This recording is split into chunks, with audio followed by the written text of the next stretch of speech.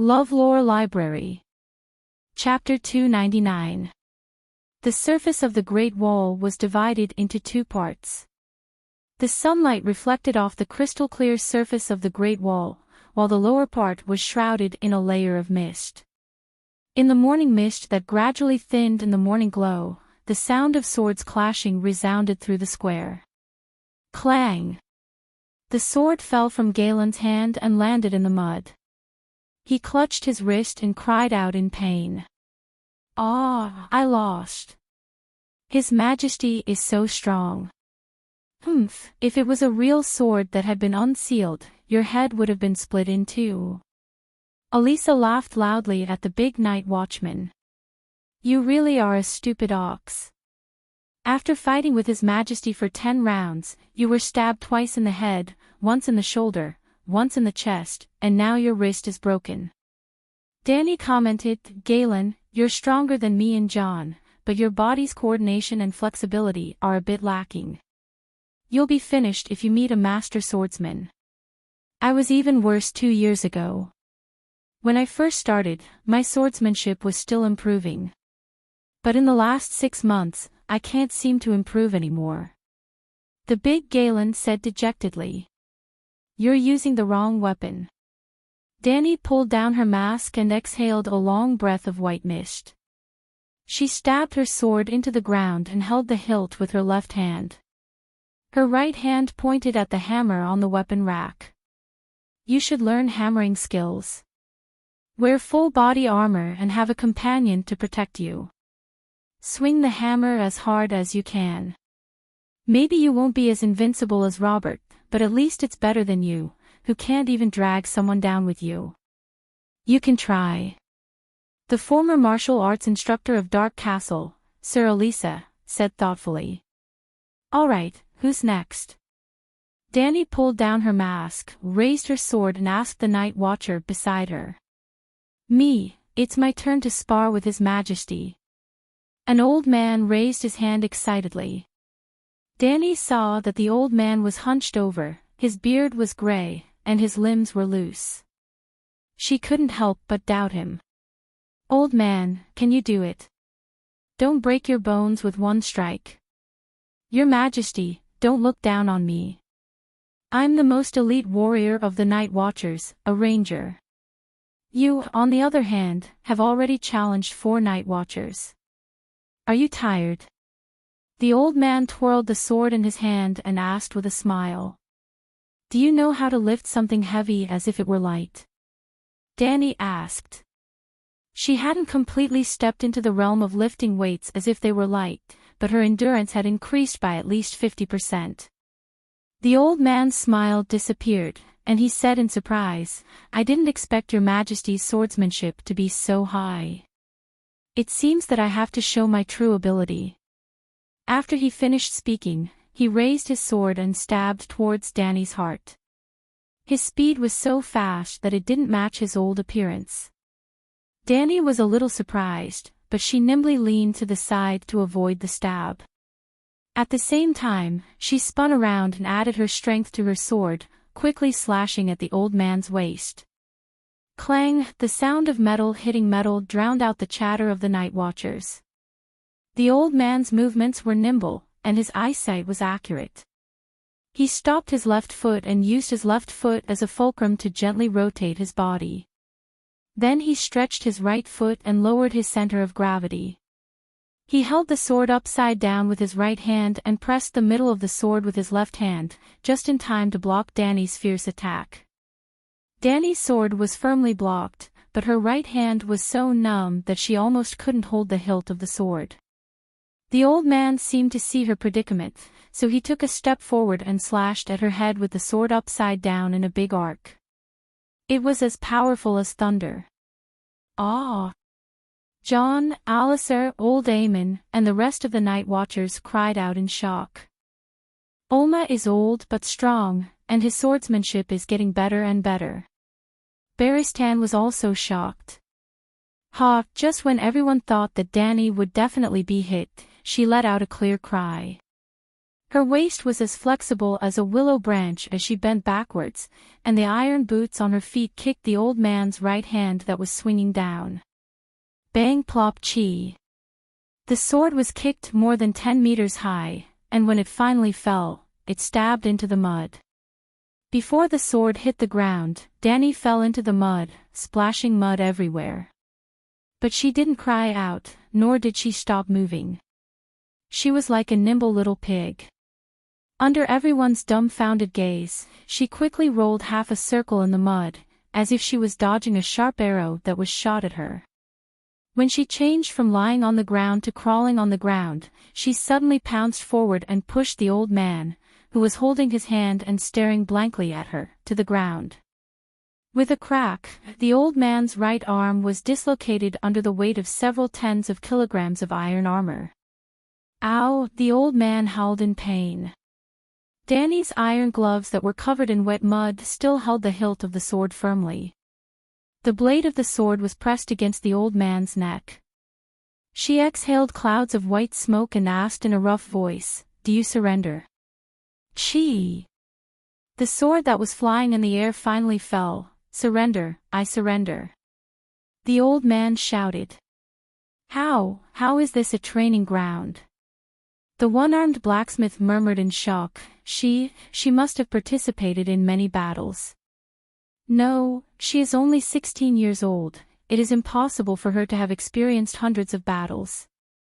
This is talent, a perfect talent for fighting on the battlefield, exactly the same as Robert." "What's going on?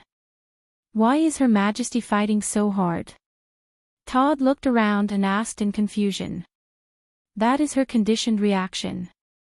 The Shadow Tower's commander, Sir Mallister, said with a serious expression. Red Pomegranate Marcy nodded and said, "After she fell to the ground, Oma should have pounced or used his left hand to throw a dagger at her. Although Oma didn't do anything, she immediately turned around and dodged. What a terrifying battle talent." Barristan said proudly, "Her Majesty almost never held a sword before the age of 15, but her talent is very good. Under my training for more than a year, she has achieved achievements that many knights would never be able to achieve in their lifetime." "What, only a year of training?" Sir Mallister said in disbelief. "This doesn't make sense. All of us started training from the age of 5. Even the extremely talented Prince Riga started practicing martial arts at the age of 12 and only achieved some success after 4 years of training." Barristan smiled bitterly and asked, "In the past 14 years, she didn't even have enough to eat and wandered around with Prince Viserys. Who taught her martial arts?" Everyone fell silent with a complicated expression. "She has strength, speed, and skills. In a few years, Her Majesty might be able to achieve something in the tournament. Yes, she will participate as a mysterious knight," Scholar Yamant said with relief. Barristan glanced at him with a wooden face and said strangely, "In a few years, Her Majesty will become the first female knight to win the tournament in the history of Westeros." 7 gods above. Red Pomegranate Marcy said in shock, "When did this happen?" The red-nosed old man said, "A few days ago, in the old town. In order to recruit free riders to deal with the pirate attacks, the Hyder and Tyrell families jointly organized a Honeywine River tournament. Her Majesty changed her name to Layla Vesuvius and Sir Barristan as her knight attendant. When the two of them came to the old town, they happened to encounter this matter and she signed up as a mysterious knight." Layla Vesuvius. Yamant said thoughtfully, "Her mother's name is Layla, and Vesuvius is the surname of the king's illegitimate son. Did anyone recognize her identity?" Master Tanner asked curiously. "She looks very similar to Queen Layla and Madame Lele. Even I can see that something is wrong. She dyed her hair black, her eyebrows and temperament changed." The old professor shook his head. "She defeated Valiant Giran, Laughing Baylor and Horned Hill Deacon consecutively.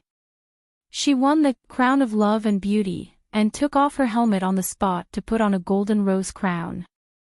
There were thousands of people here, including me. I have never been so shocked in my life, but no one doubted her identity. The crown of love and beauty. Gosh, what a legendary experience. I reckon the people of the old town will never forget such a scene. Scholar Yamant was fascinated. He could not wait to see the scene of the Targaryen descendants in the Glory Martial Arena with his own eyes.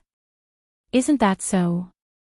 When the news spreads, everyone will know the true identity of Layla, who put on a crown for herself. Every day, there will be poets reciting her deeds in taverns all over the world, the red-nosed old man said bitterly. John listened with envy and admiration. He grew up listening to old Nan's stories.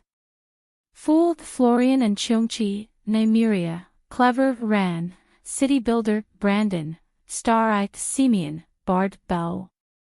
There was no doubt that soon, Queen Dany Rise, who fought for her crown for herself, would also become one of those legendary heroes. This was the dream that he, Robb, Bran, and even Theon the Chameleon, the four brothers, shared when they listened to the stories. Legendary heroes were too far away, but he did have the intention to make a name for himself in the tournament. He even fantasized that after he won the crown of love and beauty, he would give it to his little sister. Little sister was John's exclusive name for Arya. Maybe his father would think better of him, maybe Catelyn. Auntie would not be so sarcastic to him. She would often mock him until he ran away from the crowd with tears in his eyes, but the dream became a dream. He became a night watcher and no longer had the right to participate in the tournament. As for Robb, Theon, Bran and the rest, Paris Tan. The Queen's voice came from afar. I'm here. The red-nosed old man on the stone steps craned his neck and asked curiously, What's the matter, Your Majesty? Why are you so blind? Come down and treat this old man's injuries. Ah. Oh, I'm coming. The old man was stunned. Only then did he remember that he had become a night watcher. Old man, your swordsmanship is very strong. If it weren't for your old age and slow movements, I wouldn't be your opponent. Dany wiped the mud off her body as she spoke to the hunchbacked old man who was groaning on the ground. Olma is actually better at archery. Barristan walked over with a half-filled wooden bucket and helped Dany clean the mud on her armor. I didn't expect a white raven like you to still remember me. The hunchbacked old man glanced at the white knight and snorted. I also didn't expect a bandit like you to not be taken away by the stranger. The white knight said bluntly. You know each other. Dany was interested. His hands paused for a moment before Barristan said in a complicated tone, Olma once shot an arrow through one of the hand of the White Bull, Sir Gino. He's a bandit of the Imperial Forest Brotherhood. He's somewhat similar to the Brotherhood without a flag in Hajin. A few decades have passed in the blink of an eye. Both of our companions are no longer around. Your Majesty, I'm more willing to let you remember that I once stole a kiss from a Dornish princess. The old man who was lying on the stretcher and being examined by the doctor winked at Dany and said with a smile. Woo, woo, as the few of them were talking, a long and loud horn sounded from the Great Wall. 2 horns, the barbarians are here. Chapter 300. The horn sounded twice.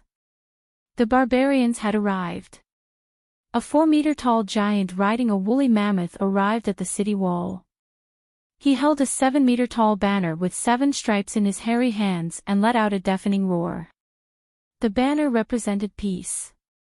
The barbarians accepted Dany's request for negotiation. Your Majesty, I'll represent you. The barbarians are cunning and barbaric. It's hard to guarantee that they won't attack, Barristan said worriedly in the main hall of the castle. Dany shook her head and refused. The 2 dragons are guarding the city wall. If anything happens, they'll slide down. We're fully armed knights. We can't hold on for more than a few breaths, right? Barristan thought for a moment and reluctantly agreed. What about you? Danny looked at the leaders of the Night Watchers. Who will represent the Night Watchers? There's no commander-in-chief.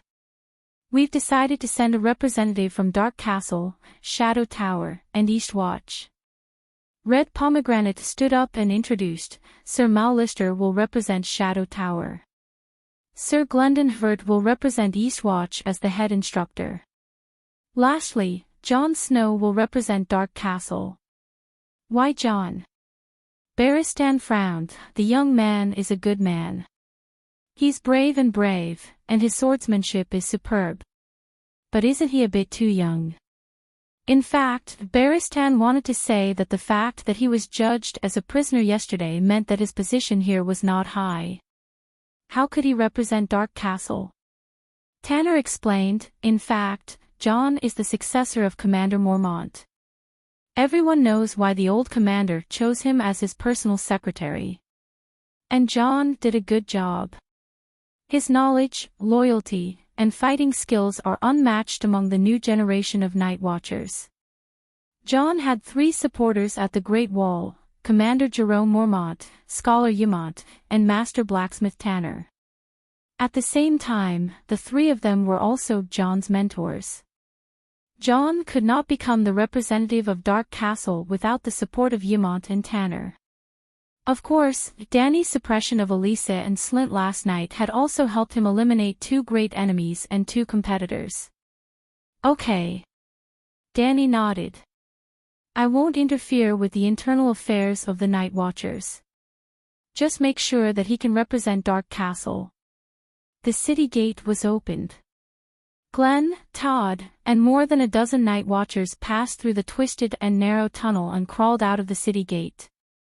Under the gaze of the flag-holding giants, they each carried a high-back wooden chair to 400 meters away from the city wall, which was almost halfway between the Great Wall and the Wildlings' camp. The chairs were arranged in a circle with a diameter of 10 meters. Behind each of the 4 chairs was a flag with a black background and a red 3-headed dragon, as well as 3 similar black flags. Well, the Night Watchers were dressed in black, wore black robes, and held black flags, just to represent 3 different castles. The patterns outlined on the flags were different simple drawings of 3 different castles were drawn in gray paint. After the Night Watchers planted the flag and left, the giants holding the colorful flag rode the mammoth back to the camp of the savages. About 10 minutes later, the sun dispelled the last trace of the morning fog on the ground. Under the clear sky, everyone could even feel the warmth of spring. Danny, who was wearing a black striped Shadow Lynx cloak, led by Barristan, Jon, the tall Glenn, and the gray-haired Mallister followed behind her. At the same time, the fence of the opposite camp opened, and a middle-aged man with black hair and a ragged cloak walked out first, followed by more than 10 barbarians who were either wrapped in animal hides, wearing rusty mail armor, or weird bone armor made of beast bones. On the wide snowy ground, the 2 groups of people slowly walked towards each other. The sky was blue, the snow was white, the sun was warm, and the breeze was gentle. Glenn, who was leaning against the battlements on the city wall, pulled his collar and found that his clothes were wet with sweat. He panted nervously and complained to Eddie beside him, "The savages are too cunning. There are only 5 of us, and there are 16 of them. Yeah, if we really fight, we'll be at a disadvantage."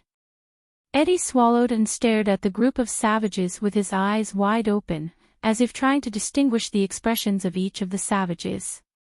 However, until both sides sat down on the wooden chairs in the middle of the snow, no one pulled out their swords. Danny took off her helmet. The warm wind blew, lifting the fine bangs on her forehead. "I'm Danny Liz Targaryen." The leader of the group of savages pulled down his hood. It was an ordinary-looking, gray-haired, middle-aged man. It was obvious that he liked to smile, and there were very obvious smile lines at the corner of his mouth. Seeing the beautiful queen who seemed to be shining in the sun, his eyes flashed with undisguised surprise, and his smile lines unconsciously formed. You're so beautiful, Your Majesty. Sir Mallister frowned and said, Man's Red, you're too cowardly to bring so many people here. Why didn't you bring the giants too? Man's Red looked around and shrugged. These commanders each lead a large tribe, and their status is similar to mine. If Giant Mark hadn't been captured by you, I would have brought him here too. Dany sat down on her own chair.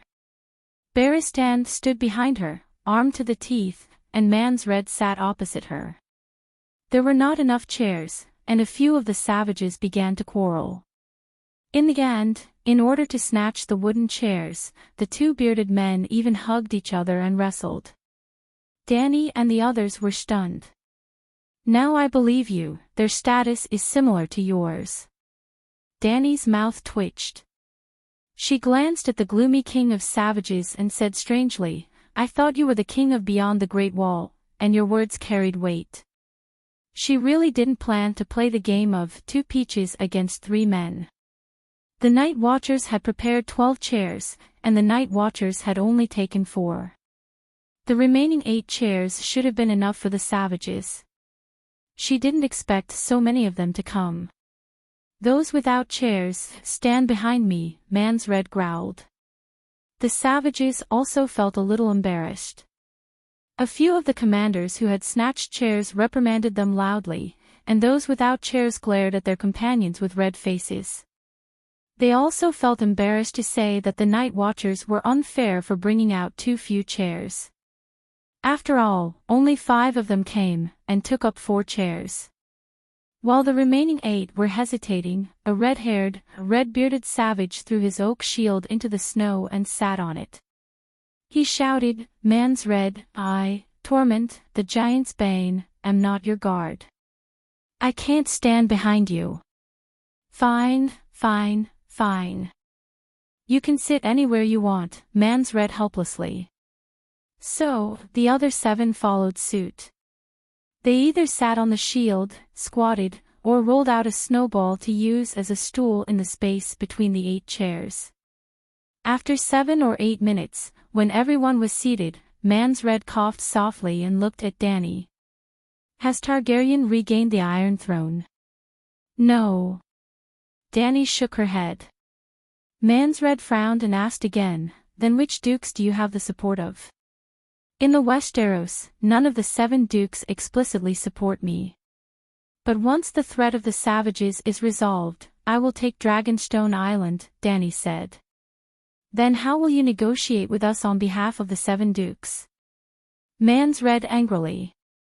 Squawk, Blackie roared. Squawk, Whitey followed Blackie's lead and roared. Dany did not say anything.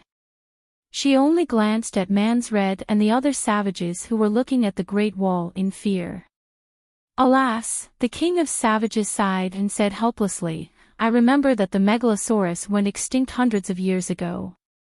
Where did your dragon come from? Even if the dragon is gone, there are still dragon eggs.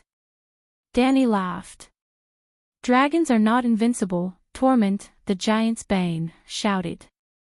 Dany nodded in agreement and said, Of course dragons are not invincible, especially when my dragon is still a young one.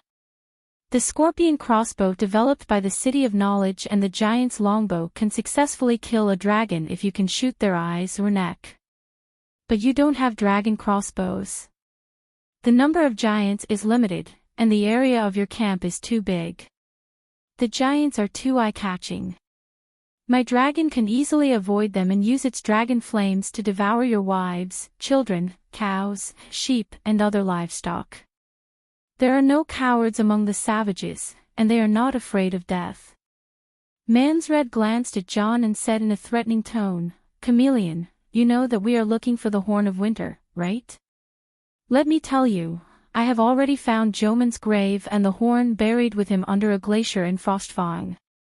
If the dragon comes to burn our camp, I will blow the horn immediately and make the Great Wall collapse. Are you kidding? Dany looked at the king of savages strangely. You think you can scare me with this nonsense? You haven't heard the story of the Horn of Winter. The cold expression on Mance Red's face cracked. No, Danny said honestly. That is a magical horn. Legend has it that Joman, the king beyond the Great Wall, blew the horn of winter to awaken the giants underground and end the Night King's rule. The savages believe that the horn of winter can make the Great Wall collapse, Sir Mallister explained softly.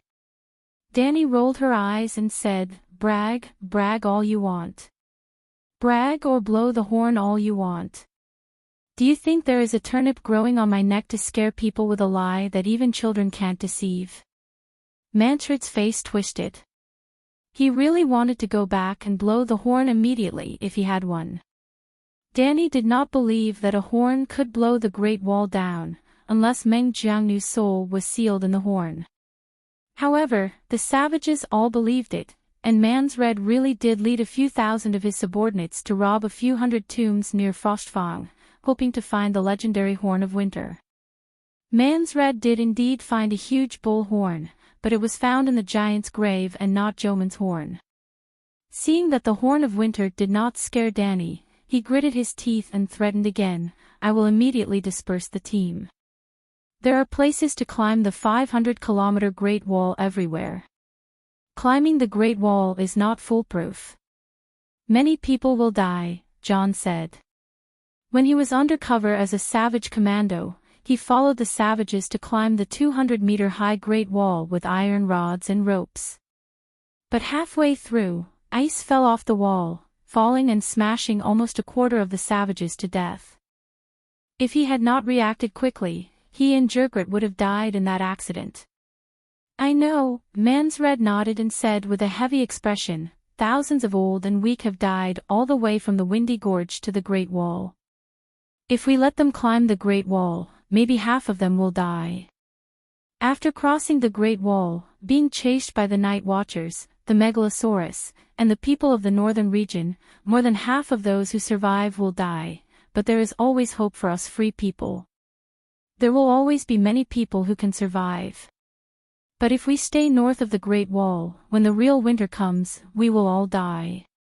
Deviant ghosts? Danny asked. A savage wearing a snow bear's fur cursed loudly, those bastards have been following us. Every morning when we wake up, we will find a batch of empty tents. The people inside have been captured by the deviant ghosts. Not only the white ghosts, but also the cold and food. We have to cross the Great Wall. Even if you have 100 dragons, you can't change this, Mansred with a firm expression.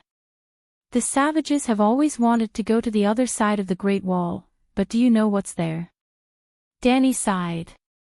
The barefoot commander stared greedily at Danny and said loudly, there are women, food, clothes, a big house for the winter, everything we need. Sir Mallister gripped the wooden chair's armrest tightly and leaned his upper body forward like a furious lion about to pounce and bite someone. He roared, no, there are swords, spears, armored knights in the northern region, and even women with bows and arrows. The strangers are waiting for you there. The subterranean dweller with blue paint on his face spat on the ground and mocked loudly, you think we're afraid of you kneeling people? Ha ha ha, my grandmother is an old woman with a spear. She can easily kill 3 people who kneel. The savages beyond the Great Wall were actually the ancestors who crossed the sea from Urso 10,000 years ago. Other than the fact that their ancestors were purer and were not affected by the Andalans, they were essentially no different from the people of the northern region. The savages called themselves free people, while the people south of the Great Wall were degraded as kneelers. Yes, because the people of the 7 kingdoms had to kneel to their lords and kings. Danny glanced at the cavemen casually and said to the king of savages, Mansless, you are different from the other savages. At least you know the influence of the political situation of the 7 kingdoms on your invasion. Unfortunately, the situation in the Westeros has changed in the past few years, and your information is a little outdated. Chapter 301. What do you mean? Mansred frowned. Do you know about the rebellion of the 4 kings? I do. The bloody wedding, the Winterfell incident, do you know about it? That created a rare opportunity for us. If it weren't for you, we would be eating meat by the Southern Lord's fireplace, Mans Red said. Ha! Danny sneered and asked, the Northern Territory is in constant war, and we haven't finished the food storage mission before winter. We'll be so poor that we won't even have porridge to eat. Where will you find meat? Mons was stunned and said, no matter how poor they are, they're still richer than us. The leader of the Great Glacier Cannibal tribe licked his lips and said, animals without limbs and two-legged sheep with even more delicious meat. The old ones are chewy, and the young ones melt in your mouth. They're very tender. Danny looked at the man with yellow teeth and nodded in agreement. Maybe you're right. The two dragons I've raised love to eat people. I've always told them that you're dragons, just like humans. You have wisdom and divinity, and can't be compared to ordinary animals. I've even whipped them a few times, but they haven't changed. Now that they've met a group of inhumane two-legged animals, they can eat to their heart's content. Yellow Teeth grinned and said proudly to his companions, look, even the Megalosaurus likes to eat people. You walruses should learn from us. Then, he turned to the king of savages and said cheerfully, Mons, you said that the cannibal tribe doesn't sound good and wanted to change our name. Glacier tribe doesn't sound good enough, so I refused. But now that I think about it, cannibal tribe doesn't sound good enough. How about Megalosaurus tribe? Mons put his hand to his forehead and said, okay, let's call it Megalosaurus tribe. Ha ha ha, that's great. The way the three night watchers looked at him, sighing helplessly, Danny said directly, Mans Red, since you want to bring the savages across the Great Wall, why don't you surrender to me? I'll take you to the warm and fertile land south of the Great Wall to farm. Submit? You want us to kneel to you? You're daydreaming. Mons sneered. Bah! Free people will never surrender. Tormund roared angrily. We can steal and rob whatever we need. But if you want to enslave us to farm, there's no way. I would rather die than be free. Free people will never be slaves.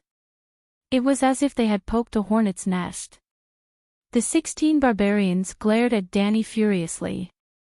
They stood up and roared loudly. Some of them even pulled out their swords and slammed their shields. They looked at Danny, eager to fight. Danny leaned against the back of the chair with her right hand supporting her chin and her head tilted. Her expression was so calm that it was as if she was watching a boring stage play. Barristan's expression was cold, and his muscles were tense. In the next moment, he could take a step forward and protect the queen behind him. John, Sir Mallister, and Sir Glendon's expressions were ugly. They leaned forward, and their right hands unconsciously pressed on the hilt of their swords.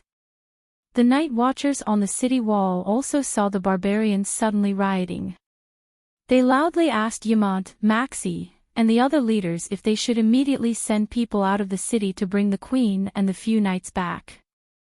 Blackie suddenly let out a loud roar, echoing in the empty snowfield. The night watchers were the first to cover their ears and quiet down. When the barbarians saw the Megalosaurus stretching its neck and flapping its wings on the high wall a few hundred meters away, they also slowly stopped cursing. Seeing the barbarians put away their weapons with ugly expressions and sit back down, John, Barristan, and the rest secretly heaved a sigh of relief. Their stiff bodies relaxed. Danny's charming purple eyes glanced at every barbarian. She said softly, since it's a negotiation, of course you can propose any conditions on the spot. Just like when you said that you wanted to kill all the night watchers, climb over the Great Wall, set fire to the northern region, eat people, and steal women, I didn't pull out my knife to kill anyone, did I? There's no room for negotiation. Free people will not kneel and surrender to any lord or king. The king of barbarians emphasized solemnly. Danny sneered. Stop lying to yourself. No society can have no classes. The 16 of you are equivalent to the lords of the barbarians. You represent a privileged class. The people under your command live a life even more miserable than the lowliest peasants in the 7 kingdoms. What freedom do you have? Mance shook his head slowly and said solemnly, "You don't know anything. We are not bound by the country, nobles, kings, or laws. We only choose and follow a certain leader based on our own preferences. You are really a bunch of pitiful creatures. You have been deceived by an illusory lie for thousands of years." Danny sighed. "Woman, tell us clearly. Who has deceived us?" Tormund was furious. Danny said slowly, "With the barren land beyond the Great Wall and the level of civilization of you barbarians, you don't even have enough food and clothing. You don't have the right to pursue freedom. An ordinary barbarian, from birth to death, spends most of his life working hard for a meal. However, no matter how hardworking and intelligent a barbarian is, it is impossible for him to survive the winter with his own strength. This does not depend on whether he can accumulate enough food to survive the winter. You have no laws, no restrictions, and are used to bullying the weak. The strong rob the weak of their daily necessities to survive. He is powerless to stop other barbarians from robbing him. At that time, he will only have 2 choices. The first is to die freely. After working hard for a few years to prepare food for his family, he will starve to death and his wife will be taken by someone else. The second is to freely choose who to be enslaved by. He will not be able to protect his property alone. He can only rely on the power of an organization. He can rely on an overlord. However, this will form the most primitive bureaucratic system. It goes against your idea of complete freedom. It is not as advanced as the Westeros feudal system. May I ask, what kind of freedom is the above 2 situations? You just have no morals and etiquette. It is the naked law of the jungle, the survival of the fittest. What is there to be proud of when you live a life no different from a wild beast? In other words, the wild boars and wolves in the forest are also free, but whoever envies them is a fool." After listening to Danny's words, Jon suddenly felt enlightened. He had not forgotten Ygritte's preaching to him about knowing nothing. Bound by his identity as an illegitimate child and the strict discipline of the Night Watchers, he actually envied the freedom of the barbarians deep down. At one moment, in the underground hot spring beyond the Great Wall, when he knelt down to lick Ygritte, the cheerful and unrestrained feeling made him want to abandon everything and stay in the cave with the female barbarian for the rest of his life. Now, after Her Majesty's analysis, he suddenly realized that the so-called free people of the barbarians was indeed a lie. Sir Mallister and Sir Glendon smiled and nodded. They said proudly, "Your Majesty is right. We are humans, not beasts. We understand etiquette, justice, shame, and morality." Manslade's face was gloomy, but he could not find a rebuttal. He sat there in silence, thinking hard. What's wrong with the survival of the fittest? The strong are born to enjoy better women and food, Tormund said righteously. Between civilizations, countries, and races, the survival of the fittest is a matter of course. But within a civilization, benevolence, justice, and the public are more important. The survival of the fittest is possible, but it must be moderated. We are humans after all, and humans are born with compassion.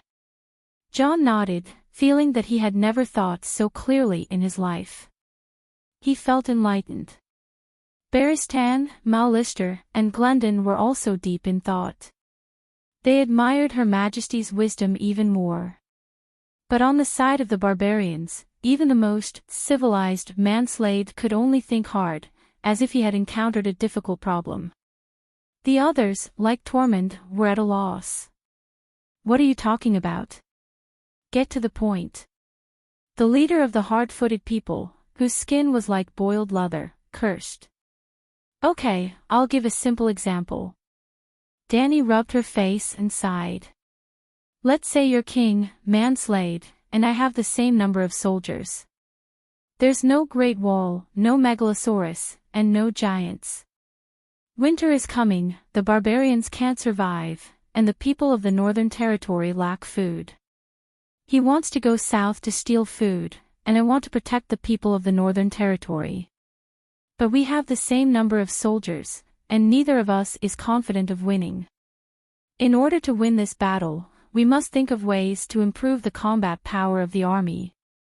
Magna, tell me, how can we improve our combat power? Well, the leader of the barbarians is called Magna, and the leader of the centaurs is called Call. If a free man can beat 5 people who kneel, we will definitely win, Tormund said immediately. Yes, without the Great Wall and the Megalosaurus, we would have defeated those stinky crows. The barbarians nodded in agreement. Mallister frowned and said, not to mention the equal number of soldiers, just give me 2,000 cavalry, and I will beat this army of tens of thousands of barbarians until they are not afraid of the deviant ghosts. I promise, my armored army can kill more people than the deviant ghosts. What did you say? The crows are bragging. Danny said with a straight face, quiet down. I said, give me an example. Let's say that the soldiers of Man's Red and I are exactly the same as the barbarians. This. Tormund muttered, only the gods know who will win and who will lose in the end. Our forces are equal, and neither of us is confident of winning. The best choice is to avoid fighting. But this battle is too important. Whoever wins, their people will survive. Whoever loses, their people will be wiped out in the winter. In order to win this battle, I have decided to improve my own strength, research smelting technology, and refine steel from ore. I will hunt horses from the grasslands and train them to tame horses. I will cut wood from the forest to build warships, fish for food, and also cross the sea to attack Mansred's rear. I will also send scholars to draw maps, build camps based on the terrain, and then develop walls from these camps, which will be the prototype of the Great Wall. Well, you have seen everything I have done. What will you do, Lord King of the Beyond the Great Wall? Mansred's face was pale as he muttered, I will learn from your methods, and even go one step further. I will invent more advanced technology than you, forge better steel, train more warhorses, build bigger and stronger warships. Why? Tormund was confused. Danny smiled faintly and said, because I have the same number and quality of soldiers as him. If I want to win, I have to improve the quality of my weapons. It's simple, you with the iron sword can definitely beat you with the wooden stick, right? Yes. Tormund said bitterly. His face also turned deathly pale. Just like Mance, he also understood the deeper meaning of this. Chapter 302. Let's continue with our previous deduction. Since Man's Red is learning from me and constantly developing technology. Danny paused and explained the concept of technology before she continued, both sides have the same level of technology. Although the quality of the soldiers' weapons has been improving, the degree of improvement is about the same. Just like Tormund and Magna, both Tormunds threw away the wooden club in their hands and switched to bronze swords at the same time. Then they switched to steel swords, and in the future, they might even switch to Valyrian steel swords. This meant that technology was advancing and civilization was developing. At this point, we still can't do anything to each other, so we have to continue to improve the combat power of the soldiers. Apart from weapons, it's obvious that the cowardly Tormund can't defeat the fearless Tormund, right? Yes. Tormund and Mons were both attracted by the story. They were eager to hear what Danny was going to say next, so they cooperated with her and did not struggle at all. Jon and Barristan were also fascinated. The Queen's words were easy to understand, but they seemed to contain some great wisdom that they had never seen before. In order to make Tormund braver, I have to make him understand that winning the battle is more beneficial to him than losing it. As the winner, he can get more. This. Tormund was puzzled. Isn't this natural? Of course, he can get more if he wins. Is that so? Dany smiled mysteriously. The crows you speak of are the Night Watchers. What difference does winning or losing make to them? To be more specific, Jon Snow did not have a good time at the Great Wall. His family either died or went missing in the war, and his former family fell apart. The new soldiers on the Great Wall were jealous of his identity as Stark, and the old soldiers hated Stark for some special reasons. The life of the Night Watchers was even more austere and abstinent. On the contrary, when he killed Colin the Broken Palm and surrendered to the savages, not only did he have your freedom, but he also had a good status. He had the gift of the wolf spirit. He even had a lover that the Night Watchers could never have. Yep, Ygritte was a good girl. At that time, he would have two choices. One was to completely integrate himself into the group of barbarians, break into Dark Castle, and let the hundreds of thousands of barbarians go south to wipe out the warlords of the northern region. At the very least, he would be able to avenge his family and destroy the Bolton family. If the barbarians were stronger, they might have been able to destroy Fry and shake Lannister's rule. To be able to take revenge, have a lover, and be free, that's great. However, he did not hesitate to make the second choice. He continued to carry out the mission given to him by Colin the Broken Palm. He went undercover among the barbarians, alerted the Night Watchers of Dark Castle, and ruined Mance Rayder's wonderful plan to seize the city gate. Think about it, why would he do that? He's stupid and knows nothing. Mance Red stared coldly at Jon. Crows are crows. They are not trustworthy. The barbarians were filled with righteous indignation. His mind was bound by some useless things, Tormund said slowly as his eyes flashed. Dany glanced at the red-haired savage and said with a smile, "You understand him better." "No, I can't understand it at all." Tormund hurriedly shook his head in denial, as if understanding an idiot would make him an idiot too. Dany shrugged and continued, "Jon did it for honor, Stark's honor, and the honorable oath of the men of the Night Watchers." "Your Majesty." Jon's eyes were red. He was so moved that he was about to cry. Barristan patted the young Night Watcher on the shoulder and smiled with relief. No matter how bad the Westeros were at the moment, there were still some promising stars. Let's continue our previous topic. I'm against Mance. If I can bring honor to my soldiers, they must work harder, right? Yes. Mance nodded. But what does that mean? Civilization is made up of many things. Besides technology, there's also spiritual culture. Why does Jon have honor? If he was a savage who burned, killed, and plundered, and abided by the law of the jungle, would he have such honor? I don't agree with that, Tormund said angrily. You're slandering the barbarians. Let me tell you, I have honor too. What honor can bandits and robbers have? Sir Mallister sneered. I didn't surrender even when facing two megalosaurus. Is that an honor? Tormund glared. Tormund, you're even robbing your own kind. Surely you won't sacrifice yourself to protect the weak, right?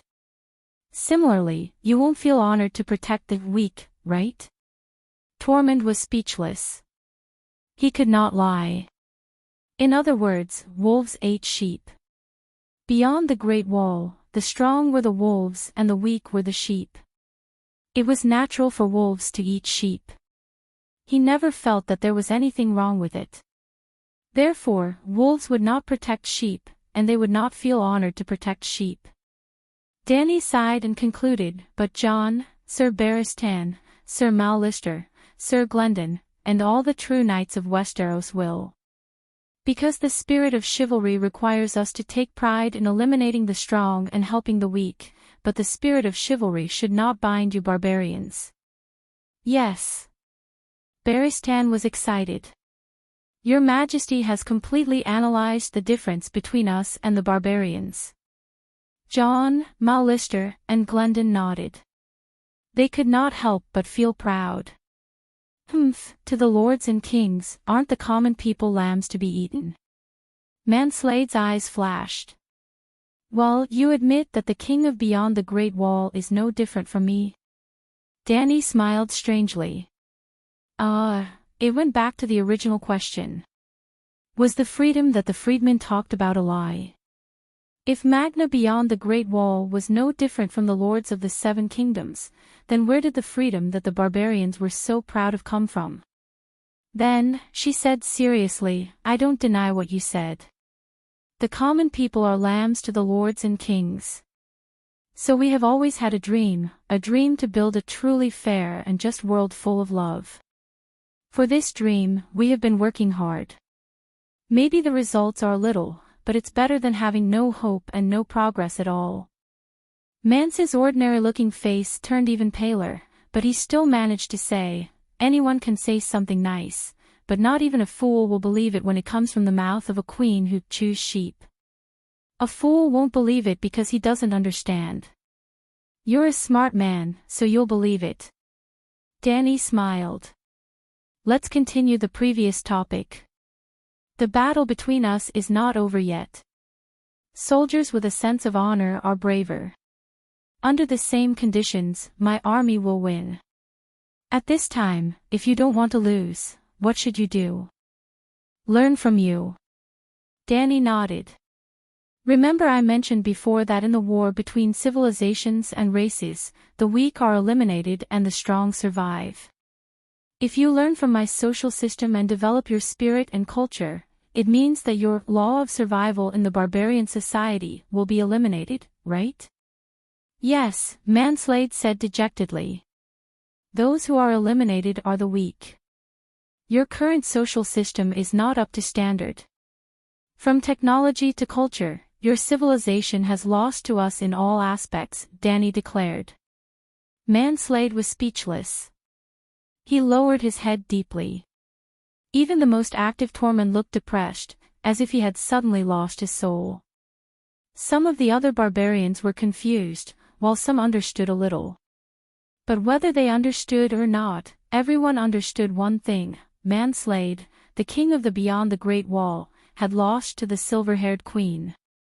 Unlike John and Barristan, who were beaming with joy, Danny's expression was indifferent. She continued, the battle between us is not over yet. Manslade, if you can recognize reality and learn from my strengths, at least you can maintain a stalemate. In this verbal war between civilizations and races, you have not lost. Let's continue. Yes, the king of the Beyond the Great Wall said in a hoarse voice. He knew that he had already lost.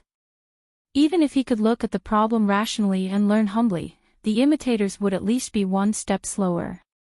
He had been slower in technology and culture for several times in a row.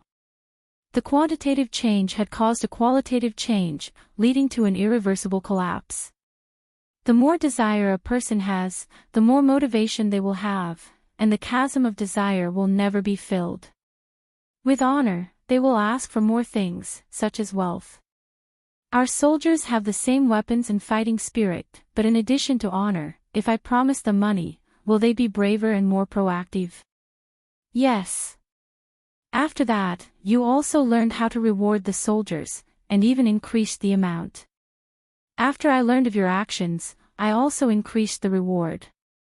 In this way, the treatment of the soldiers became better and better, and the benefits of our two kings were gradually divided by them, becoming less and less. What would happen in the end? This.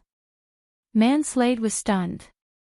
His expression changed drastically, and he said in shock, the soldiers and the king will be divided equally according to how much effort they put in, and even the land, wealth, and ruling rights of the entire country. This is the limit. If the king pays more benefits, he will lose money, so he might as well be a soldier. What is going on? John and Barristan were also shocked. As you think, Danny looked around and said with a faint smile, that is the future of civilization, and the ideal social system. Fairness, justice, everyone is the master of the country, and the interests of the country are closely related to everyone. The king is no longer a wolf, and the people are no longer sheep. They are all the same species, wolves. There is a difference in strength between a strong wolf and a weak one, but it is much better than the despair of a sheep facing a wolf. Why is this? John was confused. As I said, the law of survival of the fittest is actually beneficial to the development of civilization. Danny leaned back in her chair and looked at the king of beyond the Great Wall, who was hit hard, and said lazily, "Okay, after saying so much, you should have made a choice, right? Or you can recognize the reality and change from this moment on, or you can be completely eliminated in this race competition." Mans Red nodded. His expression was complicated. There was sincere admiration and gratitude, but also a deep sense of helplessness. After a while, he said, "Danny Rise, you are the first king to convince me, and also the most special king I know. You may even become the greatest king in history. Compared to you, Robert Baratheon is a tragic sight. Thank you for letting me understand this, but the king of beyond the Great Wall is different from the rulers of the Seven Kingdoms. There are some things that you can decide on your own, but I..." Sigh. He shook his head and did not continue. Danny glanced at the barbarians around her. Some were confused, some were arrogant, some had flickering eyes. There were all kinds of expressions, but few were submissive. She immediately understood his difficulties. Mans Red was most likely convinced by her words, and had the idea of surrendering to preserve the barbarian race. However, the barbarian tribe was formed by the common goal of invading the Seven Kingdoms. He could not change the barbarians' strategic goal, and could not persuade them to surrender to the kneeling man. "You have seen Robert." She decided to change the topic and ease the atmosphere. Chapter 303. 3 years ago, I received news that Robert was bringing his family to Winterfell as guests. I brought my lute, classical guitar, and a pack of silver deer. I climbed the ice wall near the carriage tower, crossed the new land, and traveled 10 kilometers to the south to buy a horse. I didn't enter Winterfell directly. Stark's guards knew every villager in the vicinity. I rode another 600 kilometers to the south and found Robert's Great Wool Palace. Freelance riders and mercenary knights often gathered around the royal family, hoping to serve them. I was better than them. I could play the lute and sing, and I was proficient in all the obscene tunes inside and outside the Great Wall. Bards were more easily accepted. Thus, I successfully joined the royal family and had the opportunity to understand the ruler of the Seven Kingdoms. Sigh, if drinking and sleeping with women were the standard of a king's ability, then Robert was definitely qualified to call himself the Eternal Emperor. "You're imitating Bard Bell." Danny had a strange expression. Thinking of Belle's deeds, she regretted it. Although Shadowbinders were mysterious, they were much less impressive than bards. Back in Volantis, at the Black Tower banquet, she should have turned into a bard and performed for the guests. She couldn't sing Casme's Reign, but she could play Ambush on All Sides, or Victory. As she played, the Megalosaurus wreaked havoc on the audience. That feeling, that grandeur, what a pity. More than 1,000 years ago, Bard Bell was famous both inside and outside the Great Wall for his bravery and talent in poetry. Even the King of the North, Brandon Stark, had heard of him. However, Brandon despised him and called him Coward Bell. In order to take revenge and prove his ability, Bell climbed the Great Wall alone and went south along the King's Road to Winterfell. As a singer, he was received by Stark. Brandon was deeply moved by his skills and asked him what he wanted as a reward. Then, Bell asked for a flower, the most beautiful flower in Winterfell's garden. Brandon agreed to let him pick a winter rose in the garden. But the next morning, Belle and the Duke's only daughter disappeared together. Only a winter snow rose was left on the bed with a small bloodstain. The Long family had mad blood, while the daughter of the Wolf family had the running wolf blood gene. Lyanna was not the only Stark who had eloped with a wild man. I didn't dare to steal Lord Stark's daughter, Mansred explained with a bitter smile. At that time, I had already guessed the enemies that the freedmen would face when they went south. Bunyan Stark, the ranger captain of the Great Wall, Eid Stark, Duke of the Northern Region, and Theon, Robert Byra, King of the Seven Kingdoms. At that banquet, I observed these three anticipated enemies at the same time. Bunyan and Eid deserved their reputation, which made me vigilant. Robert, on the other hand, was a fatso who drank too much. At that time, I heaved a sigh of relief, thinking that I could fight 10 fatties like him. But the situation of the Seven Kingdoms was unpredictable. Bunyan was captured by the other ghosts, Hyde was beheaded, and Robert was killed by a wild boar. In the end, the ones who defeated me were Jon Snow, whom I had always ignored, and Targaryen, whom I had never thought of. Mansred, and the Magna. Dany stood up and left her seat for the first time. She came to the center of the circular hall, where the nearest savage was less than 5 meters away from her. In the negotiation meeting, you and I can put forward our terms.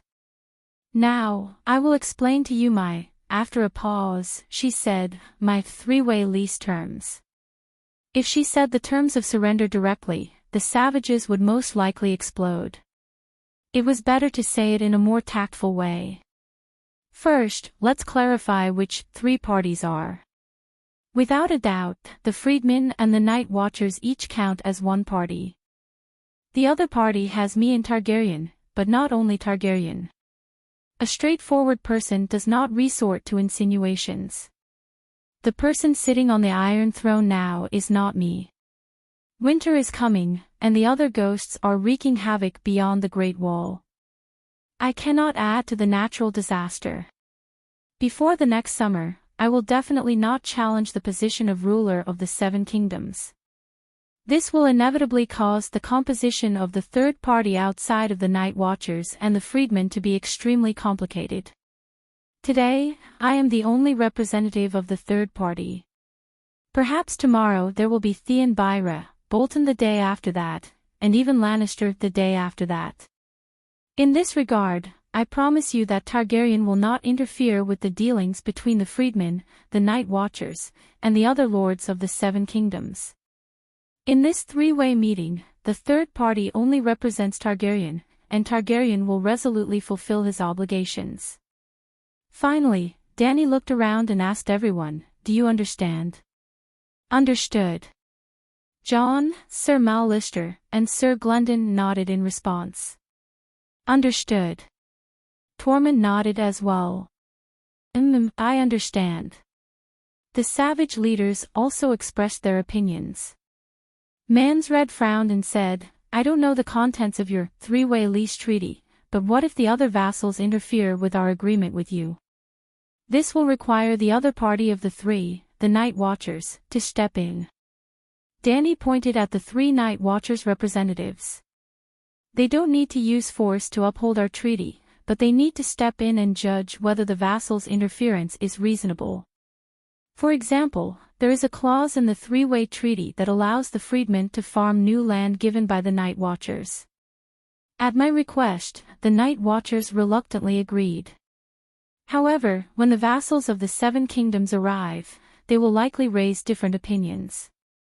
If the Night Watchers are pressured to agree with the decision of the vassals of the Seven Kingdoms, Targaryen and the freedmen can only admit defeat. Alternatively, I will provide an alternative, or I will compensate with gold royals, or we will break up and the treaty will be annulled. If the interference of the vassals is unreasonable, for example, there is another clause in the 3-way treaty. If the freedmen are hired by the Night Watchers, I will compensate the freedmen with food and gold. If the vassals want to rob you of your food and gold, and the Night Watchers decide that their actions are unreasonable, there is no need for the freedmen to step in. I will help you deal with them and use my force to ensure that the treaty is enforced. The right to speak is in the hands of the Night Watchers. What if they deliberately take sides? Tormund frowned.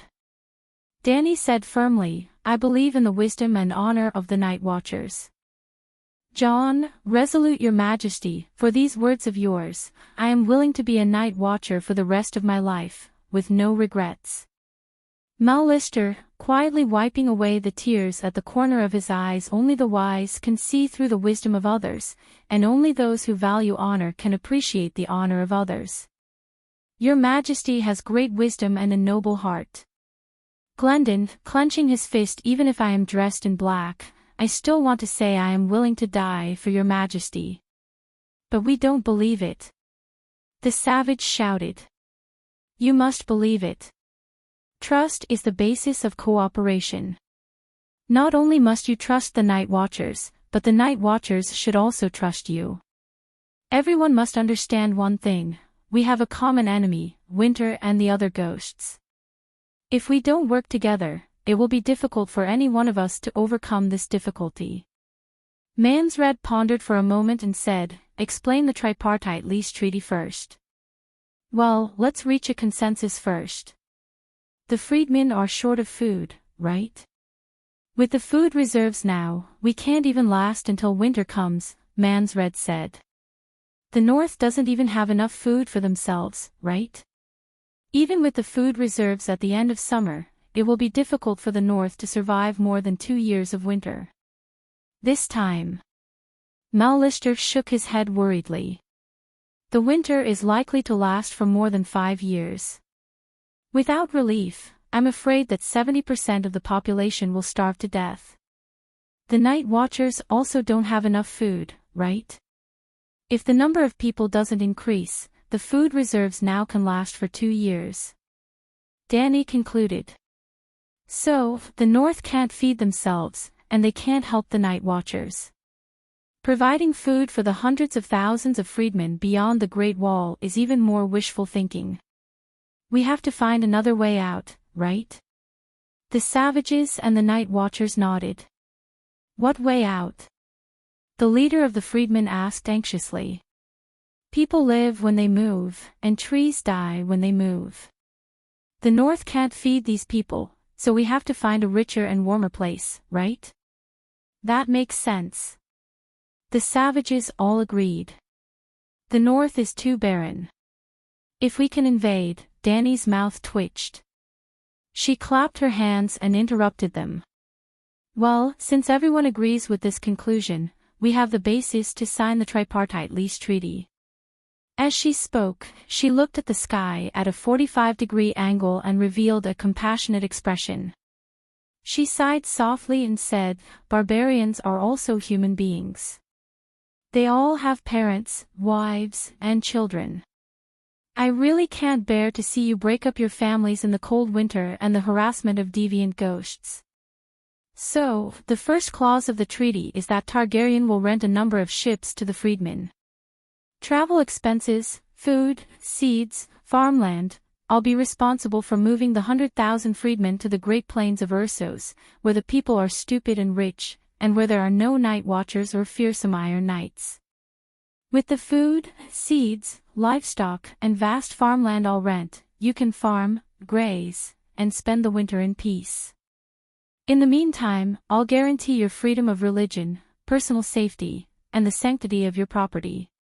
At the same time, you'll have to abide by my codex. After all, you're in a foreign land and have to adapt to the new environment. Of course, when the winter is over, I'll arrange for ships to send those who want to go back to the Great Wall.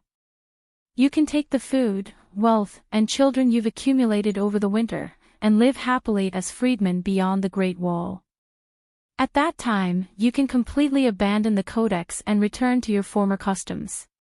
That good? Tormund asked cautiously. Targaryen, your word is as good as a mountain. Dany said flatly. Magna of the Thurn clan frowned. It's not that I don't believe you, but you're paying too much, aren't you? You're only giving us benefits, but you're not benefiting at all. This kind of agreement is very unsettling. Sigh, I've always wanted to do good, but... Dani shook her head in distress and said reluctantly, how about this? I have some enemies on the continent of Ursos. They're all slave traders who specialize in enslaving the freedmen. They're the natural enemies of all the freedmen in the world. You can rent me a group of brave and fearless freedmen who can fight for the sake of promoting the freedom of the freedmen, for the sake of justice. How about that? Thurn Magna let out a long sigh and smacked his lips. It's still a little unsettling. Dani gritted her teeth and said reluctantly, give me a portion of the food you grow, just 20%. As a freedman, how's that in return? I'm relieved, Thurn Magna nodded and said reluctantly. She needs our food. She seems trustworthy, the leader of the Hardfoot people whispered to the leader of the seashores.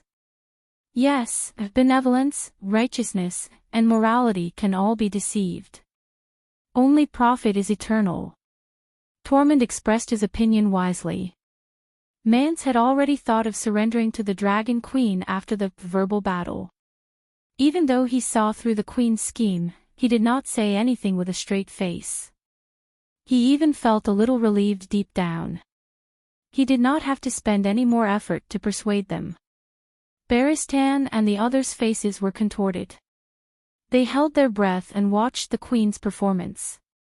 Then the second one. Chapter 304. Like I said, I won't force any of the free people. Some of them are willing to follow me to the land of long summer for the winter, but there will definitely be some who are unwilling to leave their homeland. The second rule was specially prepared for them. The night watchers would rent large castles and new and old lands to the freedmen who stayed behind to guard the Great Wall. The freedmen would have houses and fields, and their lives would be guaranteed. Targaryen paid the Night's Watch rent for the freedmen, and the Night's Watch did not lose out in exchange for barren fields and deserted castles. The free people rented out valiant guards from the Great Wall to deal with the surprise attacks of the deviant ghosts. Not only did they protect the people of the 7 countries, they also protected themselves and their families. The Great Wall had 19 defensive fortresses. Other than Black Castle, East Sea Watch, and Shadow Tower, there were 16 other castles. Living in these castles, the barbarians naturally began to perform their duties as night watchers. As for the land, when the Night Watchman was first established, the king of the northern region gave the Night Watchman 125 kilometers of land south of the Great Wall as a source of income. Speaking of which, Dani wasn't the first Dragon King to be received by the Night Watchers. More than 200 years ago, King Roy and Queen Elisa rode their dragons to the north, all the way to the Great Wall. Because she admired the bravery of the Night Watchman, the queen persuaded her husband to double the land of the Night Watchman and expand it by another 125 kilometers to the south. That Alisan, who often did good deeds, and was called kind, was a typical white lotus flower at least. That was what Duke Stark thought at that time, because the land that was given out belonged to the king of the Northern Territory. The Great Wall is 500 kilometers long, and the land in the south will only be wider from east to west. So, the land given to the Night Watchers is more than 125,000 square kilometers. It is bigger than South Korea, 100,000 square kilometers. But there were only 700 or 800 Night Watchers left. How could they manage them all? Other than the hills and farmlands rented by farmers, more than 90% of the land was empty. At first, Dani didn't think of renting the land to the savages. After all, the weather was so cold. Although winter hadn't officially arrived yet, it was snowing every few days. What could they grow? No matter how cold-resistant the winter wheat was, it couldn't wait until spring. The next spring was at least 5 years away. It was John who reminded her that if she couldn't plant wheat, she could plant winter vegetables such as cabbage, cabbage, onions, garlic sprouts, and carrots.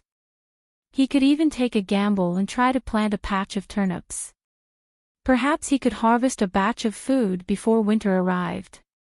Other than crops, they could also engage in animal husbandry.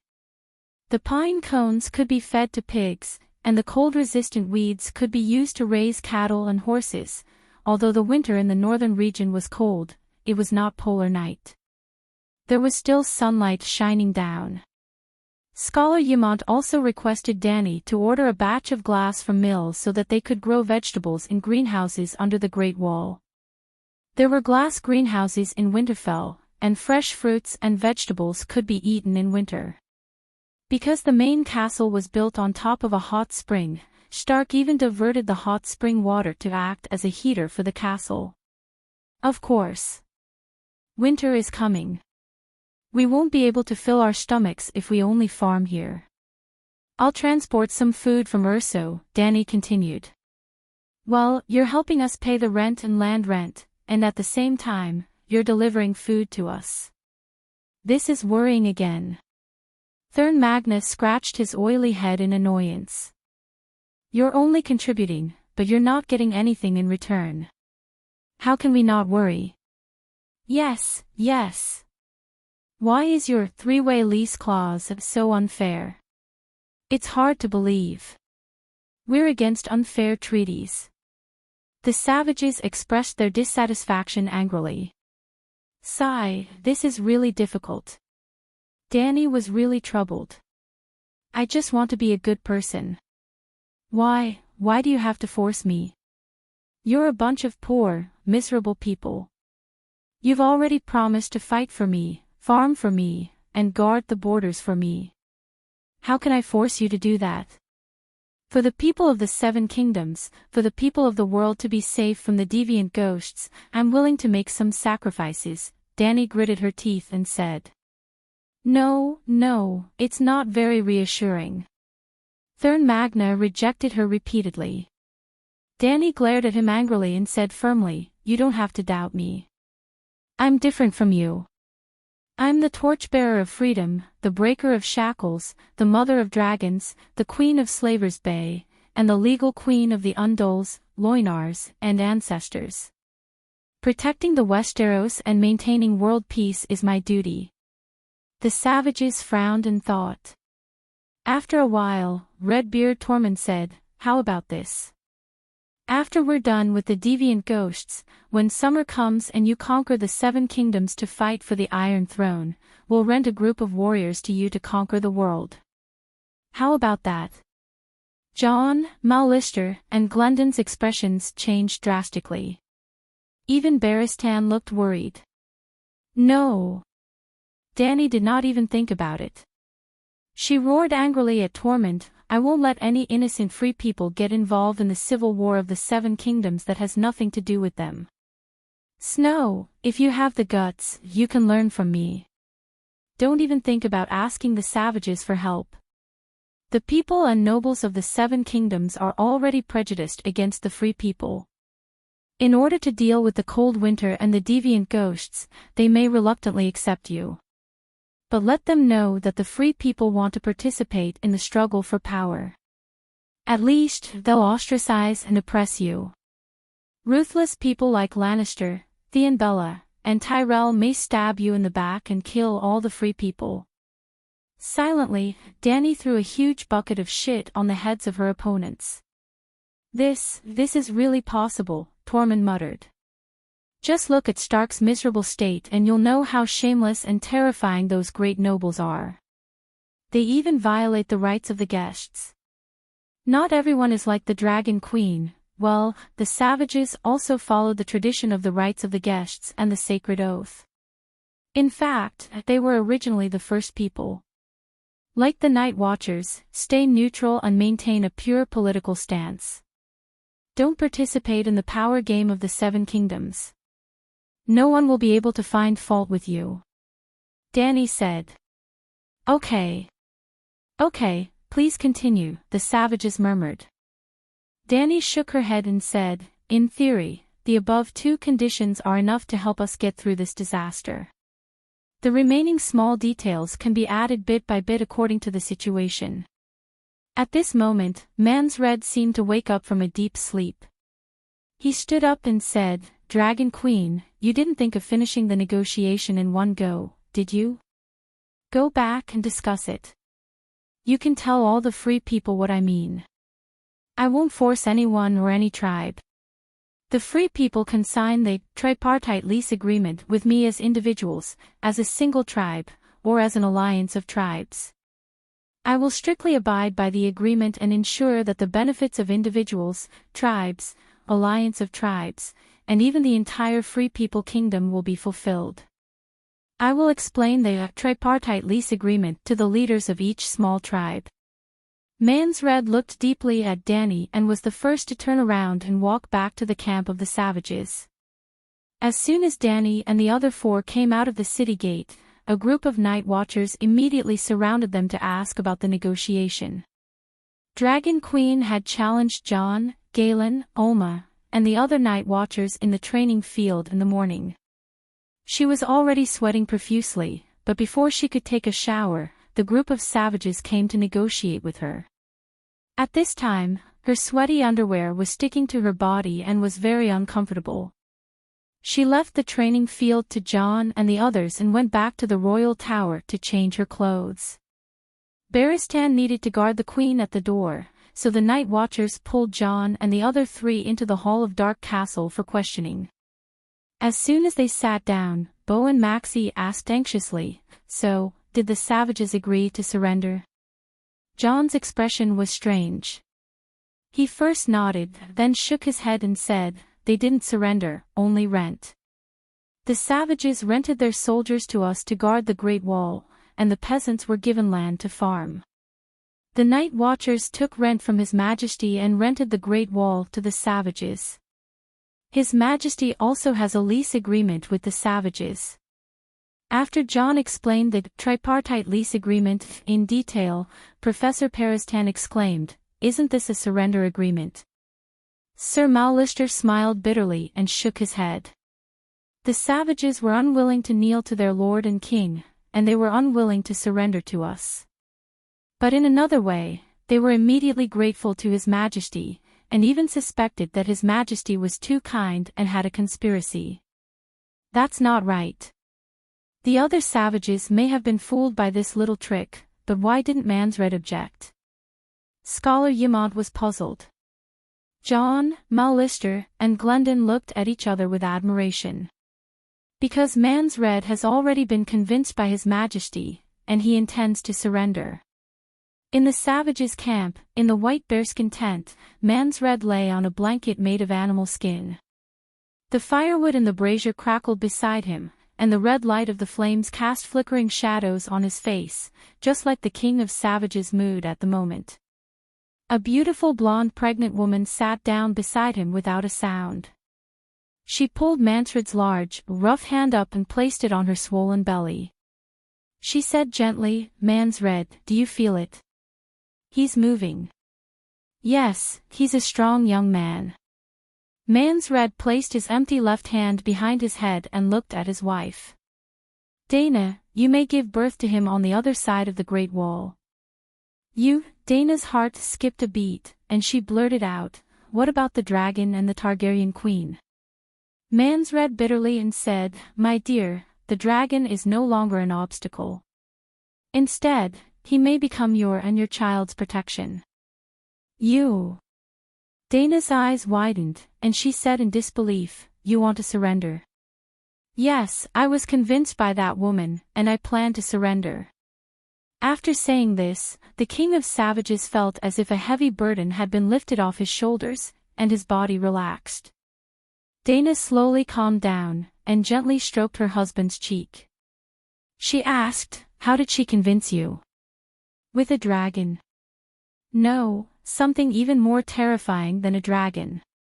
"What's more terrifying than a dragon?" "Reason."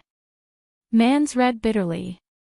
"She used simple and common language to explain a reason that changed my worldview.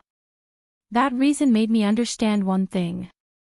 The ideal I'm working hard to pursue now has no meaning to the free people beyond the Great Wall. It may even lead to the destruction of the people who trust me.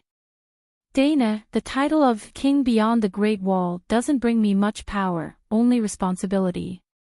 If I can be sure that the woman can bring a better future to the free people, should I give up my hostility and support her instead? The king of savages looked into his wife's eyes and asked for help, as if her answer could help him get rid of his confusion. I believe you, Dana said with a smile. With just a simple sentence, Man's Red was like a car that was fully charged, and it started running again with great vigor. Chapter 305. Ha ha ha, the northern region is too boring. I want to visit the free cities too. The king of Beyond the Great Wall sat up abruptly and laughed loudly. Dana, you're about to give birth. Just lie down for a few days. If there's any work, let Whale do it.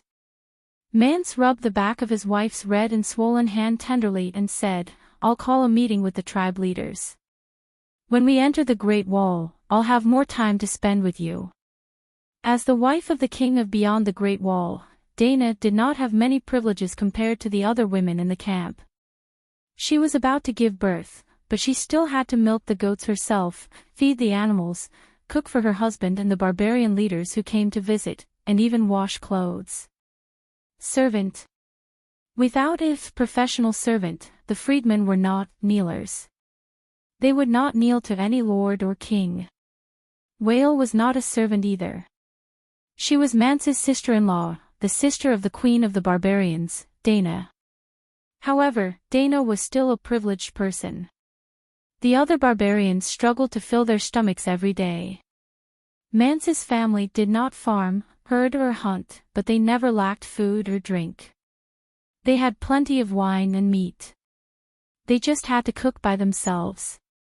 Just as the night watchers surrounded John and the other two to ask about the negotiation process, the barbarians, raiders, and spearwomen also surrounded the dozen or so Magners and asked questions. Mance did not chase away the irrelevant people. Instead, he asked people to clear out an empty muddy area and light a dozen fires. He stood in the middle of the crowd and explained the lease agreement. In the end, he began to talk about the plight of the barbarians. I won't lie. That woman is very smart. There's no way to trick her. With 2 dragons guarding the Great Wall, it's almost impossible to break through it. Even if a group of strong freedmen were lucky enough to enter the northern region at night, the vast land would make it difficult for them to escape the pursuit of the Megalosaurus. At the very least, some of them could hide in the forest and escape, but there are too few of them to take down the tall castle of the Lord of the Northern Region. Mance, are you saying that you've decided to accept the Dragon King's agreement? A barbarian questioned loudly. No. Mance shook his head. As the king of Beyond the Great Wall, my main duty is to lead everyone to achieve a common goal. Just like this time, they had taken down the Great Wall and plundered the northern region. If you all decide to resist to the end, I will resolutely stand on the side of the freedmen, strive to lead everyone to a path of survival. A short man sitting on the back of a giant white bear roared, then reject the agreement.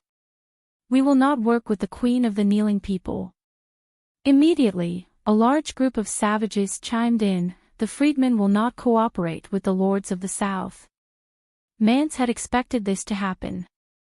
99% of the savages could only see what happened in a single day, and they would only feel the pain and terror of death when a sword pierced their flesh.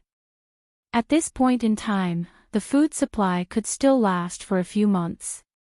The large forest was enough for them to cut wood for warmth, so they did not have to worry about keeping warm. Although the scene of the Megalosaurus breathing fire was scary, it did not actually burn people to death. The savages had some guesses about the power of the Megalosaurus, but they did not have a deep understanding of it. As for the deviant ghosts, the savages were indeed afraid of them, but the deviant ghosts had been with them for more than a decade, or even decades. Their nerves that controlled pain and fear had long since become numb. Therefore, most of the savages could not feel the sincerity of the Dragon Queen's agreement at all. Mance raised his head and looked at the Great Wall in the south. It was as if he could see the silver-haired queen waiting for the final result on the giant ice crystal wall under the afternoon sun. Actually, you should have let the Megalosaurus burn the camp the day before yesterday. Then, there would be no need to change the name of the lease agreement. You could have directly proposed the most severe, unconditional surrender terms, and we would have agreed immediately.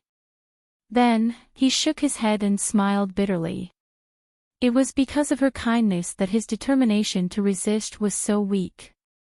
That was why he had complete trust in her theory of civilization and the 3-point lease agreement that she had promised. At this point, he had even decided to encourage the savages to surrender to her. Ahem, Valamir, you have not seen the Dragon Queen. Mance paused, then pointed at Tormund and the other commanders of the savages, and said to the Six Forms people, everyone, please listen to the opinions of the leaders. They have all personally participated in the negotiations. I believe that with the amazing wisdom and rich experience of the brothers, you will be able to distinguish between right and wrong. Tormund, you go first. Tormund hesitated for a moment, and said to the savages who looked over, the lease agreement seems to be very good. We have a great advantage. The caveman commander agreed, think about it, so what if we take the north? There is no food in the north. But how can we really go to the neighboring continent? At least half of the free people beyond the Great Wall can survive.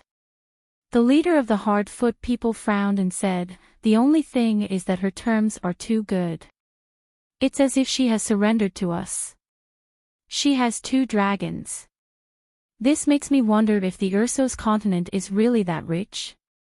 The topic slowly changed from whether or not to how to sign the agreement.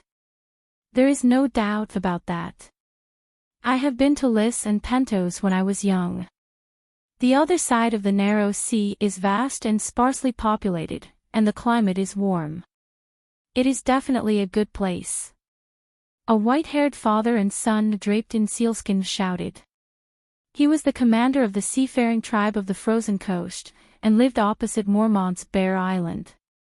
He had once traveled to the sea with sea merchants who purchased sealskins, and was considered a knowledgeable, wise man among the savages.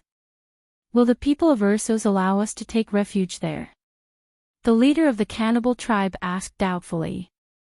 The Dragon Queen said that she will arrange it, Magna of Thurn said nonchalantly.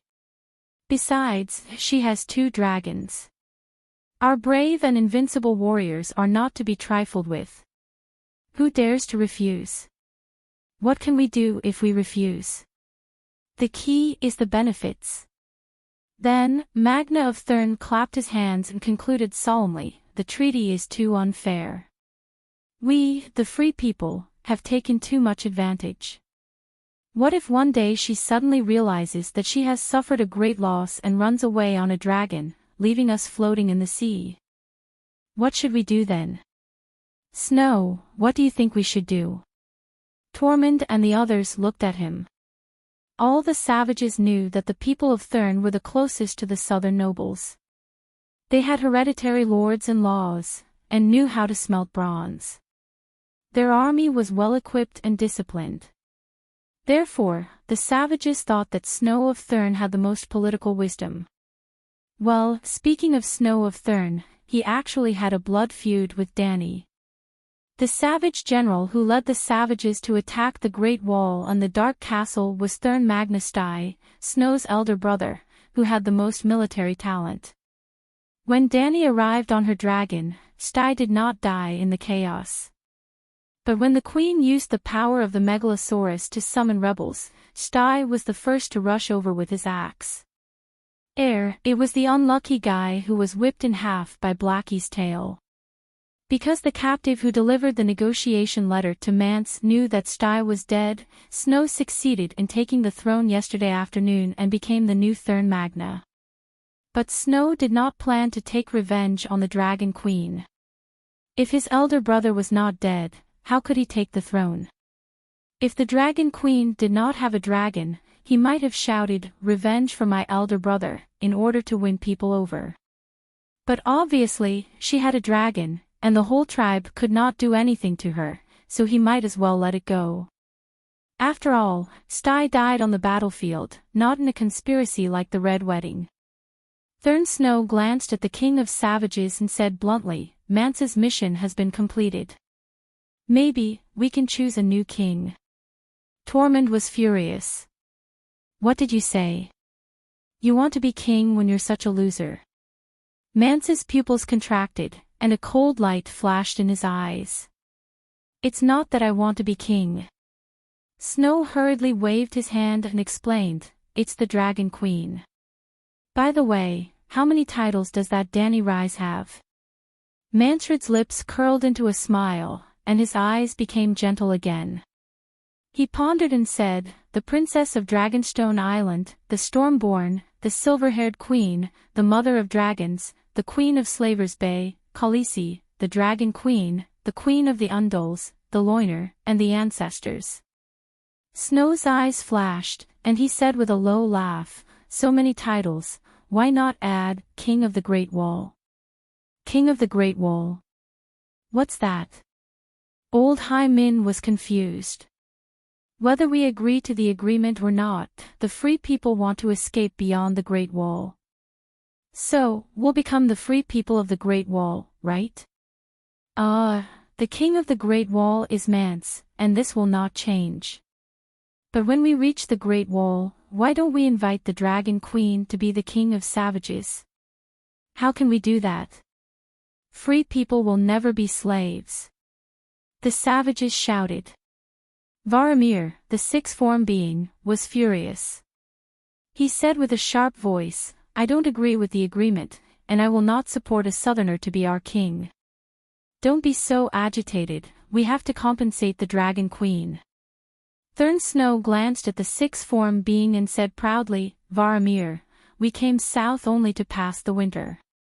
But when winter is over, we'll all return to our homeland beyond the Great Wall. What's the point of being the king of the Great Wall?" This. Tormund's cheek muscles twitched. "Isn't this a little too shameless? We're savages." Thorn Snow said matter-of-factly.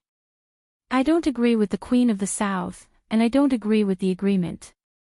The sixth-form being straightened his neck and said firmly. Immediately, a group of savages and raiders shouted, "Yes, we're raiders. We don't farm or guard the Great Wall, we want to rob the weak people of the South." Tormund glared at them and turned to the sixth-form being. "Varamir, you're a shapeshifter, and you have powerful animal companions. You don't have to worry about food, and you can escape before the deviants come. You don't have a family, you don't have any clansmen. You live alone, your whole family lives. But we are different. Go to the camp and see how many old, weak, women, and children are there. Do you want to deprive them of their last chance to live for some unknown reason?" The noisy savages quieted down. Some were at a loss, some hesitated, and some started to think about the future of their tribe. Is there really no way to take down the Great Wall? Some of the savages asked unwillingly. Mance pointed at Varamir and said, "Among the free people, he's the strongest. He should be the one to answer this question." "I." The sixth-form being's pale face flashed with embarrassment. I don't know. How about this?" Mance thought for a while. "We'll follow the principle of voluntary participation. The free people with families can form a large tribe and sign a lease agreement with the Dragon Queen. Those who think they can feed themselves and their families can continue to stay beyond the Great Wall. Those who can't survive beyond the Great Wall can sign a new contract with the Dragon Queen. They can also cross the Great Wall and go to the north to rob and make a living." "You want to divide the free people?" Varamir asked in disbelief. "We've never been united." Mance smiled bitterly. Chapter 306. Mons had made a huge mistake, and Danny and the night watchers did not notice it at the time. In the morning, the Magna of the barbarian tribe had a three-way meeting with the night watchers and Danny. In the afternoon, Mons tried his best to promote the tripartite lease agreement among the barbarians while protecting himself. Because Torment, Snow, and the rest of the Magna, whether they were subdued by Danny's dominance as a queen, or by her personal charm, or by her promises of benefits, or perhaps they were like Mons, who had enough reason and wisdom to recognize the sincerity of the queen's offer of a treaty. In short, the majority of the Magna supported the signing of the agreement. Therefore, Mons' promotion was effective. At least a quarter of the barbarians were moved on the spot, another quarter were resolutely against it, and the remaining half were at a loss, ready to go with the flow as the majority. Therefore, Mons made the decision of free choice. Free people could freely choose whether to accept the Dragon Queen's conditions and go to the south for the winter, or cross the Great Wall with their own abilities and plunder the northern territory. He was doing it out of kindness, dividing the barbarians beyond the Great Wall, eliminating the unruly plunderers, and allowing more barbarians to survive. This was also very beneficial to the Queen and the Night Watchers. Those who crossed the Great Wall were obedient people, easier to manage, and lower the chances of conflict between the barbarians and the Northerners in the future. Therefore, when Tormund brought the revised terms to the city gate and told Danny and the Night Watchers, they immediately agreed. Then, Jon and Barristan, as the representatives of the Night Watchers and Targaryen respectively, brought a parchment scroll to the barbarian camp. The parchment scroll contained the full amount of the tripartite lease agreement, 2 official terms, one of which was proposed by Mons. The barbarians could freely choose to become the barbarians of the Great Wall, in batches, and the Dragon Queen and the Night Watchers had to abide by the first 2 terms of the agreement, treating all barbarians equally. This was Mons' effort to resolve the hostility between the barbarians and the Southerners. At the barbarian leaders' meeting at noon, he promised the barbarians, "It's all voluntary. Those who can't stay beyond the Great Wall can find the Dragon Queen to sign another contract." To put it simply, the third revised clause of the agreement changed the one-time surrender activity to retain honor into immigration, and the surrender that signed the agreement became an immigration visa. Danny thought to herself, transporting nearly 100,000 people to the other side of the narrow sea would require too many ships and a huge amount of work. If the barbarians came in batches and she sent them in batches, it would definitely be easier. The Night Watchers also thought that if they took in tens of thousands of savages at once and something happened, the hundreds of Night Watchers would not be able to manage them all. It was better to tame them batch by batch. If they encountered any problems, they could slowly solve them under control. Mance thought to himself, instead of arguing endlessly and even causing internal strife among the savages, it's better to divide the savages. Those who are willing to live can live, and those who are diehard can die. First of all, the divided barbarians would lower the Southerners' wariness of him and the barbarians. After all, only the barbarians who were united under the king of beyond the Great Wall would be feared. The scattered barbarian tribes would never be seen as a threat by the Southerners. Secondly, he really couldn't think of a second way to survive other than surrendering to the Dragon Queen. She had a dragon. However, none of the 3 parties had ever considered the thoughts of the unruly people. The savages were all unruly people. The unruly people thought to themselves, "I don't know the Dragon Queen. Although the big shots all acknowledge her reputation, what if? Why don't I let the others migrate first? My family still has a few months of food storage, and there are still more than 3 months before the end of autumn officially ends. After the first batch of migrants is settled in the south, I will decide whether to migrate them based on the situation. After all, my life is mine, and I only have one life. If the life of the migrants is harder than it is now, then Anyway, I'll migrate sooner or later. The conditions that the Dragon Queen offers are the same." Therefore, in the spacious square of the barbarians' camp, Jon, Beristan and Mance, who were standing behind the wooden table and waiting for the barbarians to come forward to sign their names, were dumbfounded. Under the setting sun, John and the other two scanned the barbarians in a daze. Hundreds and thousands of barbarians surrounded them. Their blue, gray, black and brown eyes blinked like innocent little stars as they stared at the three of them in a daze. Beristan looked at Mance resentfully. Why don't you even know how to arrange a few support staff? Such petty tricks, and you call yourself the king of the beyond the Great Wall. Mance seemed to understand the meaning of the old knight's gaze. He rubbed his nose and said awkwardly, Tormund, you were the most enthusiastic before, and you have always been very supportive of the tripartite lease agreement. Come and sign it. Tormund gave him an innocent look and replied, I have 4 sons and a daughter, a big family, and thousands of people in the Red Hall. Beristan said angrily, His Majesty and the Night Watchers have promised your safety. His Majesty has also sworn to the 7 gods and all the old gods in front of you. The tripartite lease agreement is a sacred oath.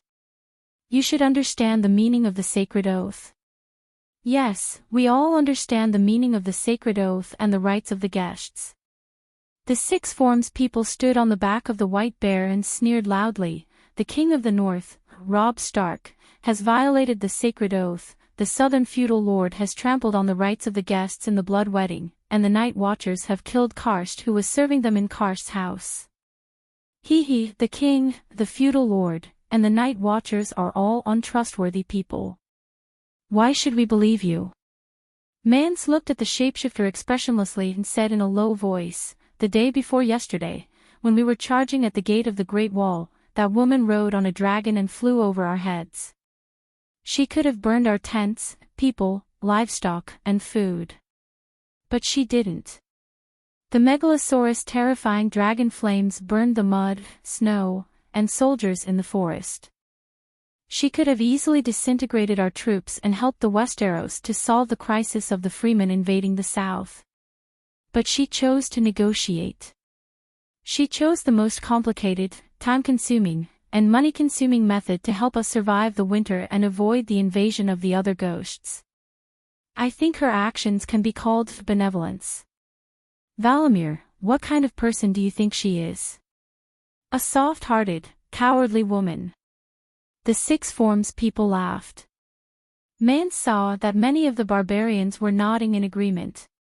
He could not help but think of a sad question. Were the Freemen beyond the Great Wall really a civilization that should be eliminated? The corner of Beristan's mouth twitched. The Dragon Queen's enemies had made many comments about her, but they had never said that she was cowardly or soft-hearted. The Gith, the Volantis, the Lisi, the Quills. Most people in the world would laugh their heads off if they heard what you said, he said to the shapeshifter with a straight face. Mance said, Valimir, you should at least admit that she is soft-hearted. A soft-hearted person would not trick you into entering the Great Wall and let the dragon eat you, right? Mance, have you forgotten? To the Freemen, being bound and enslaved is far more terrifying than death, the 6 Forms people retorted. That's because you've never experienced the horrors of hunger and cold. You've never worried about food and water, but we all know that the food we have now is not enough to feed all the savages. Mons suddenly stopped talking because the way some of the savages looked at him had changed. They were filled with suspicion and malice. Do as you wish. It's all up to you. He said this and lay down on the chair without saying anything else. Seeing that the sky was getting dark, and that a tribe of barbarians who were willing to be the guinea pigs did not appear, Tormund became anxious. He pulled a few of the tribe leaders to discuss for a while. In the end, a group of widows who had lost their husbands but had children to support were selected from their tribes. They formed a group of about 1,000 orphans and widows with orphans under the age of 10.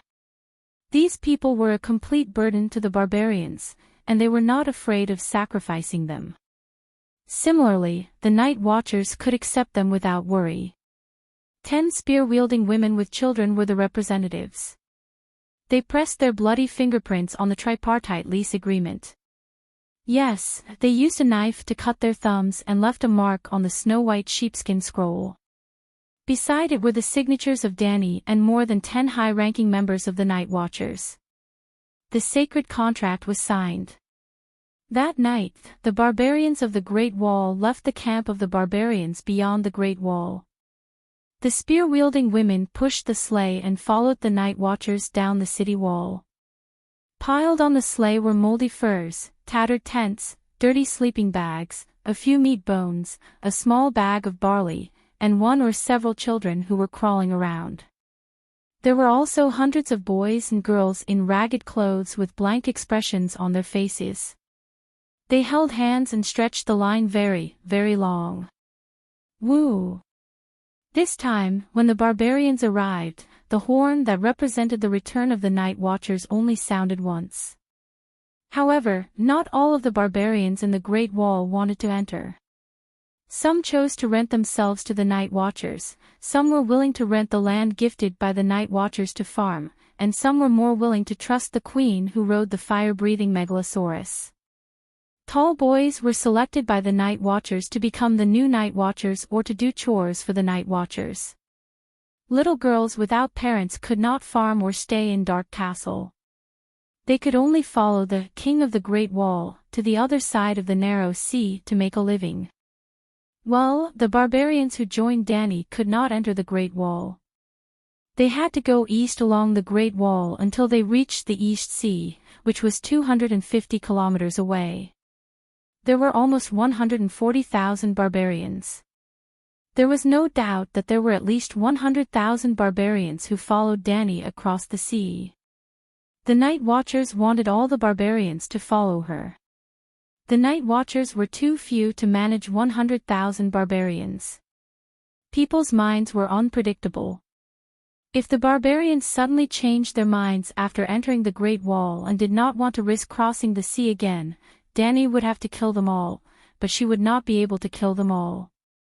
If she left tens of thousands of barbarians behind and rushed into the north, she would turn from a great hero to a sinner in the history of Westeros. Danny was not afraid of being a sinner in the history of Westeros. After all, she was the one who wrote the history books. But she did not want to be a failure. The best way was not to test people's humanity and not to give the barbarians a chance to riot. As long as they were outside the Great Wall, they would not be able to rebel. Therefore, the barbarians who had obtained Urso's residence had set up camp at the foot of the Great Wall. In the afternoon, some barbarians cut down the forest and transported a large amount of wood to build a second barbarian camp, the camp of the savages of the Great Wall. The barbarians lived in the new camp for the first time. When the number of barbarians reached 5,000, they began to move east together. The Night Watchers were busy for most of the night. In total, they accepted 147 young Night Watchers and 183 spear-wielding women with children. The spear-wielding women would take their children to the land given by the Night Watchers to farm and hunt. The next morning, Jon and Barristan came to the barbarian camp again and sat at the table as immigration officials. But not long after they sat down, the urgent bugle call suddenly sounded in the east. Chapter 307. It was another sunny day. The blue sky was dotted with 4 or 5 white clouds. The snow on the ground slowly melted under the warm sun. The gray glacial wall that stood between the sky and the earth began to sweat. Drops of crystal-clear water gathered together and flowed into a small stream. In this quiet and peaceful morning, there were instructors training the Night Watchers in the yard. There were also Night Watchers shouting loudly to command the giant prisoners to move bricks and build the wall. Danny was also in the yard. There was a large round table in front of her. Scholar Yamad spread out a detailed map of the frontier. A few Night Watchers and Ygritte gathered around the table and were discussing where to find the deviant ghosts. Well, after helping the Night Watchers solve the problem of the barbarians invading the south, Danny was ready to move on to the next step of her plan. She wanted to find a few living ghouls and deviant ghosts and test their strength. It would be best if she could capture one. Suddenly, the sound of a horn came from the sky. Then, Golan, who was on duty on the wall, hurriedly shouted to the dark castle below, "The Rangers are charging towards the barbarians' camp." Rangers. The Night Watchers' Rangers. Blacksmith Tanner raised his head and asked loudly. "The East Watch's Rangers," Golan shouted from the wall. "Is Katek crazy?" Bowen and Maxie were shocked. Danny's heart skipped a beat. She guessed one possibility: Stannis was here. They immediately climbed up the wooden ladder in a zigzag pattern and ran up the wall. They were wearing black chainmail, black half-helmets, and black woolen cloaks. There were 40 to 50 riders in the uniform of the Night Watchers. They spread out in an arc and came from the east. They passed through the roots and rocks, picked a path between the bushes and trees, and slowly pressed towards the barbarians' camp. The barbarians reacted quickly. They did not hesitate even when they were ambushed. They rushed out of the tents in groups, cursing loudly, "The crows shamelessly ambushed us." The Dragon Queen went back on her word. They waved their wooden sticks, bronze swords, and stone axes, charging towards their mortal enemies without any regard for their own safety. The Rangers sped up and dodged the barbarians' heavy weapons. They easily cut open the enemy's leather armor with their gleaming long swords and pierced through the barbarians' chests. The savages had not undergone systematic military training. They did not know how to form a formation, nor did they know how to charge in groups. They were like waves, rushing forward in waves and then dying heroically. There were also Night Watchers who were dragged off their horses and hacked to death, but they did not retreat. They were as fearless as the savages. But gradually, the barbarian infantry, giants, barbarian cavalry, and mammoths carrying wooden castles of archers, almost all of the barbarian army flooded the eastern Rangers. The Rangers finally couldn't hold on any longer. Their formation collapsed, and they fled into the forest behind them. "Your Majesty, what do we do now?" "Commander Carter and the others can't hold on any longer," Sir Glendon said anxiously. "Don't be nervous. The barbarians have fallen into a trap," Danny said calmly. "What?" While everyone was puzzled, the barbarians had caught up with the Rangers. They scattered in all directions to hide. The barbarians laughed and cheered as they swung their weapons, chasing the black-clothed men to the edge of the forest. They saw a group of heavy cavalry pass by the Rangers and suddenly emerge from the forest. The barbarians were shocked, and Magna immediately shouted loudly for the barbarian cavalry to gather around him to deal with the next attack of the heavy cavalry. However, the new cavalry had already sped up and rushed forward, and the barbarians' light cavalry was scattered into a mess. Toot, toot, toot, toot. Something even more terrifying happened. Suddenly, from the east, northeast, and north came the sound of charging horns. The savages found that they were surrounded by enemies in all directions. A group of terrifying armored monsters. In fact, there were only 3 groups of cavalry. The only group of heavy cavalry was the one that rushed out from the northeast, and there were only about 200 of them. The remaining 2 groups of cavalry were mainly free riders wearing short leather vests and round helmets, mounted archers, and ordinary soldiers without horses. Each group had about 400 to 500 people. The scary thing was their leader. There were close to 200 true knights. They were noble knights wearing steel armor and bright wool jackets, with obvious clan emblems painted on their chests. They charged the savages from 2 directions. A surging torrent of armored troops suddenly came out of the wood in the north, and struck the upper flank of the savages. A cavalry came from the east, along the base of the wall, and struck the lower flank of the savages on the other flank. The Rangers used the main force of the barbarians as bait. Then, a group of heavy cavalry blocked the barbarians' front. The other two groups of light cavalry were like pincers, cutting the barbarians' waist in half. It was a very simple tactic. It would probably be useless against the regular army of the Seven Kingdoms. But the savages did not form into groups. They fought in their own tribes and did not have a perfect command system. They ran in all directions in confusion. Some of them shouted and rushed into the battle, while others ran away in a panic. There was also Magna, who beat the war drums, trying to command the savages to form a square formation. But they were slow and disorganized. There were hundreds of true knights with excellent military training opposite them. The barbarians were split up and scattered. The barbarians' camp was trampled by the cavalry and set ablaze by the fire arrows. The flames spread from one tent to another.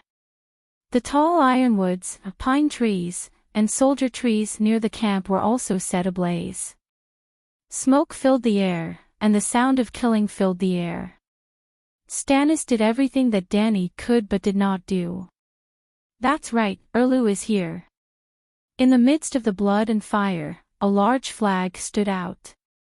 It was 5 meters long and the flag was as big as a bed sheet.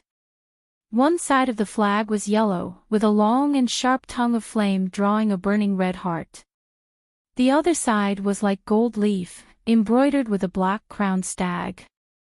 Erlu's flaming red stag flag. The armored knights rushed into the camp and shouted, "Long live Stannis! Long live the Light King! Long live the Holy Son of Fire, King Stannis!" Roar! A snow bear the size of a horse carriage rushed out of the forest, roaring and swinging its paw the size of an iron pot. A noble knight holding a black dagger piercing through the red heart flag was slapped into a pile of meat paste along with his horse. Then the giant snow bear rushed into the squad of knights. Its sharp claws flashed as it went on a killing spree. Its snow-white fur was stained with blood, some from the enemy and some from itself. A squad of 20 knights was wiped out in half a cup of tea's time. But when the giant snow bear ran to the next squad, a shocking scene occurred. A red-haired woman in a red robe rode a horse in front of the giant snow bear as if she was taking a stroll in the park. She only glanced at the snow bear before she continued to move forward. Boom! The snow bear seemed to have been drenched in a rain of gasoline and then set ablaze by a lighter. Its huge body was instantly enveloped in yellow flames. Roar! The giant snow bear roared as it rolled on the ground. Even the night watchers on the city walls could clearly feel its pain and anger. But no matter how it struggled, the flames showed no signs of extinguishing. Instead, it set the nearby tents and trees ablaze. But in Dany's ears, she also heard another person's voice. It was a man's wail, a wail that came from his soul. Chirp! The goshawk flew through the clouds and under the blue sky. It was like a sharp arrow piercing towards the red-haired woman in a fluttering red robe. At the same time, 3 gray wolves and a shadow lynx the size of a warhorse ran quickly through the crowd, silently sneaking to the side of the red-robed priestess. The moment the goshawk, cat and 3 wolves pounced towards the red-robed woman from the ground and the air, time seemed to have slowed down. From the perspective of the dragon spirit, Dany could even see the mocking smile on the priestess' lips. Boom boom boom boom boom. With a light wave of her sleeve, the 4 beasts on the ground and the goshawk 500 meters in the air were set ablaze at the same time. Roar! The man's soul howled again, filled with hatred and despair. The goshawk turned into a ball of fire and smashed into the forest. The 3 wolves and shadow lynx only had a small part of their bodies covered in yellow flames as they fled into the depths of the snow forest while howling. What happened? Why did the giant bear and the goshawk burst into flames? Professor Peristan was puzzled. Dany glanced at him and said with contempt, "Don't you still have the Voleglia steel chain ring hanging on your chest? You didn't even notice such an exciting and intense battle between mages." Mage? Shapeshifters? The old man asked. The strongest shapeshifters of the barbarians, the six forms person, fought against the Red Priestess of Stannis.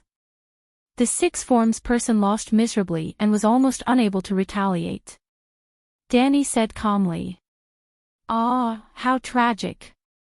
The Night Watcher suddenly shouted. It turned out that the heavy cavalry had pierced through the barbarians' cavalry and infantry and crashed into the group of giants behind them. Like a naughty child playing with a doll, the giants easily lifted the armored cavalry from the horses' back, pulled off their heads and broke their arms. One of the giants, who was 4 meters tall, lifted the heavy cavalry's legs with both hands and pulled with all his might. Red blood, green intestines, and brown liver flowed into the giant's bloody mouth. Roar! The giant chewed on the innards of the cavalry and pulled with both hands. The corpses on both sides hit 2 of the heavy cavalry like cannonballs. The horses neighed and flew back 4 to 5 steps. Stannis' 3 cavalry units, including the footmen without horses, had a total of less than 1,500 people. There were only 200 heavy cavalry units in the middle that were responsible for holding off the barbarians' main force. However, there were more than 100 mammoth cavalry units and more than 300 footmen running barefoot. The heavy cavalry units against the barbarians' light cavalry and footmen who were armed with wooden sticks and bronze weapons was like a tiger in a flock of sheep. It was like an iron pot smashing into a glass bottle. However, when faced with the real heavy giant footmen, just one collision was like an iron pot hitting a hydraulic press. Bang! The giant swung the tree trunk in his hand and a cavalry unit flew at least 12 meters high like a baseball from one end of the battlefield to the other. The giants are so scary. Stannis' heavy cavalry units are done for, Sir Mallister said with a pale face. In less than 10 minutes, the last heavy cavalry unit was also torn apart by the giants. Nearly 200 heavy cavalry units were wiped out and the giants only lost 2 small men who were only 3 meters tall. Roar! The giant's gray hair was stained with blood and he roared angrily in the direction of the Great Wall. Ah, those idiots still think that a certain queen betrayed them and ambushed the barbarians' camp. Well, the barbarians' camp was indeed filled with the slogan, "Dragon Queen's Shameless Ambush." However, after seeing the flaming red stag flag, most of the barbarians gradually fell silent. Even if they did not understand the meaning of the flaming red stag flag, they could tell that it was not a 3-headed dragon. "Your Majesty, should we go and save them?" Beau and Marcy leaned over and asked softly. "Save who?" The giants are ferocious. I think the barbarians are going to turn the tables." The chief of Red Pomegranate huffed. The barbarians are our potential allies, but Stannis is our clear enemy. I didn't ride my dragon down and spray that guy's face with dragon flame because I was giving you Night Watcher's face. I didn't want to fight for power on the neutral Great Wall.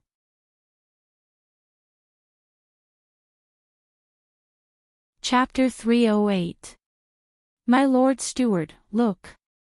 Sir Glendon exclaimed. The giants are in disarray. His Majesty Stannis is so powerful, he personally led the team to disperse the mammoth cavalry. Seeing the heavy cavalry being destroyed in the blink of an eye, the huge flaming red heart flag immediately changed direction. A team of knights in a wedge-shaped formation, mounted on armored warhorses, bravely charged towards the giants. Stannis was the most eye-catching leader. He wore black armor and a black helmet, and his golden cape with a red heart embroidered on it fluttered like a flag. He held a long sword that radiated a magical red light. Flames flashed in the midst of the giants, creating a bloodbath. The long sword burned fiercely, and the flames at the tip of the sword flickered. The short flames were 4 to 5 feet long, and the long flames were 10 feet long. Occasionally, it would strike a giant and ignite half of the giant's body. The fearless giants seemed to be frightened by the flaming magic sword that radiated a strange light. Although none of the giants died under Stannis' sword, they lost their courage in an instant. They could only scream and run away, without any thoughts of turning around to attack the enemy. Less than 500 knights were chasing after 100 mammoth cavalry and 300 giant foot soldiers. It was a complete mess. Good. The night watchers felt their blood boil as they cheered excitedly. It was as if they had become one of the brave knights chasing after the giants. There was even a group of people who shouted rebellious slogans such as, "Long live King Stannis." Sir Mallister frowned and said doubtfully, "Strange, why are the giants so useless? They dared to chase after the fire-breathing megalosaurus, why would they be afraid of the magic sword that radiates a strange red light?" Professor Pereston's face darkened. "That is the Lightbringer, the weapon used by the legendary hero Azor Ahai to end the long night. There are also rumors that Stannis is the child of prophecy, the reincarnation of Azor Ahai. I used to scoff at these rumors, but now..." Dany stared suspiciously at the red-robed woman who was running alongside Stannis. Stannis's Lightbringer was indeed bursting with red light, and a flaming, sword aura that was 2 to 3 meters long flew out. However, it only burned the giants until they screamed in pain. It did not have the flying limbs of Abyss Annihilation when she charged into the 5 element flags with the heavenly sword. "Don't you think that the Radiant Envoy is too weak?" she could not help but ask. "That's weak." Even the giants were forced to flee in panic. "I don't think dragon flames are anything special," Slater exclaimed. Dany glanced meaningfully at the guy who had never seen the dragon flame. She left the battlements and walked towards Dahe, who was lying on the ground meditating. After condensing the meditation rune in the Sea of Spirit, Blackie's requirement for food was much lower. Whenever it was free, it would immerse itself in the strange meditation rune in the Sea of Spirit. As soon as the horn sounded, Barristan, who was sitting behind a wooden table in the empty space of the camp and waiting for the tribe of savages to come over to sign the contract, stood up alertly and climbed onto the table to look into the distance. Just like Dany, he guessed that they were just bait when he saw the scattered cavalry slowly approaching the campsite. The reason was simple. There were no more than 800 night watchers at the Great Wall, and they were scattered in Dark Castle, East Sea Watch, and Shadow Tower. The 300 night watchers from Dark Castle would never break the agreement between the Queen and the barbarians. Therefore, the cavalry coming over were either from Shadow Tower or East Sea Watch. The total number of cavalry from those two places did not exceed 200. The cavalry were never idiots. Less than 100 people dared to attack the barbarians' campsite. They must be bait. There was a large army behind them, and that army was not an ally of the Targaryens. In fact, none of the vassals of the 7 kingdoms were the Queen's allies. Therefore, White Knight immediately pulled Jon and prepared to escape. Since the other party dared to take the initiative to attack the barbarians' campsite, they must have the confidence to win. He deeply understood one thing. No matter how much the Queen wanted to subdue these barbarians, it was impossible for her to help the barbarians stop the attacking army before the agreement was signed. She had no position. If she really did that, she would violate the oath she made to the Night Watchers that day. She would never treat the Great Wall as a battlefield for power games. She would not take the initiative to provoke any army that came to the Great Wall, no matter what grudges they had with the Targaryens. If you are not stupid, you should understand that they can't be Targaryens. Barristan said loudly to Mons and the leader of the barbarians. The other party came with ill intentions. If you trust me and Queen Daenerys, please follow me to the new camp immediately. I promise on behalf of the Queen that I will not take advantage of the situation and force you to sign the tripartite lease agreement. As a guest, I will only provide Her Majesty with a reason to protect you from the other vassals of the 7 kingdoms. The ones who attacked the campsite were the Rangers. You broke your oath and attacked. We will no longer trust the Raven and the Mother of Dragons, a barbarian shouted. The hexagon Valamir stared at the old knight viciously and said in a dark voice, "They deliberately use negotiations to make us lower our guard. These two idiots are abandoned pawns. Mons, let me kill them."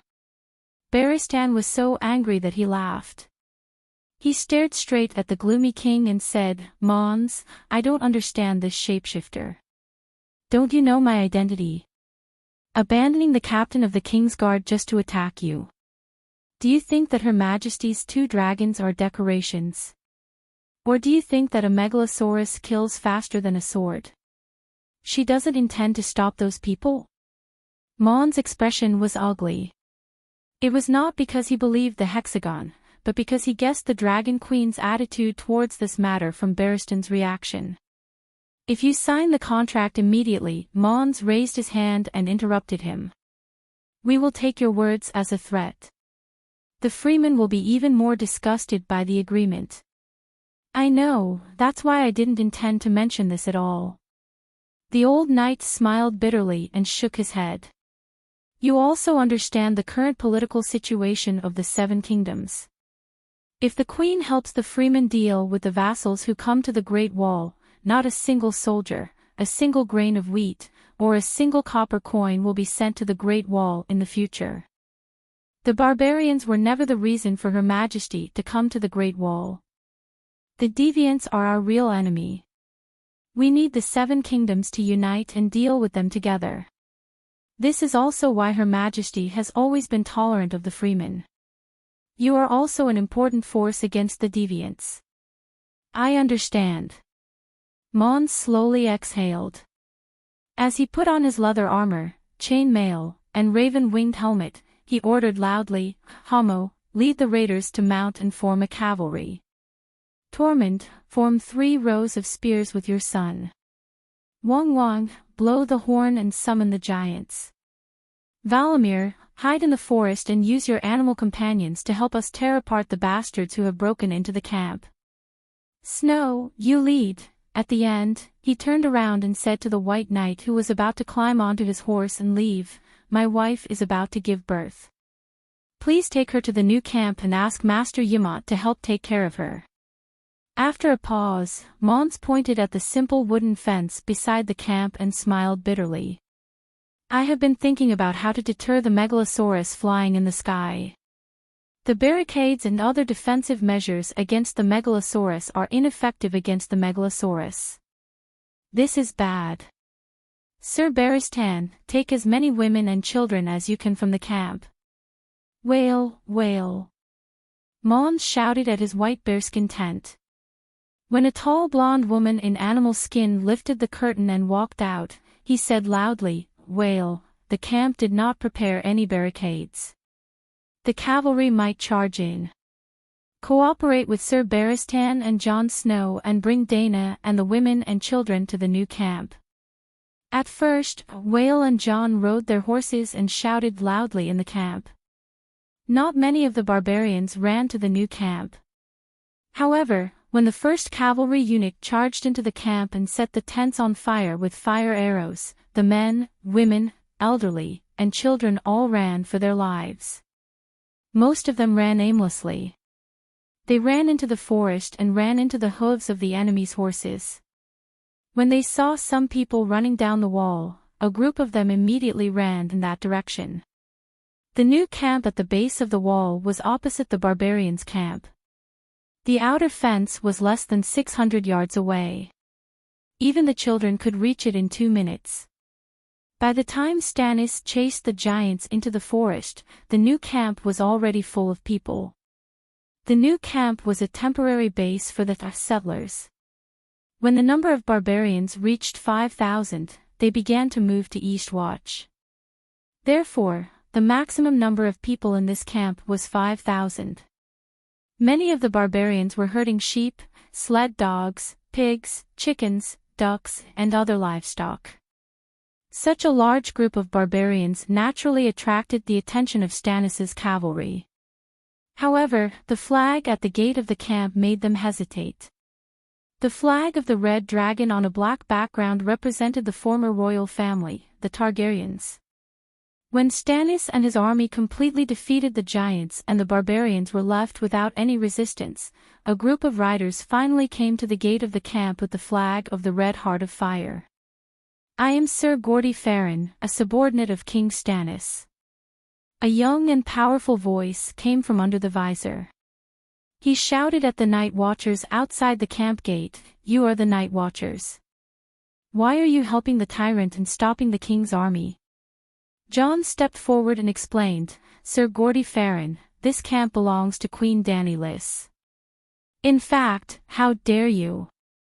Before Jon could finish, Gordy Farron shouted and raised his bloody long sword at the night watchers, "Do you want to be a traitor? There is only one legitimate king in the Seven Kingdoms, and that is King Stannis. She is a Targaryen, a dragon, a megalosaurus, a true dragon." Toad shouted behind Jon. Gordy Farron waved his sword as if he wanted to cut Toad and his rebellious words in half. He declared loudly, "Only King Stannis is a true dragon. Without Dany Liss, the Targaryens have been completely destroyed. Get out of the way, or I will execute all of you for treason." The 100 or so knights behind him also pointed their long swords at the night watchers, issuing a silent but real threat. Jon frowned. "Sir, before your arrival, the barbarians beyond the wall were no longer a threat. Instead, they might become our allies. The night watchers colluding with the barbarians." He admitted it. "Kill." Gordy Farron kicked his horse's belly and was about to speed up towards the camp. Squawk! The never-before-heard roar of a beast caused the hearts of the knights and their horses to tremble. As soon as they looked up, they saw a ferocious beast that had walked out of a nightmare and was charging towards them. "Dragon, it really is a dragon!" The knight screamed in horror. His voice was shrill and filled with fear and despair. Boom! The bright red dragon flames descended upon the world like a pillar of fire.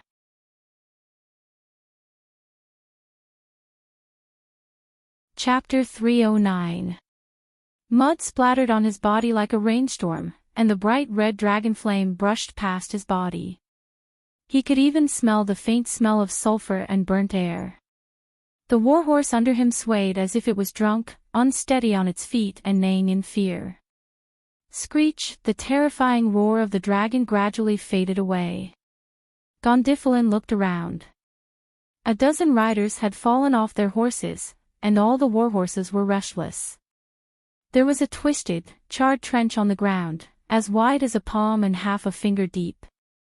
The sparks and smoke proved that everything that happened just now was not an illusion. The pillar of dragon flame fell from the sky like a sharp sword of divine punishment, brushing past their bodies and brushing past them. Gulp. Understanding all of this, Gondifalon swallowed hard. Cold sweat broke out, instantly drenching his inner shirt. The White Knight walked out of the camp and said slowly, "Sir Gondifalon, go back. The might of the true dragon is not to be blasphemed. If you have any questions, you can let Lord Stannis negotiate with Her Majesty personally. You really are Sir Barristan." Seeing the White Knight's appearance, Gondifalon's thumping heart trembled violently. He said in disbelief, "When did you join that woman, and why didn't you go to Dragonstone Island? King Stannis has long prepared the white robe, and has been waiting for you for a long time." Barristan's solemn face twisted a little. "It's good that all of you kings think highly of me, as it proves the value of the name, Barristan the Fearless. But what kind of person do you all think I am, that I must join a king? Fine, as a legendary Kingsguard, the White Knight naturally needs a king. But in your hearts, am I so thirsty that I can't be choosy? Well, I've served Robert. I've served Queen Cersei. I've served Joffrey. It's kind of, after King Joffrey stripped me of my white robe, I prayed in the great cathedral of Baelor for 7 days and 7 nights. Finally, I received a revelation from the 7 gods. I can only serve the true king for the rest of my life.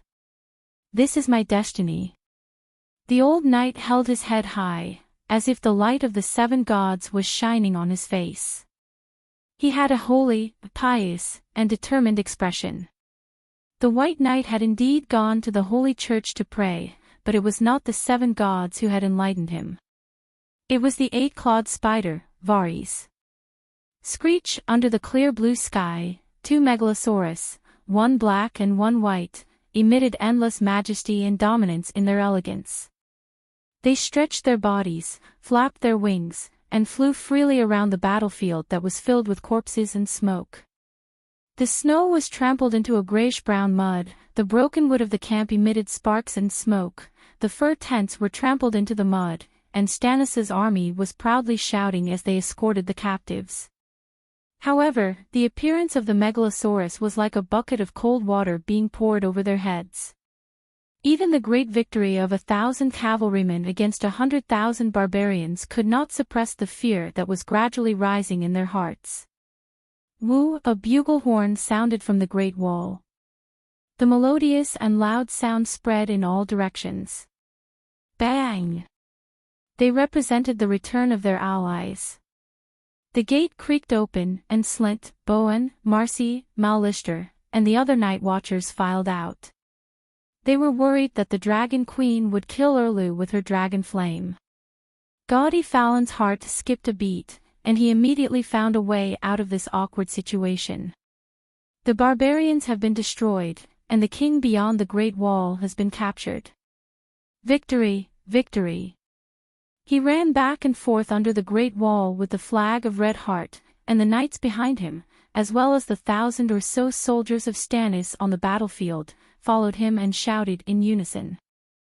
The night watchers on the Great Wall were livened up, or it could be said that subduing the barbarians was never their first choice. Stannis' straightforward method was more hot-blooded, more satisfying, and also more able to vent the thousands of years of hatred between the Night Watchers and the barbarians. Thus, they began to shout along with the knights below the Great Wall. Victory, victory! When Gaudy Fallon waved the flag of Red Heart and loudly shouted, "Long live Stannis, long live King Stannis," everyone followed suit. Sir Mallister, who was walking towards the battlefield, stopped in his tracks and said to the people beside him with a bitter smile, "This is going to be difficult. It won't be easy to mediate between these 2 families." The Red Pomegranate Chief Steward said worriedly, "We can't let them fight. Even if they fight, they can't fight on the Great Wall." "Master Ymont, what do you think?" Sir Alliser looked at the old scholar. Ymont had been staring at the megalosaurus soaring in the sky. In fact, he had been spending a lot of time in the past few days staring at the 2 dragons as if he couldn't get enough of them. "Don't worry, Her Majesty Dany Alice won't start a civil war. Under normal circumstances, His Majesty Stannis won't take the initiative to provoke her," the old man said softly. The one-armed tanner shook his head and said with a bitter smile, "I'm afraid it's not that optimistic. I know the 3 brothers too well. If Robert was real steel, then Renly was shiny copper. They looked beautiful, but they weren't worth much in reality. As for Stannis, he's a piece of pure iron.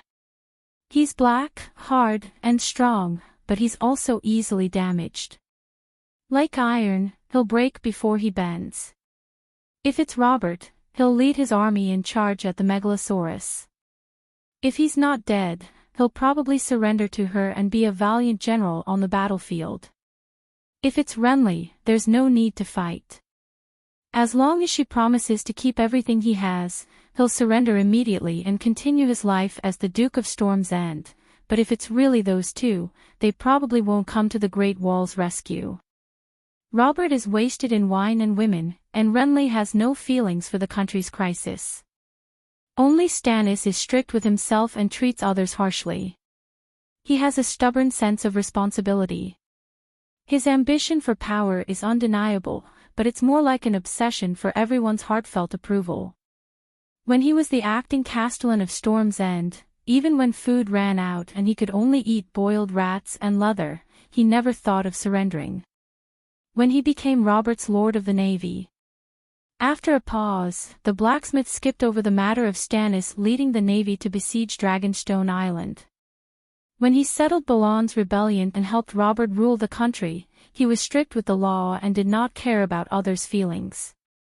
Even when he was cursed by all the nobles, he still did his duty and worked hard to complete his duties. If he thinks of himself as a subject, he'll perfectly fulfill his duties as a subject. If he defines himself as a king, then he'll definitely insist on the rights and responsibilities of a king. Unfortunately, not only does he think of himself as the only legitimate king of the Seven Kingdoms, he's also been bewitched by the Red God Priest to think that he's the child of prophecy, the savior. There's no doubt that he'll work hard to bear the burden of being the savior even if none of us are willing to be saved by him. The savior is here. Slynt rubbed his nose and reminded. The rumbling of horse hooves approached. A group of cavalrymen waving the flag of the Red Heart slowly approached the night watchers. Greetings, King Stannis. Thank you. Seeing Stannis enter the city gate under the escort of the night watchers, Dany also ended her flight to show off her martial prowess. She brought Blackie and Whitey to land in front of the Imperial Tower. She sat on Blackie's back and watched as Stannis and the red-robed woman walked out of the city gate. As if worried that she would kill Erlu with a mouthful of dragon flames, Scholar Ymont even came over to advise her in advance. The Night Watchers hope that you two can get along peacefully and fight against the other ghosts. Stannis is always here to guard the Great Wall. Look at the big picture. Targaryen, your words are as heavy as a mountain, you said it yourself. To be honest, Dany really wanted to throw a fireball of dragon flames at Erlu. It wasn't that she wanted to kill him. If she really wanted to kill this competitor, she would have already done it outside the city. The main reason was that she really wanted to see Melisandre's fire witchcraft. Or, she could let Erlu try using the Radiant Bringer to split the fireball and see if the legendary wife-sacrificing sword lived up to its name. The second son of the Liu family was born with broad shoulders and strong limbs. He had black hair and blue eyes. His skin was as hard as iron after being exposed to the sun for a long time. He was 36 years old and severely bald. He had a square chin and sunken cheekbones. His thin lips were tightly pursed. One look and one could tell that he was a difficult person to get along with. Erlu was in front and Melisandre followed closely behind. The moment she appeared, the surrounding night watchers let out a gasp of surprise at her beauty and sexiness. Compared to the Night Queen, who was always clad in grey iron armor, the voluptuous red-robed woman with a graceful figure and light clothes was more attractive. However, in Dany's eyes, Melisandre was like a ball of red, flirtatious flames. Her flushed heart-shaped face, red eyes, red hair that reached her waist and red robes. Even from 7 to 8 meters away, she could feel that her body was like a burning furnace, emitting waves of heat. The heat was real. It was not an illusion, nor was it magic. Even ordinary people could feel the heat from her body. Just like her dragon, her blood and fire came from the same source. Her body was also made of magic and emitted heat unconsciously. However, when it came to a fire mage, what kind of witchcraft did it represent? As soon as Stannis and Melisandre entered the yard, they noticed the Megalosaurus breathing out smoke and fire and Dany watching them from the back of the Megalosaurus. For a moment, the air seemed to be heavy. Melisandre, Red Pomegranate and the other night watchers looked nervous and sweaty. Their mouths opened and closed, but no words came out. Erlu did not avoid Dany's gaze, nor was he affected by the awkward and heavy atmosphere. He went straight to the king's tower and said while biting his cheek, "I didn't expect you to come to the Great Wall." Dany smiled and said, "I don't care about the barbarians. However, when I was looking through the recent intelligence of the Westeros in the City of Knowledge, I noticed the warning of deviant ghosts that the Commander-in-Chief of the Night Watchers sent to the scholars." Stannis pulled out his long sword. The red sword shone with a magical red light, as if it was made of magma and surrounded by a circle of red flames. He held the sword and raised his square chin. He gritted his teeth and said, "Danny, since you know about deviant ghosts, you should know that the night is long and dangerous. Ordinary people can't survive this disaster. Only the child of prophecy can bring light to the world again." Danny looked at him strangely and then turned to the red-robed woman who was staring at Blackie. She asked, "High Priestess Melisandre, Supreme Priest Benello insists that I'm the reincarnation of Yasura High. What do you think? You're not the child of prophecy." Melisandre's voice was a little hoarse, like a small brush, gently brushing in people's hearts. It was as sexy as her body, but her tone was very firm, without the slightest hesitation. Danny patted Blackie's neck and said proudly, "I've hatched a dragon." Melisandre said loudly, "A dragon has 3 heads. You're only one person." "Danny, King Stannis also has the blood of a true dragon. He's the real savior. If you really have a kind heart, you should cooperate with him to fight against the evil and powerful ancient gods." A dragon has more than 3 heads. I can make it have as many heads as you give me dragon eggs. If you want a dragon, go hatch it yourself." Danny sneered.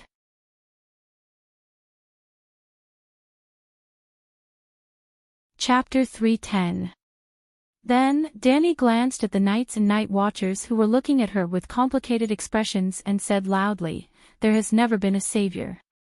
Even if the Supreme Priest Benello believes that I am the child of prophecy, even if my experience is somewhat similar to the prophecy of Ashaya, I have never thought of myself as a savior. The night is long, and there are dangers everywhere. The only one who can save us is ourselves. When we are hungry, food will not fall from the sky. We can only work hard to open up the fields and graze the cows and sheep. When we are cold, winter will never end suddenly, and then summer will come. We can only cut wood to get firewood to keep warm. Men will hunt, women will weave cotton clothes and leather coats. When we are sick, the 7 gods, the red gods, and the old gods will not help us. Only healers with medical knowledge can cure our illness and restore our health. When we die, we can pray for our souls to be converted to the kingdom of God, but the world after death has never been seen by a living person. From birth to death, from summer to winter, from kings to monks, to ordinary people, from beyond the Great Wall to the Old Town, there has never been a savior or a god to help us. Now, the barbarians are here, and the deviant ghosts are following closely behind. The ones who can stop them are the Night Watchers, the Great Wall, you with swords, me, my dragon, Stannis, and his priestess. This is the result of everyone's hard work. No one can take all the credit alone. Acknowledging a savior is denying yourself and denying the kingdom itself.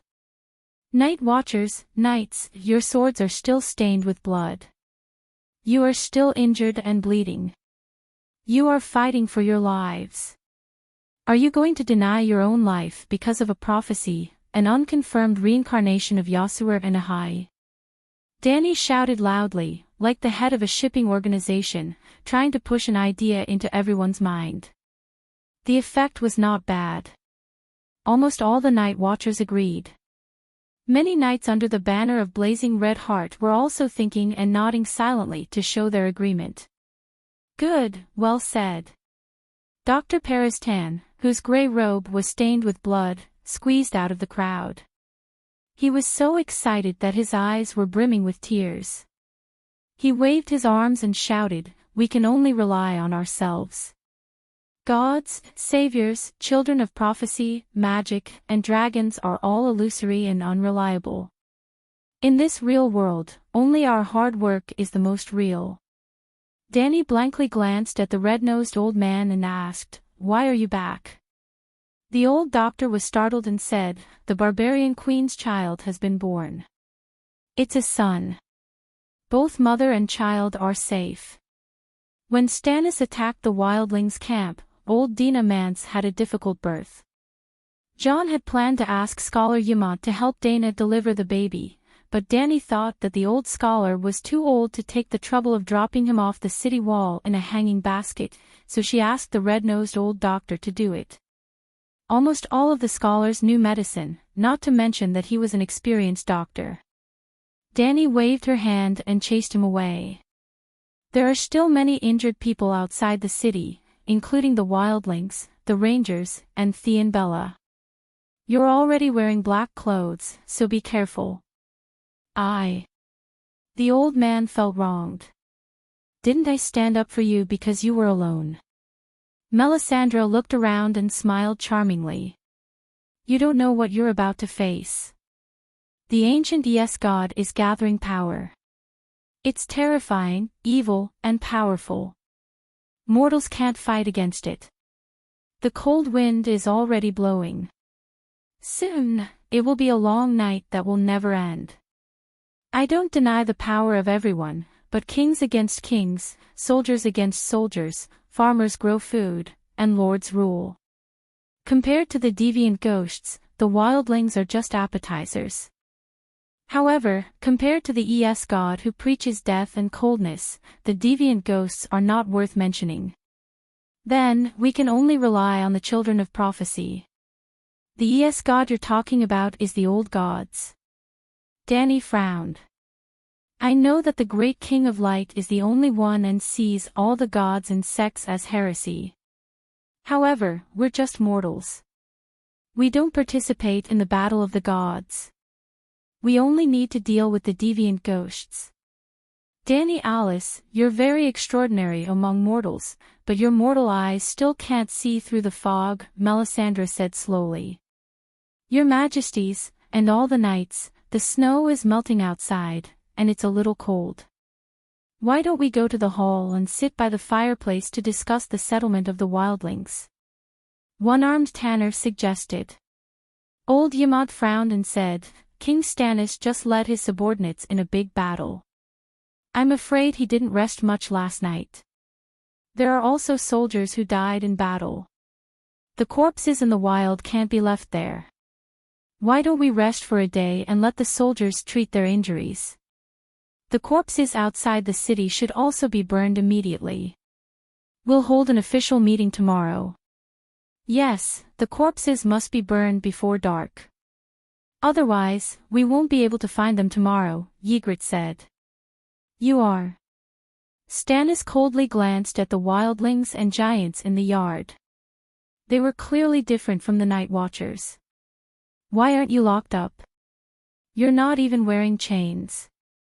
Yes, I'm a prisoner of war. I was captured by the Dragon Queen. Ygritte rubbed her flat nose and smiled, revealing her uneven white teeth. With a dragon watching from the side, we wouldn't dare to rebel. We're helping the ravens to build the wall.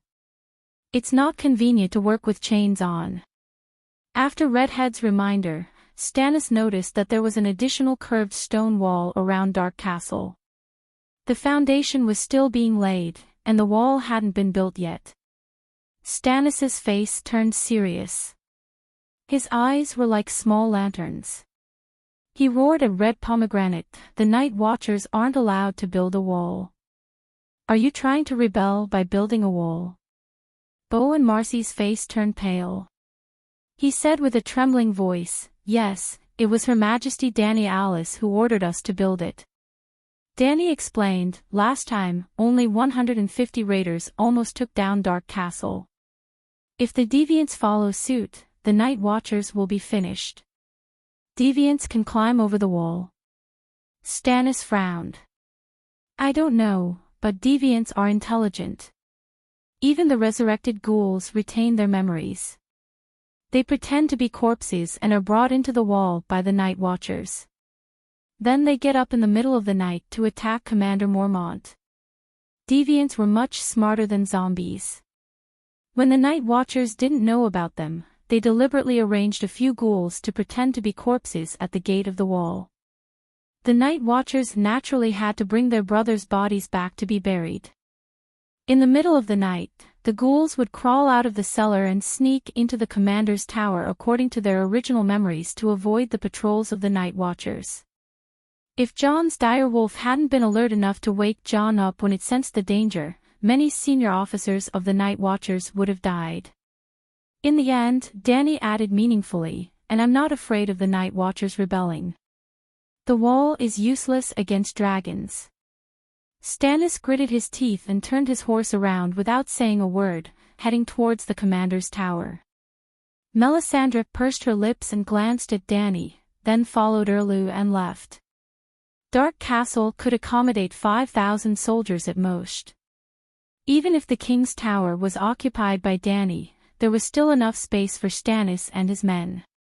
Soon, Erlu's knights were busy. Some of them were injured, while the rest were escorting captives and cleaning up the barracks. Under the lead of the night watchers, they went out of the wall to collect the corpses. Melisandre even led some people to burn a big horn. When Danny was about to enter the new camp outside the wall to check on the surviving barbarians, old Ymont suddenly came over and grabbed her arm. He looked at her seriously and said, "Don't leave the dragon." "What's wrong?" Danny was shocked. She immediately looked around and found that there were only busy knights and night watchers around her. There was nothing out of the ordinary. When she entered the dragon spirit state again, her sense of danger was not strong, but it was more than 10 times stronger than before. She understood Ymont's concern.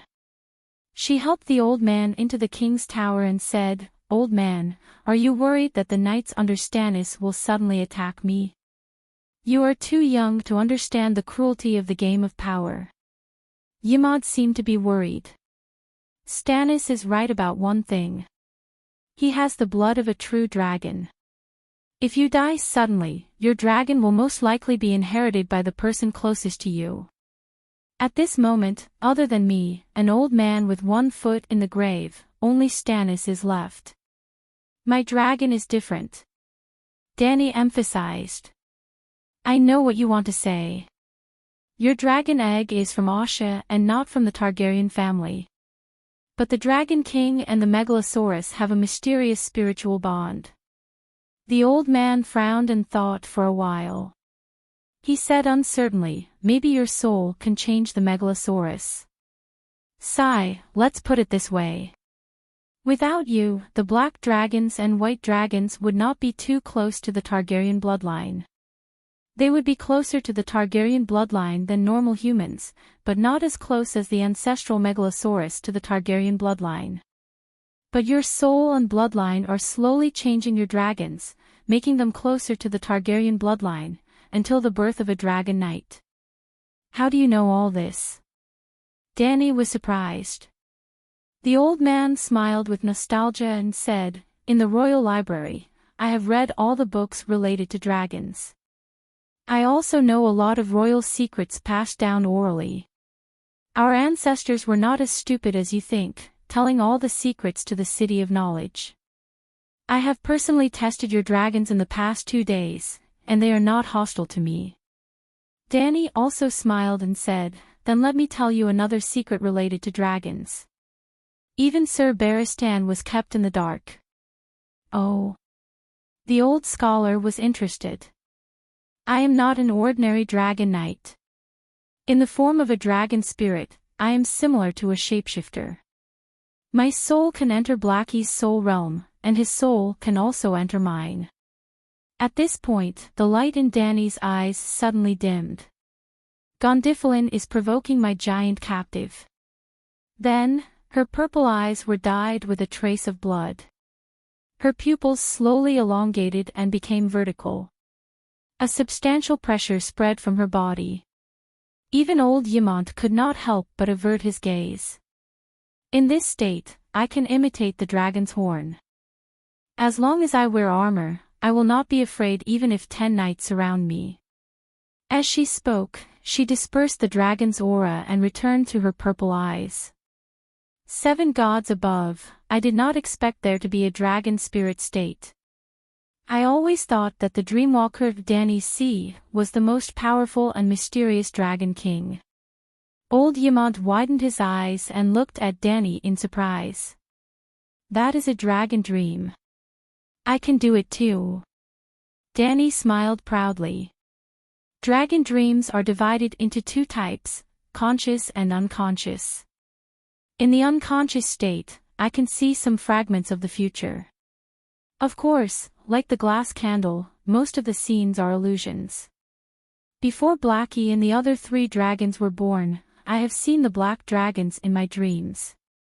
In fact, the 5 dragon eggs in my hands, including the red dragon egg in my bedroom, can all meet them in my dreams. That is amazing. Our ancestors have never had a dragon king as gifted as you. Yamant said excitedly.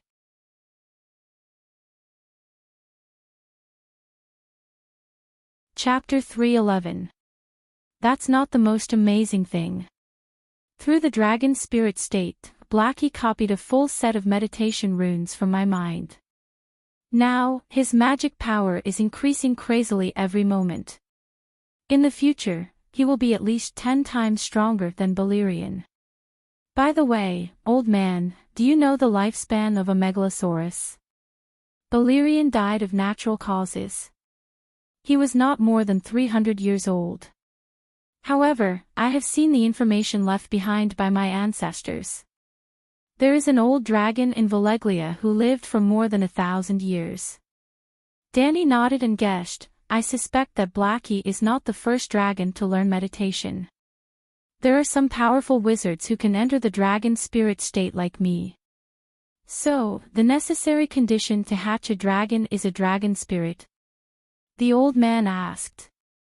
No, if the Dragon King, Dreamwalker, and Dragon Spirit are the 3 levels of a dragon rider, there is a 4th level above them, the Mother of Dragons, which is my current state. In the magic era where the magic tide surged, hatching a dragon is a natural phenomenon. As long as the dragon egg is alive, it can hatch when the time comes. However, in the magic era where magic is dead, hatching a dragon is equivalent to creating life. It is not creating life out of thin air. It is more like a kind of mending. The dragon's life imprint exists in itself. It is not creating something out of nothing. No wonder so many Targaryens in history failed in hatching a dragon. The requirements are too high. Yamant smiled bitterly. The ancestors of the Targaryens did not need to waste time. They only needed to treat the dragon egg as an ornament and place it where all the Targaryens could see it. If someone can dream of a megalosaurus, place the dragon egg at her bedside. After a year or 2, the dragon will naturally come out. I heard from Sir Barristan that you are also an immortal. Can you burn it to test the constitution of the Mother of Dragons? Old Yamant asked curiously. The Mother of Dragons was not born immortal. At first, I was just more resistant to high temperatures. After dreaming of the dragon's soul in the dragon egg, my constitution slowly became stronger, to the point that I could not burn. To put it simply, the Mother of Dragons hatching dragons was a process of mutual improvement between humans and dragons. I gave them life, and they gave me a megalosaurus' strong physique and heat resistance. Yes, there was also a huge amount of magic power similar to that of the megalosaurus. It's impossible for Bright Flame Elon to pour the wildfire can directly into his mouth. Old Yamant was a little embarrassed and a little sad. Our Targaryen blood contains a crazy desire for dragons. Aeron is just a little more radical. Aeron called himself Bright Flame, but the others called him Aeron the Devil. He was old Yamant's second brother, Dany's second uncle, and a landmark figure in the history of House Targaryen's mad blood. That guy was the crown prince, the heir to the Iron Throne, and the future ruler of the 7 kingdoms. He clearly had a great future, but he stubbornly believed that he was a dragon in human form and that wildfire could help him recover his true form. Then he drank a can of wildfire, and burned until not even his bones were left. I saw a message when I was flipping through the royal blackmail in the old town library. Dany had a strange expression. Aaron once sneaked into Igor's bedroom in the middle of the night, grabbed his manhood, gestured with a knife, and laughed that he would cut it off so that he could have a sister to marry. Is it true? The City of Knowledge even knows about this. My father explicitly ordered that this matter is not to be spread. Yimad was angry and embarrassed, and his face was red with anger. This is nothing. The City of Knowledge dared to provoke the royal family to start the dance of the blood dragon. Why would they care about this trivial matter? That's why I have to warn you. Old Yamad's expression became serious. You have to leave the wall as soon as possible. Other than Sir Barristan and me, there is no one you can completely trust here. Just like just now, if you enter the city gate alone and someone shoots at you with crossbows from the killing hole above, calling for the Megalosaurus won't help. Also, Master Tanner, he suggested that you and Stannis go to the hall for a meeting. I deliberately found an excuse to help you decline. He may not have any bad intentions, but if you really enter the main hall of the castle, there may be hundreds of knights who will immediately attack you. In short, before you bring a large group of trusted people here, never face Stannis alone, don't test his humanity, and even. Old Yamad's eyes were sad, and his tone was sad. Since Stannis came to the wall, he could not even trust the Night Watchers. I think my performance is not bad, Dany said with a gloomy expression. Your three-way lease is almost perfect. To be honest, I'm glad that you can be kind to the barbarians. Old Yamad smiled with relief, and then shook his head and sighed. But the Night Watchers and the barbarians have an 8,000-year blood feud. When the Raiders and the Night Watchers fall into each other's hands, their humanity will be completely suppressed by their bestial nature and hatred. Being beheaded is the best outcome. Before Stannis came, you were the only savior of the wall. They had no choice but to listen to you. But without a doubt, the way Stannis dealt with the barbarians was more approved by the Night Watchers. After a pause, the old man sighed. 4 days ago, on the night you came to the wall, I sent a messenger crow to Eastwatch and the Shadow Tower, telling them that the Targaryen Dragon King had come to the wall's rescue. Stannis must have arrived at Eastwatch by then, but Scholar Hamuan did not reveal any information to Dark Castle.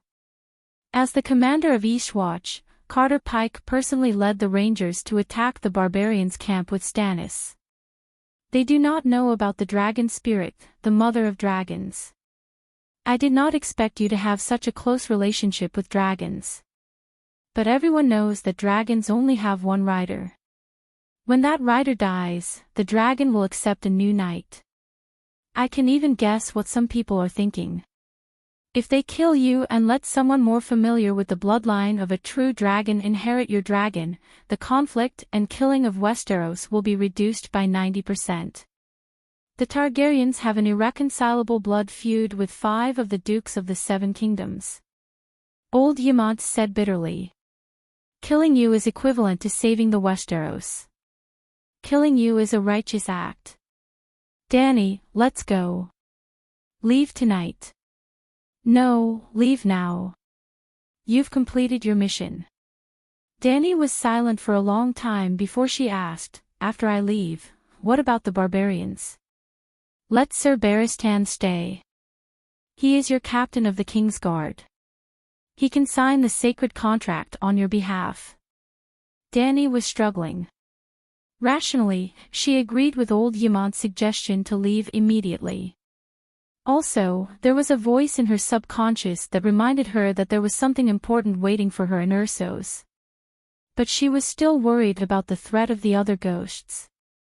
She did not want to leave just like that. After a moment of hesitation, she said, Stannis and his 1,000 men will not be able to stop the army of other ghosts. I will take the barbarians to the forest tomorrow to look for the ghouls. When we catch the ghouls, I will leave immediately and have the Night Watchers send them to the King's Landing and to the Old Town. I will ask the nobles of the 7 kingdoms to end the war and support the wall. Will it be dangerous? We can ask Stannis's men to do it, the old scholar said worriedly. I will ride my dragon there. Besides, I also want to evaluate the abilities of the other ghosts. After chatting for a while, Guylan, the stupid bull, called for Ymont in the yard. Master Ymont, there is not enough milk of the poppy flower. Night Demon with a hole in his stomach is waiting for you to stitch it up. I will be right there, Ymont replied. He then reminded Dany again, do not go out after dark. It is hard to guard against a sneak attack. Jon is getting busier these days. He has no time to help you guard the gate. I will ask Guylan to take his place. If there is anything you need, ask him to do it. He dragged his old body to the door. Before opening it, Ymont turned around and reminded her, I almost forgot. From now on, do not accept food from anyone. If you want to eat, you can wait for Sir Barristan to return. The White Knight knows this better than I do. Do not go to the hall for dinner. I will arrange for someone to send it over. Sigh, there are so many bastards in the shallow pond. Even the allied forces of the free cities did not annoy me this much. You have a dragon. You have an absolute advantage on the battlefield. Those who are unwilling to lose can only use methods outside of the battlefield to deal with you. Even if they lose their honor and go against tradition, the Seven Kingdoms now.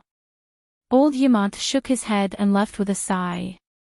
Not long after Ymont left, Ygritte called Dany out of the door.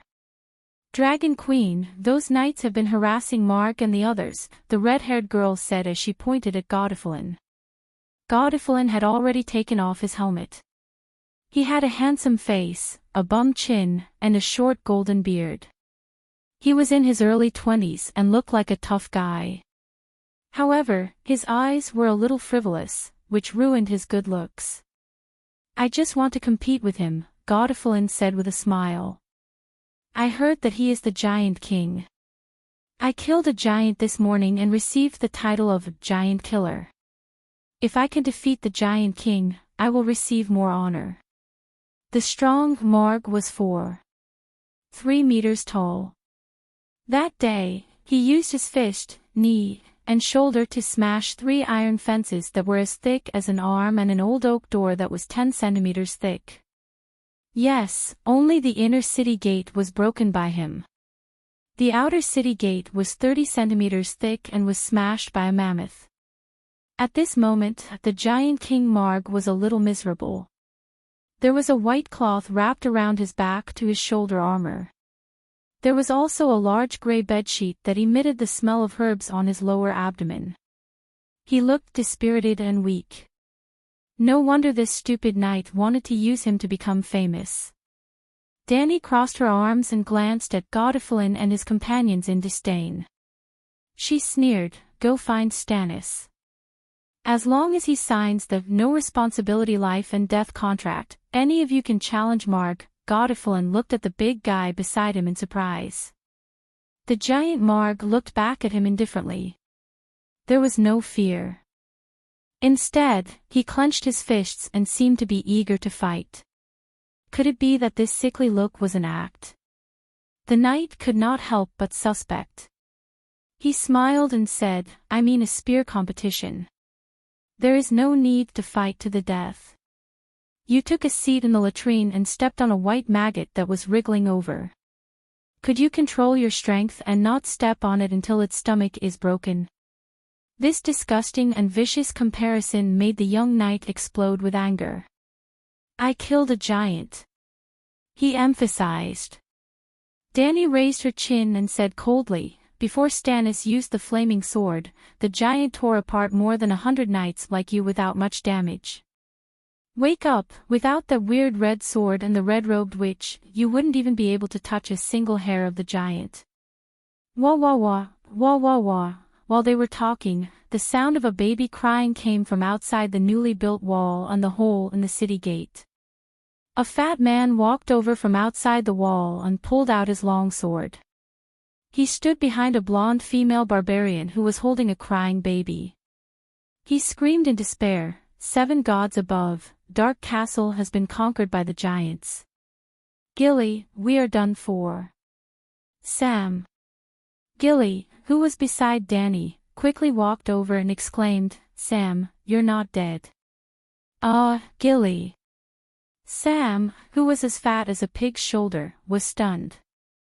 He asked in confusion, did you guys surrender to the barbarians? Gilly's face darkened and said in a bad mood, we won. These giants are all captives. They are helping us repair the city. Captives. Why aren't they shackled?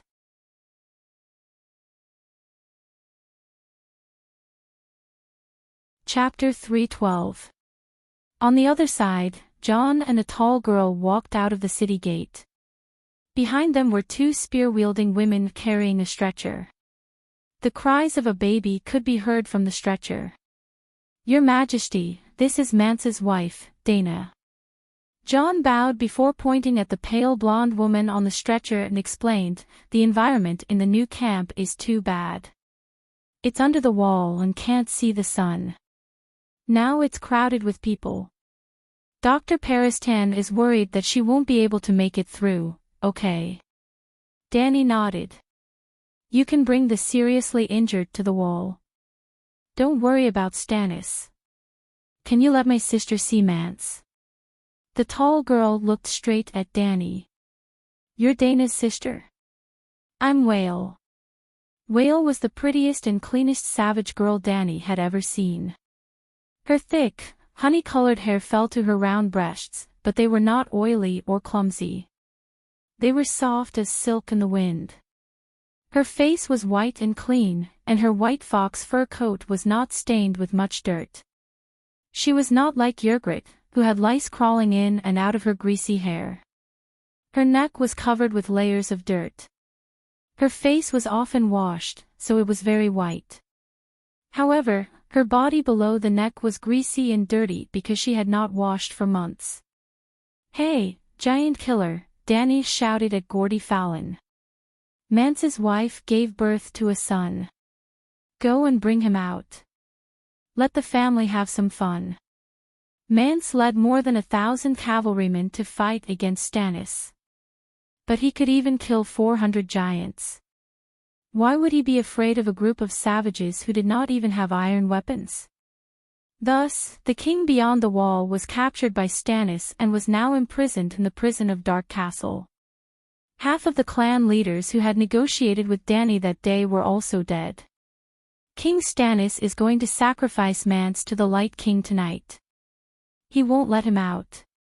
Gordy sneered. You're just a soldier.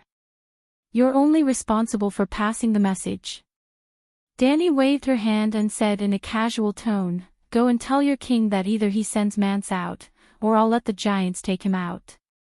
I'm a knight personally appointed by the king. I'm not a soldier.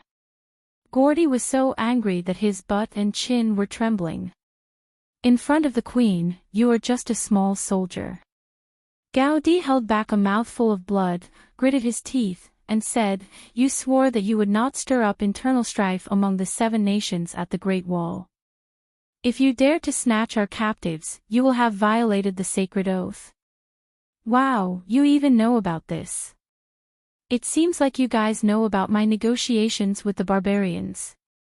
I just heard it from the night watchman. We didn't know you were negotiating with the barbarians, Gordy said, his eyes flickering. I'll pass on the message, but the king might not agree. With these words, the square-faced knight ran towards the command tower opposite the king's tower. The other knights also dispersed and left the courtyard. I didn't expect the infighting between the southern kings to be so serious. The king of Blazing Red Heart was afraid that you would gain the power of the free people. Knowing that the agreement was about to be signed, he purposely attacked our camp and destroyed the trust the free people had in you. War's gray eyes flashed with mockery. Yes, you can despise Westeros as much as you want. Our civil war is endless, and the 7 dukes are in conflict. The old king on the Iron Throne is addicted to wine and women, and the young king is still a child. The lords with real power are addicted to the game of power, and the people are poor. The people of the country have no way of making a living. As the big-breasted girl held her head high and smiled elegantly, Danny changed the topic and said, "But this kingdom that has fallen into the abyss only needed to send a destitute lord who was banished from the center of power to lead 1,000 people to penetrate the camp of 100,000 barbarians. Even the king of the barbarians was captured. What are you so proud of? In this era, no matter how bad the nobles of the 7 nations are, they can't be worse than you barbarians." Wah pursed her lips, her face pale. The baby on the stretcher started crying again. Although John agreed with the queen, he also pitied Wah's situation. He pulled the fat man who was staring blankly at Blackie and Little White over and introduced him to Danny. "Your Majesty, this is Samuel Tarley, the affairs officer of Dark Castle. He has seen other ghosts and even killed a white ghost. Not a corpse ghost, but a white ghost." Sam had a round face, like a piece of fermented dough, and a pair of cowardly gray eyes. Your Majesty, your dragons are so powerful. I've always wanted to see the Megalosaurus since I was young.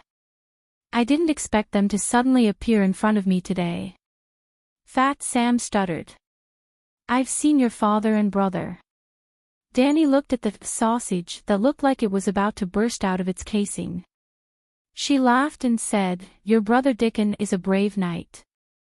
Not long ago, he showed off at the old town's Honey Wine River tournament." Dickon. Fat Sausage's gray eyes suddenly welled up with tears. "He's always been so brave and good at fighting. I haven't seen him for years. He's married. She's the daughter of the Mouton family in Noquin City. I even saw your father at King's Landing.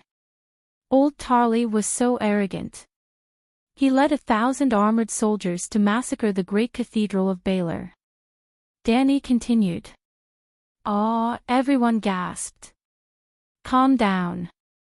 It didn't work. The Archbishop compromised." Then Danny told them about Little Rose and Cersei. "I didn't expect King's Landing to be so chaotic." John murmured. "If we don't catch a deviant ghost to wake them up, it will be even more chaotic in the future." Danny sighed and turned to Fat Sam. She asked, "With your size, you can't climb the wall. How did you get across the Great Wall?" Sam had followed Mormont to the north. If they wanted to return to Dark Castle, they could only go through the north gate. However, Fat Sam came from the south. I can't say." Sam's face turned red and he said in a sobbing tone. "You can't even tell me." "No, I can't. If you don't tell me, I'll feed you to the dragon." Danny put on a stern face and threatened. His Blackie immediately got up and stuck its neck out. Its head came to Fat Sam's face. Sparks from its nostrils fell on Fat Sam's hair, causing smoke to rise. Fat Sam's body went limp and he immediately collapsed on the ground and cried loudly. After a while, a warm smell of urine came from his crotch. Blackie glanced at him in disgust and retracted its head. "Are you going to tell me?"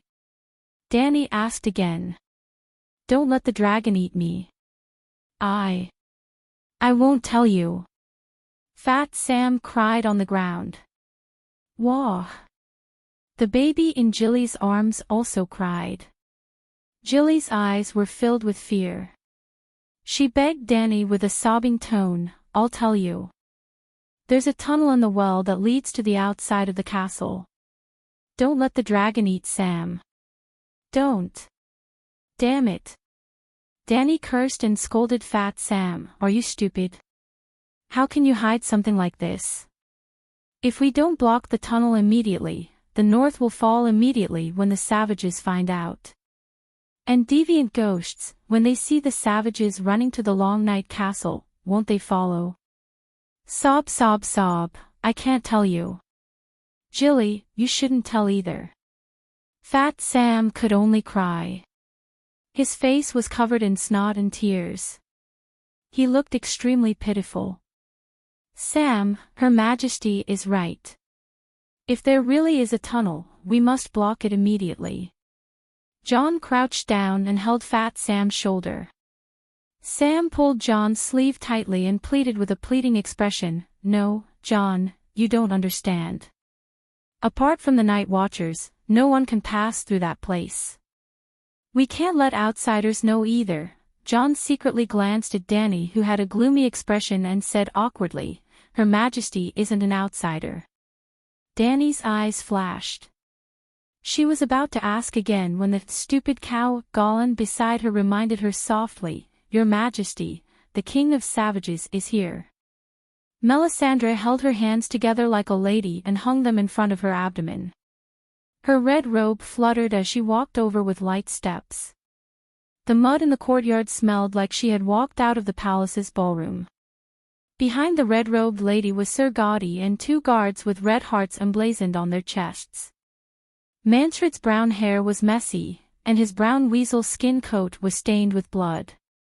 No one knew if it was his own blood or the enemy's. "He has the king's blood." The red-robed lady walked to the side of the stretcher and was about to touch the baby's cheek. Slap!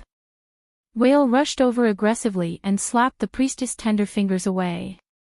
He stood in front of his sister and shouted, "Witch, you can't touch my sister's child." Melisandre turned around and glanced at John, Danny, and Sam with a faint smile. Finally, she said to Mansred, "It's better not to meet. Even if King Stannis doesn't punish you for leading the savages south, the Night Watchers won't let a brother who breaks his oath go." Well, Mansred used to be a Night Watcher and swore an oath to Weirwood. In the opening episode of Game of Thrones, I'd cut off the head of a sloppy man with a sword of ice. That man was a defected Night Watcher. Anyone who broke their oath and fled the wall would be beheaded no matter who they were or what reason they had. When the news of Ida's death at the King's Landing came, John fled on horseback in the middle of the night. If it weren't for Gren, Sam, and a few other friends who chased him back, old Mormont would have cut off his head. Well, old Mormont guessed that John would run away and sent someone to wait for him in front. Even though Old Bear had been grooming John as the successor of the commander-in-chief, he still sharpened his knife and waited for him to make his choice. Mansred smiled at the red-robed lady and walked straight to the stretcher. He leaned over and kissed his wife's pale cheek before carefully picking up the baby wrapped in a sheepskin blanket. He sighed and said, "Dragon Queen, Dana and my son aren't Stannis's captives, are they? All right, I'll register them as barbarians of the fortress later." Danny nodded in agreement. Then, she asked, "What's the child's name?" "You can give him a name." Mansred stroked the baby's wrinkled cheeks and replied, "He doesn't have a name. The custom of the free folk is that he can't be named before he's 3 years old." John smiled and said, "Everyone calls him Prince of the Barbarians and Born on the Battlefield." Born on the Battlefield, Danny's mouth twitched. She couldn't help but think of her own Born on the Battlefield. Aren't these foreigners a little too casual with their naming? No, the free folk have a king beyond the fortress, but never a prince. Our king is chosen. There's no succession system. Mansred shook his head. It's too windy outside. Let's carry Dana inside first. John and Sam brought Gilly, Whale and the others to the spear tower that housed the barbarians. It was the tallest tower in Dark Castle. It was more than 70 meters tall and had 20 floors. The hall at the bottom floor was more than 6 meters tall. Danny's giant captive also lived there. Gaudy and the 2 soldiers escorting Mansred followed them. Melisandre stayed behind. "Danny, rise, can we talk in private?" Danny only hesitated for a moment before nodding in agreement. The wooden door to the hall on the first floor of the King's Tower was wide open. The 2 of them sat by the fireplace and could see the busy crowd outside. Danny rise, when I first heard that you were hatching a dragon, I had my suspicions. Melisandre's peach cheeks had a hint of confusion. Yasor and Ahai would be reborn in the land of smoke and salt, and awaken the demonic dragon in the stone. Your rise to power confirmed part of the prophecy. At that time, Stannis and I both felt lost and sad. So, we held a sacrificial ceremony, hoping that the King of Light would illuminate the future for those who were lost. That night, what we saw in the flames was still Stannis holding up the Lightbringer. Your figure was faintly discernible, as if you had appeared with him. Do you understand what this means? Stannis is the true child of the prophecy, and you. Melisandre looked at the expressionless Danny and bit her red and full lower lip. You might be his lover. Fuck. Danny gritted her teeth. Squid.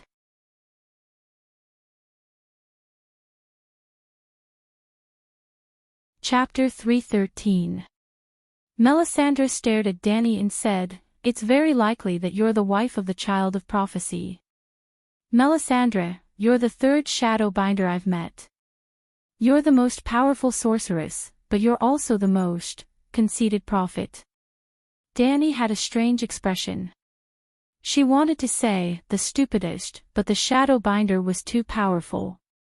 What if she attacked her? Through her red eyes, Danny observed the foundation of her meditation technique. Danny had a feeling that she was shrouded in a world where flames were the sky and shadows were the ground. Her wizard power was 10 times, no, 100 times stronger than her own. This was terrifying. This red-robed priestess was most likely a demigod. However, the demigods of this world were a little weak. Danny did not back down. She mocked, "Do you think a true dragon would marry a grasshopper from the ground? King Stannis is a true dragon, not a grasshopper." Melisandre frowned. He's a grasshopper after autumn. He won't be able to live for long. Actually, from the moment he killed Renly, he had no chance of ascending to the Iron Throne. In the Kingdom of Knights, no Westeros would accept a kinslayer as their king. Look at the history of the Seven Kingdoms. Targaryen was the rightful ruler. His family believed in the 7 gods, and he had several megalosaurus as his military force. However, the marriage between a brother and a sister caused a rebellion that lasted for more than a decade. Even when Meg rode Balerion and burned the Great September of King's Landing, the Church and the Knights did not submit. Stannis is not popular, and he converted to the Light King. He doesn't have a dragon, and his kinslaying is 10 times worse than the marriage between a brother and a sister. Who in the 7 kingdoms would support him as king? The red-robed priestess hesitated and said, "Stannis is not a kinslayer." Ah, the news has spread. Lady Catelyn saw Stannis's shadow slit Renly's throat open with her own eyes. Danny waved her hand and said with certainty, "That kind of magical scene is very mysterious to most Westerosi, but I have a few Shadowbinder friends who have seen them use blood witchcraft to control their shadows. I'm not the only one who knows. Many people in Essos have guessed the truth. There is only one truth, and everyone will see it." The red-robed woman said calmly, "The night is coming, and only Stannis can save the world." Do you believe your own words? In this world, individual strength is limited. No one can save the world alone. Danny sneered. If he hadn't ambushed the barbarians' camp this morning, he might have been the savior of the world. But now, he has ruined his last hope. Why do you say that? Melisandre frowned and asked doubtfully. Melisandre, you're just a mage, you don't understand politics. Stannis is a good general, but not a true strategist. Danny sighed and slowly explained, "You should know about the agreement between me and the Savages, right? At least you know that I'm negotiating with the Savages, right?" After hesitating for a moment, the red-robed woman nodded in agreement. "My guess is that Stannis doesn't want the negotiations to succeed, lest I obtain the power of the barbarians." This time, the red-robed woman didn't make a sound or move. She didn't admit or deny it. But you've forgotten one thing. The barbarians can help me, but you can also take them for your own use. According to the lease agreement, the barbarians only have two choices. One is to follow me to the other side of the narrow sea and take down a piece of land for farming, and the other is to stay in the north and guard the Great Wall. The risk of going out to sea is too high. There are many who desire the warmth of the south, but there are very few who can make the decision to leave with me. If Stannis can join the agreement as the second king, he can get a large number of soldiers to help him conquer the south. You'll allow him to take away your men? The red-robed woman asked doubtfully. This is the difference between Stannis and me. Dany sneered and asked, if Stannis is the one who has 2 dragons, what would he do? First of all, he won't come to the Great Wall again. Taking down the Iron Throne is his primary goal. Second, even if he comes to the Great Wall, he won't negotiate with the barbarians. He'll ride his dragon and burn the camp. Finally, when I bring 1,000 men to disrupt his plans, he won't hesitate. He'll ride his dragon and burn the 1,000 men who don't carry heavy crossbows. You and he are still looking at the problem from the perspective of the warlords of the 7 kingdoms, but I'm thinking of integrating all the forces at my disposal to solve the other ghost crisis. Of course, I have the dragons, so I'm confident. But even if they know that the other ghosts are real, Roose Bolton, Waldfry, and the others won't put any effort into the Great Wall. If Stannis can bring the barbarians down south and unite the north, I'll be happy to see it happen. At least, he's always thought of himself as the savior who dispelled the long night. If the north falls into his hands, the strength of the Ghost Resistance Alliance will increase. Melisandre sighed inwardly. She began to regret and feel a little depressed. She didn't foresee this possibility in the flames. It's not too late now. Stannis has defeated the barbarians and captured the king of the barbarians. As long as Mans Red submits to him, it's too late. Dany interrupted her rudely. I have the dragons, but I didn't burn the barbarians' camp. Therefore, the rational barbarians will always have some trust in me. Now that Stannis has messed with me, even my trust has been reduced by more than half. Will the barbarians be convinced by him? As for Mans Red, the king beyond the Great Wall, you don't understand the customs of the barbarians. Their king is elected, similar to the Archon of Volantis, but his power is far less than that of the king. The red-robed woman indeed didn't understand the customs of the barbarians, but she didn't value the power of the mortals.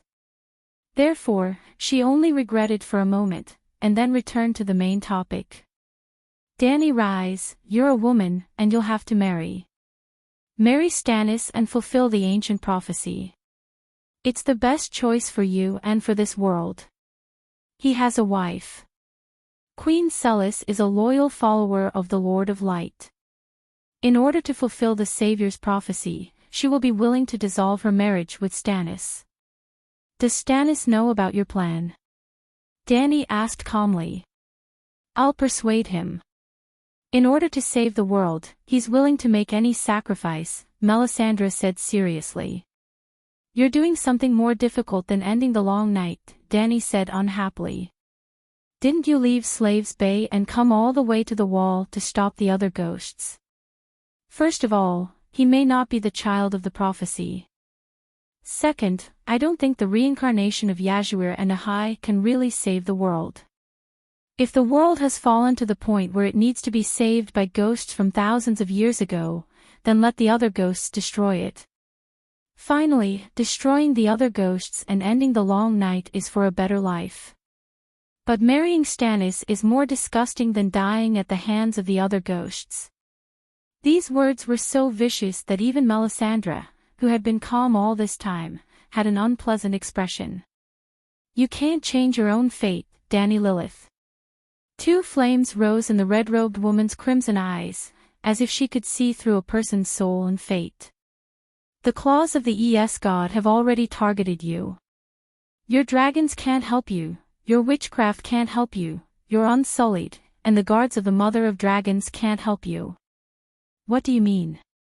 Dani felt her hair stand on end. A bone-piercing coldness was about to wake her up, and she immediately felt like she was shrouded in fog. Reciting the name of the Lord of Light might be of some help to you.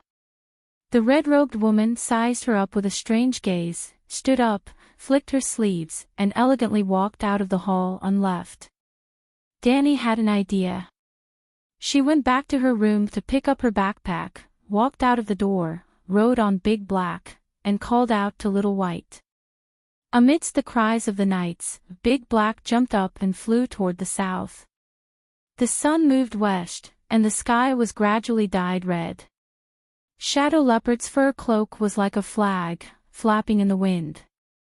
After flying for more than an hour, Dani patted Big Black's back, and her body changed from crawling to sitting up straight. The black dragon was connected to her mind, and it slowly circled above a pine forest. The sunset left a layer of golden powder on Dani's white cheeks. Taking out a glass candle from her backpack, Dani's witchcraft power surged, and a silver-gray ball of light started to flicker at the top of the candle. She was activating Kashy's soul coordinates. However, Kashy did not respond. Dani was not discouraged. It was very likely that it was early in the morning on Lightning Island, and the shadow-binding knight was most likely sleeping. After trying for more than 10 times, finally, 15 minutes later, Dani's consciousness entered a silver-twisted tunnel. In a trance, she arrived at a spacious and dark underground palace. It was even darker than the underground palace she saw last time, and the space was also much narrower. She could see a low and rough rock ceiling. 3 meters away was the wall, and there were ancient and abstract murals carved on it. Kashy sat cross-legged on a soft wooden couch, staring at her with its eyes. I've looked for you at least 30 times in the past half a month. Why didn't you respond? 30 times. I didn't receive any mental waves from you. Dani was confused. Half a month. Has it been half a month since we last met? Kashy's tone changed, and it asked anxiously, where are you? Westeros. The last time I contacted you in the old town, your memory has deteriorated. Have you forgotten? Dani was confused. Someone blocked our connection. Kashy said in a gloomy voice. Heh, what are we doing now? You're different. The dragon is with you, right? No one can block your witchcraft, but I was blocked by that person, Kashy said seriously. I'm not kidding. I've been trying to contact you for the past few days. Dani stopped smiling and said in surprise, this. Who blocked you? A great wizard who's 10 times, no, 100 times more powerful than you and me. Melisandre. Dani blurted out, gritting her teeth. I finally met her face to face. As you expected, her magic power is 10 times more powerful than mine. I'm almost sure that she's a demigod. Just a moment ago, she even threatened me. That's why I left the Great Wall and contacted you a few 100 kilometers away, asking for your help online. Other than the prophecy, I can't help you. After a moment of hesitation, Kashy advised, the best way is to leave the Westeros immediately. If you're far enough away, even the gods can't hurt you. Kill him, kill him, kill him, kill them, ha ha ha, kill them, ha ha ha, kill them, ha ha ha, kill them, ha ha ha, kill them. Suddenly, a low, misty voice sounded in the room. Hundreds of people were speaking at the same time. There was the dignity of an old man, the cowardice of a woman, the crispness of a girl, the voice of a man going through puberty, the whispers of a lover, the roars of fury, the curses of hatred. Kill him, kill them, peel off their skin, cut off their testicles, cut open their bellies. Then, there was the sound of chewing. A heart that's still beating is the best. The voice was like a flexible steel wire, twining around Dani's heart and drilling into her soul.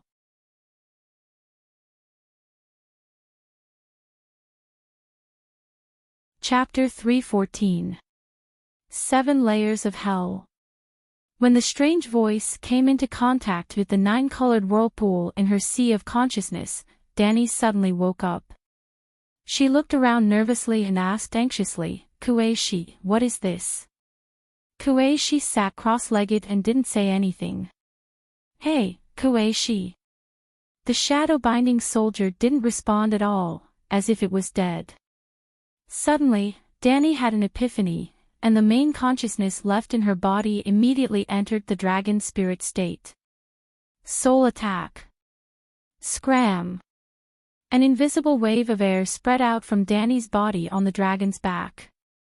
The spiritual projection on the Thunder Island also opened her mouth, causing ripples on Kueishi's wide crimson robe.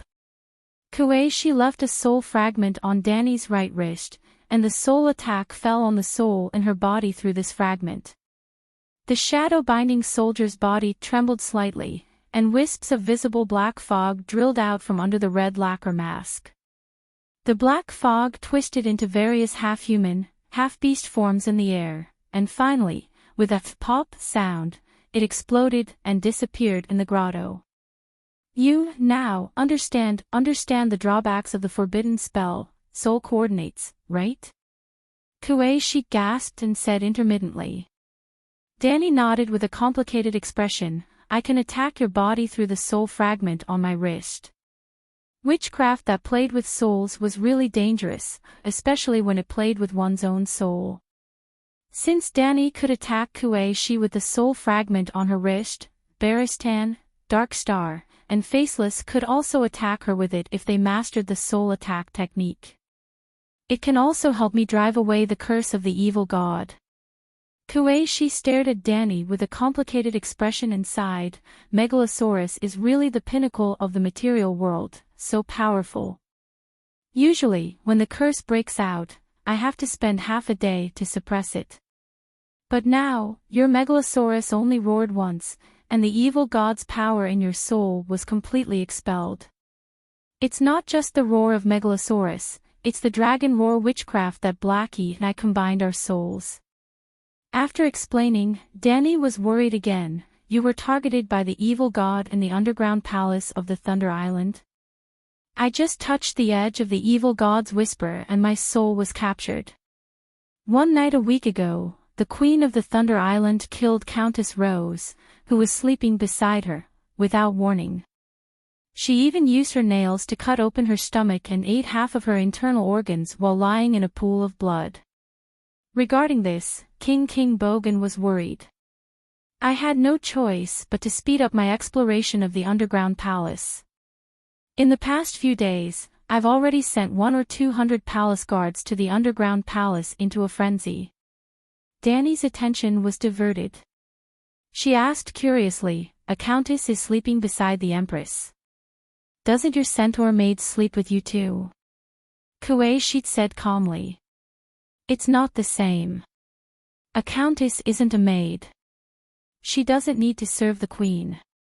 I didn't do anything strange to Eri or Jaisai." Danny hurriedly refuted. "Who knows? All right, let's stop talking. How is your situation now? Are you in danger?" Danny asked seriously. "The favor of the royal family is very important, but I won't joke about my own life." Danny tilted her head and thought for a while. Then she said, "How about this? Every night from now on, I'll roar at you from time to time.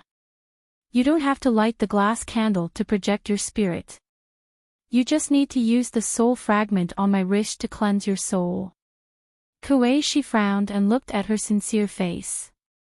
She had mixed feelings. She nodded gently and said, "Thank you." Danny was also very happy to be able to help the big boss that she could only look up to in the past. She put on a serious face and warned her, "You have to take it easy. Even the dragon's aura has its limits. You'd better solve your own problem first." Kueishi also noticed the change in her tone. She rolled her eyes and said angrily, "I predicted that you may be in great danger. The red crow fell between your eyebrows, your mother's vision was blocked, and her child was quietly taken away by a white wolf. I don't know what it means, but it obviously indicates that something bad will happen to you.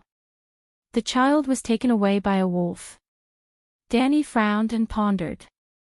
Could it be that her cheap son was taken away by a wild wolf? No, the child was taken away because the mother's vision was blocked. If I'm the mother in the prophecy, I can't see the child, and it doesn't matter if my vision is blocked. But the thing that blocked my vision is the red crow, and the crow fell between my eyebrows. Danny suddenly broke out in a cold sweat. Why did I forget this? She muttered with a pale face. What? What did you think? Kuei, she asked hastily. The red crow. Someone once warned me that it was a forest witch who was proficient in prophecies. She also said that the red crow fell between my eyebrows, but I didn't notice it. Danny said with an unpleasant expression. Then do you know what the red crow represents? Kuei, she asked again. I'm not sure, but... Danny raised her head and looked at Kuei. She asked, do you know about the three-eyed crow? I don't know. A green prophet. Kuei, she exclaimed, the strongest shape-shifting person? Yes. The green prophet is the person with the strongest soul talent in the transcendent world. Damn it. I understand now. Kuei, she's expression changed. She suddenly understood and was worried. She said anxiously, a green prophet with the codename Red Crow has his eyes on you. A trace of his spiritual will sneaked into your soul realm and is subtly influencing you. Where are you now? Exact location. At the Great Wall of the Northern region. I plan to catch deviant ghosts. Danny said hesitantly. I remember clearly that you didn't plan to go to the Great Wall, Kuei, she said coldly. Indeed, I didn't. But I saw news about deviant ghosts in the City of Knowledge. Do you know about deviant ghosts? Kuei, she said seriously, what does that have to do with you? You have always been steady. Why are you so reckless this time? It's possible that your will has been distorted. But you said that the great wizard Valeglia is the strongest transcendent in the world. Even the gods stay away from them. Danny did not want to admit that she was being manipulated like a puppet. What you have is only the basic meditation technique. You don't know any of the secret techniques of the great wizard, Kuei, she reminded her. I have a dragon. A dragon can protect me from magic damage. A dragon is not a god. Danny, no matter if my guess is correct or not, it is not wrong to be more vigilant. Kuei, she's tone was unprecedentedly serious. After a long silence, Danny asked in a muffled voice, what should I do? Leave the Westeros immediately? No. If her will was really influenced by the Green Prophet, she might change her mind before leaving the Westeros completely. Or, worse, I'll teach you a spell to sacrifice Lalo. As Kuei she spoke, she quickly pulled out a wooden box from under the soft couch and took out a roll of smooth black parchment. Sacrifice to the Light King. The parchment was 1/2 meter wide and 2 meters long when it was opened on the couch. It revealed a strange pattern that looked like a shadow drawn by light gray ink. Both sides of the pattern were densely packed ancient Asiatic characters. Lalo, the Shadow Devil. Use sacrifices to please him and you will be temporarily blessed with divine power. As long as there are enough sacrifices, you will be able to dispel the will of the Green Prophet in your soul realm. Kuei, she pointed at the pattern on the scroll and quickly explained, this is the layout of the altar. You don't have enough time to master all the sacrificial witchcraft. However, Lalo is very greedy. As long as you follow the layout of the altar and offer enough sacrifices, he will definitely respond to you. Here, the shadow-binding sorcerer consecutively marked 17 or 18 locations on the map. Place a couple in each of these locations. It doesn't matter how old they are, as long as they love each other. Find a few more villages, wait. Danny interrupted her. Her expression was unpleasant. You want me to sacrifice living people? If not living people, then livestock. That is Lalo we are talking about. He is not interested in livestock. I won't sacrifice. I won't sacrifice even a chicken to any evil god. Danny said firmly.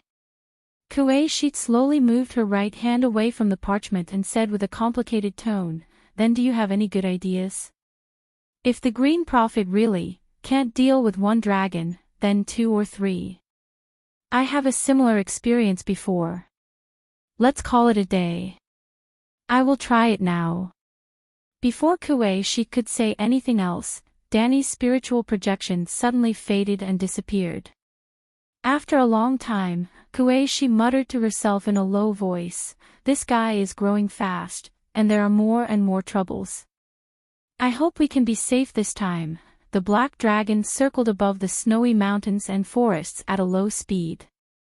The afterglow of the setting sun appeared on Danny's uncertain face from time to time. Beside her, Little White slid across the top of the cedar tree in boredom, hoping to find 1 or 2 prey to eat. After a while, Danny came back to her senses and put away the glass candle. She smiled at the black dragon and said, Blackie, after learning meditation, your hunger resistance has increased a lot. Squawk, Blackie's voice was obviously proud of itself. Yes, your brain is smarter too. Squawk, Blackie screamed at the idiot Whitey and flew towards the southeast according to Danny's instructions. Hogwan Town was an abandoned village south of the Great Wall and west of the King's Road. The kind Elisa once rested in the watchtower in the lake beside the village for a night, so it was renamed Hogwan Town. It was a famous place. Bran had stayed here when he went north, and the barbarians had also stayed here before they attacked the Dark Castle. At this time, Danny and her 2 dragons landed in an apple forest outside the village. Withered yellow leaves were spread on the ground, and there were only a few fist-sized brown shriveled apples hanging on the branches. Danny found a dry ground and sat down. Blackie and Whitey crawled on her left and right sides. She put her hands on the foreheads of the 2 dragons and murmured, Blackie, Little White, and Little Green, Little Gold, now Mom is in big trouble. Bran, that bastard, is crossing the timeline and distorting my will. Blackie and my dragon spirit state can't detect his spiritual fluctuations. Now, we have to deal with the old dragon king in the dragon's horn. 3 dragons, no, 4 dragons, enter my spirit realm together. 4 dragon spirits will definitely make Bran vomit blood. Come in, Blackie, you go first. Very good. Little White, you take it. Little White, hey, Little White. After calling for a long time, she still couldn't enter the dragon spirit state with Little White. Danny opened her eyes and stared at him. Little White stared back innocently with his golden eyes. Clap, clap, clap. After slapping Little White's forehead 3 times, Mother of Dragons scolded loudly, we are in a crisis now, why are you still so stubborn? Last time, in order to save you 2 little bastards, you immediately joined forces. Now, in order to save me, you have no reaction at all. Little White's eyes were blank. On the other hand, Blackie's blood lake-like eyes flashed as if he had made a difficult decision. Boom! Danny, who was scolding Little White, suddenly froze, and a bloody flame rose from her body.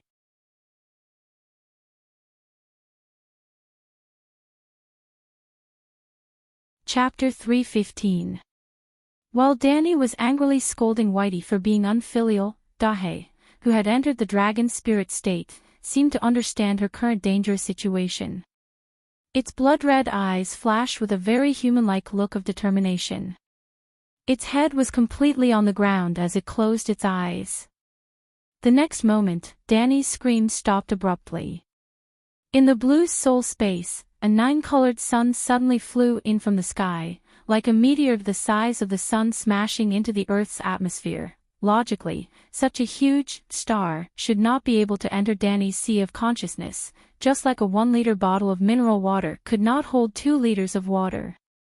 If it was forcefully stuffed in, the small bottle would definitely crack. However, Danny did not feel like she was being torn apart at all.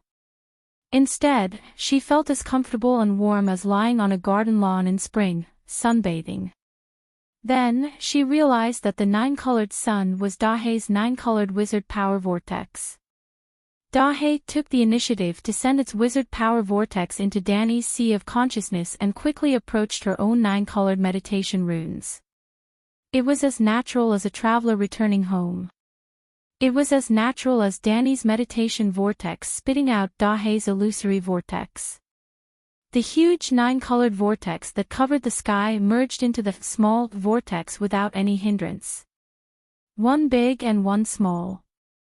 The wizard power foundation of Dahei and Danny was like the soul of the dragon spirit state, perfectly combining together.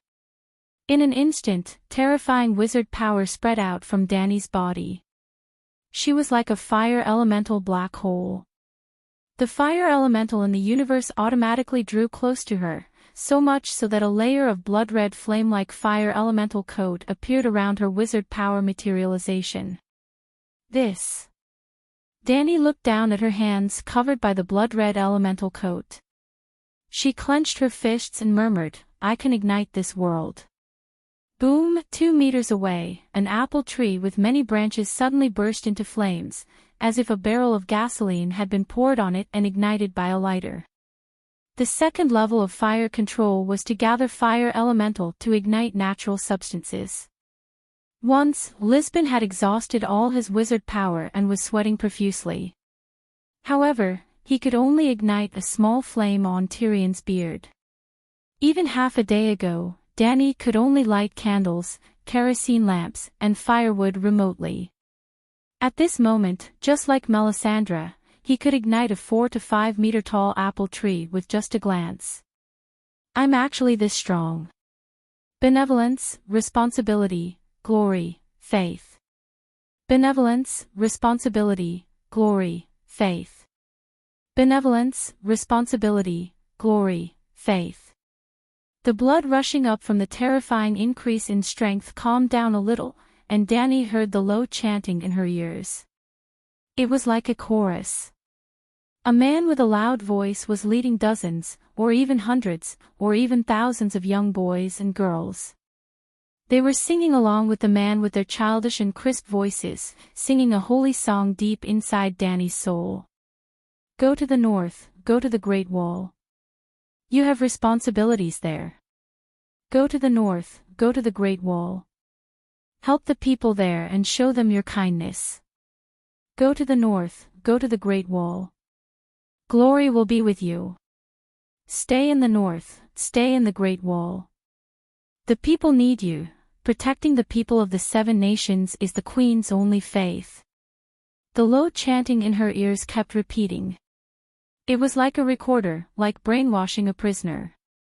It was like thin and tough silk, winding in circles around her heart, forming a thick cocoon. The whispers of the ancient gods. He, not bad. I fell for it unknowingly. Danny lowered her head and laughed softly. The blood-red fire element coat around her rose with raging flames, twisting into the appearance of a roaring megalosaurus above her head. Scram! Wizard power suddenly exploded, and a circle of scarlet air waves spread out in all directions with Danny as the center. Crash! The broken branches and withered leaves of the apple tree seemed to have been kicked at the roots. It shook violently, and the fallen leaves on the ground flew outwards. Boom, boom, boom! There were even a few withered fruit trees that rose with orange-yellow flames, burning with popping sounds. Caw, caw, caw, caw, caw, caw. Danny's silver hair was scattered, and continuous black and red shadows flashed through her bright red eyes. A crow with blood-red pupils and black feathers struggled to fly out of her eyes, like a cormorant flying out of a calm lake. Caw, caw, caw. One after another, her pair of pupils seemed to be connected to another world. Crows the size of ducks flew out of Danny's eyes in a flock, forming a line. Caw caw caw caw caw caw. Superman's eyes shot out red-hot lasers, and Danny's eyes shot out a black line formed by crows. In just a few blinks of an eye, hundreds of crows flapped their wings and flew in circles in the dusk-gray sky. Caw caw, Whitey raised its head and screamed angrily. As the crows flew out of her eyes one by one, the whispers in her ears became fewer and fewer. It was like thousands of lit candles on a dark and vast land. Although the fire was small, it had always been incompatible with the land. At this time, the candles were extinguished one by one, and the world returned to its dark and deep state. Danny felt an unprecedented peace and freedom. Huff huff. She gasped for air, and tiredness was like a tide, attacking her body and mind in waves. Caw caw caw. Before Danny could make her next move, the crows that were circling in the air suddenly exploded one by one. Like illusions, the black crows silently exploded into a cloud of thick smoke, like a blob of ink dripping into a basin of clear water. Gradually, more than 2,000 crows exploded, and the gray sky was dyed black into a huge face. The face mask was as big as a football field, with a nose, a mouth, and eyes. What caught Danny's attention was that it only had one right eye that was flashing blood-red light. Danny, rise. The black masked face spoke, and it was exactly the same as the voice of the leader in the whispers. Without a doubt, Danny immediately believed that this guy was the mastermind behind the scenes. But, when did Bran become blind in one eye? Could it be that she would blind his left eye in the future? That's not right. When did she, the Dragon Queen, become so easy to talk to? Based on what he did today, when she had the ability to take revenge in the future, she would definitely tear him apart. How could she just blind one eye? Or, Bran would be evenly matched with her in the future. What state are you in? Even if he was curious, the one-eyed black face's voice was as cold as the cold stream outside the Great Wall. Never seen a pay-to-win player before. I'm in a cheat state. Danny sneered and retorted, who are you? The Green Prophet. Cheat. What state is that? Your wizard powers suddenly increased by 100 times, and you even have a trace of divinity. It's very strange. A trace of confusion flashed across the black face. Then he said, I am the Green Prophet, and also the guardian of this continent. When did the Westeros have a guardian? Danny was puzzled. Could it be that the Green Prophet has always been protecting the Seven Kingdoms? The Green Prophet is not necessarily a guardian, but I am willing to dedicate my life to protect the peace of the Seven Kingdoms. Thus, I am a guardian. Danny, rise. I have no ill intentions towards you. I only hope to help you walk the right path and become the next guardian of the Seven Kingdoms. Distorting a person's will is the greatest evil towards them. Danny sneered. Protect the Seven Kingdoms. Look at the current chaotic situation of the Seven Kingdoms. The disasters of war continue for years. The people are in a terrible situation. The winter is coming, but there is no food. Etiquette, justice, honor, and morality have all been abandoned. Is this the result of your protection? Other than you, I have not interfered with anyone's choice. I am a guardian, not a nanny. Most of the time, I only observe and do not make decisions. But you are different. Your thoughts, your stand, and your decisions can easily affect countless people. Danny, rise. I have no selfish motives. I only hope to help you become a good person, a better person, and at the same time, make this rotten world better. If he did not say this, Danny could still suppress the anger in her heart and communicate with him. Now that she heard this bastard sincerely preaching to her to be a good person, Danny could not hold it in any longer, her anger causing her wizard power to soar into the air, the fire elements turning into a cloud of fire that covered the black mask. At the same time, she roared into the sky, unleashing a soul attack in her strongest state. Demon, die. Ugh, even at a time like this, she still habitually put the blame on the enemy. Whoosh. Hiss. Under the dusky sky, a blood-red waterfall of flames suddenly rose, mixed with a powerful soul attack, upstream for 3,000 feet. The black mask's face was like the surface of a lake that had encountered a hurricane, rippling, black waves rolling. Caw. The huge black face let out a crow's caw, the red right eye sunk into light gray spiral ripples, almost exactly the same as Abito's. Under Danny's shocked gaze, the black smoke was sucked into the bloody eye at the center of the whirlpool. Slowly, the color of the black mask became lighter and lighter. It turned from black to light gray. Finally, it completely disappeared. The only thing left in the sky was, crow. Danny exclaimed, "It's just a crow." There was only a red-eyed crow flapping its wings left in the sky. Caw. Caw. Caw.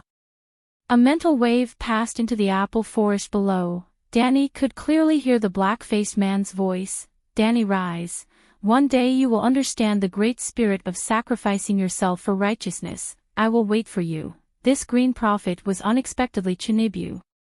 Danny's beautiful face was almost twisted out of shape. Damn it, sacrificing one's life for a righteous cause, how scary is that? Just you wait, I won't look for you even when the deviants destroy the human race. Big Black, Little White, go and kill that bald crow, Danny ordered loudly. Caw. Little White, who had been ready for a long time, jumped, accelerated quickly, and rushed toward the red-eyed crow, but Big Black didn't react at all, lying there motionless and silent. Big Black. Only then did Danny realize that Big Black's condition was not right. Although he was still in the dragon spirit state, she couldn't feel his soul. Roar! Just as she came to Big Black's side and anxiously patted his head, Little White, who was in mid-air, wailed, his wings and tail twisted into a ball as if he had cramps, and struggled to dive down. The next moment, there was another soul in Danny's sea of consciousness, Little White. Previously, he couldn't get it, but now he came uninvited. In the blue soul realm, Danny looked at the panicked white dragon with a wooden face. You idiot, your body was controlled by someone again. You need my help. Caw. Little White cried out in grievance. Without saying anything, she transmitted her mental power in the dragon spirit state. Little White understood what she meant, and she also understood Little White's current state. The Green Prophet's soul had entered Little White's sea of consciousness, intending to subdue the white dragon like a shapeshifter controlling an animal companion.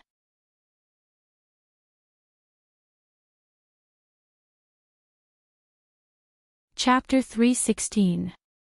In the orchard, Little White screamed crazily and rolled around in the mud. It bent the apple tree and broke the brittle branches. It unconsciously spat out dragon flames from its mouth, igniting the rotten leaves and branches on the ground. Crow landed on the top of an apple tree beside Whitey, its red eyes flickering with a flickering light. Danny, on the other hand, was standing tens of meters away. She seemed to be in a daze and did not react at all. Blackie was lying beside her and did not move at all. Suddenly, Little White's body stiffened, no longer struggling, opened its mouth wide, and let out a long and loud dragon cry. Ong! You're courting death. At the same time, in the spirit realm, Danny rode on Little White's neck, roaring angrily at the giant blood-eyed crow opposite her. With the experience of the three dragons working together to deal with the old Dragon King in the Dragon's Horn, Danny easily combined the power of Blackie and Little White, entered Little White's sea of consciousness, and attacked the Green Prophet's will. Oh, it was strange, Blackie was not there, but he did participate in the second-level dragon spirit this time. It seemed that he had completely merged with Danny's soul, and was one step further than when he was in the dragon spirit state. Caw caw, once again out of Danny's expectations, the crow was like an eagle in the eye of a storm, facing the soul attack of the second-level dragon spirit state. Although its wings were messy, its body was stable, and it was still soaring. Damn it, the Green Prophet's soul is even more tenacious than the old Dragon King in the Dragon's Horn. Danny's face was pale, and she patted Little White's neck, shouting, "We are true dragons are invincible. Rush up and tear it apart." Caw caw, Little White howled, and quickly flew towards the red-eyed black crow. Peng, what surprised Danny was that she originally thought that the two giant beasts, one dragon and one crow, would pounce on each other and kill each other. Who would have thought that when she and Little White crashed into it, the red-eyed black crow was sent flying backwards with its feathers flying all over the place. The two were not on the same level at all. The crow was crushed. Ah, his soul is tough and his will is strong, but his body is not big, and his attack power is far inferior to the Megalosaurus.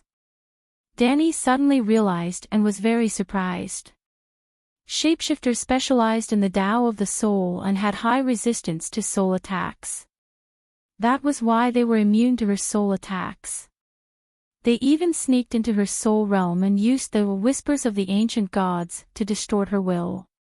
However, the combat style of shapeshifters was not suited for close-quarters combat, and they did not have any complicated spells. In just a short while, Little White had bitten the crows until their black feathers flew everywhere. Blood splattered all over the sky as they cried out repeatedly. Danny was also constantly using fire control techniques, turning the battlefield into a fiery hell, burning the crow's feathers and limbs. Of course, the black crow also retaliated. Its claws and long beak continuously scratched out bloody scales on Whitey's body, creating bloody holes. However, blood and fire came from the same source. Blood contained fire, and fire gave birth to life. The fiery hell that Danny summoned was very destructive to the crows, but it was a holy treatment for Little White. The dragon's blood, scales, and flesh were burned in the flames, turning into energy to replenish the white dragon's deficit.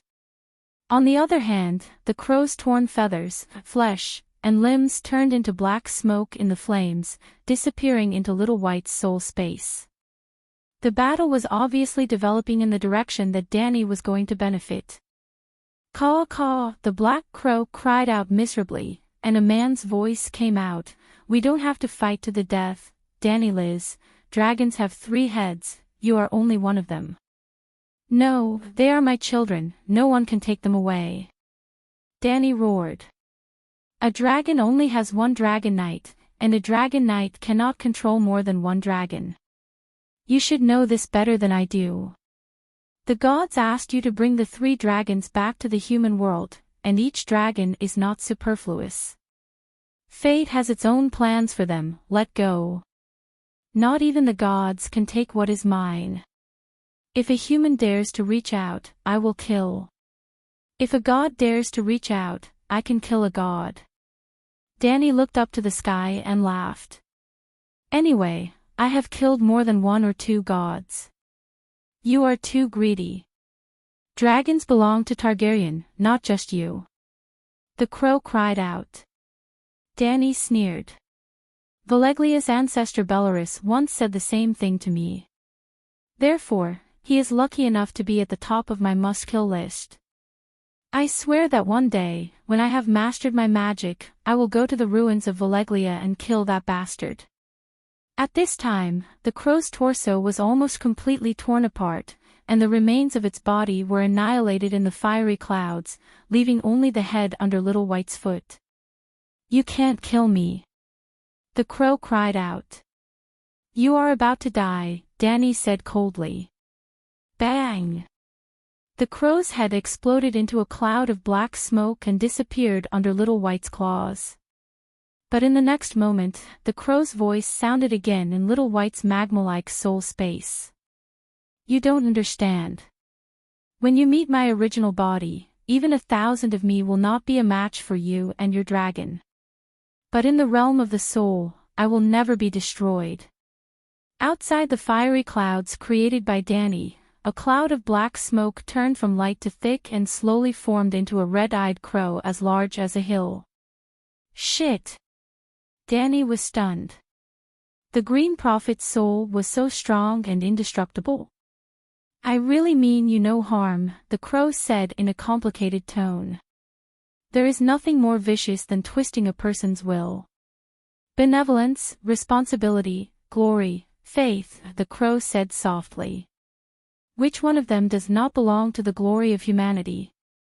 You already have all of these qualities. I am only helping you to strengthen your faith and make you more determined and perfect.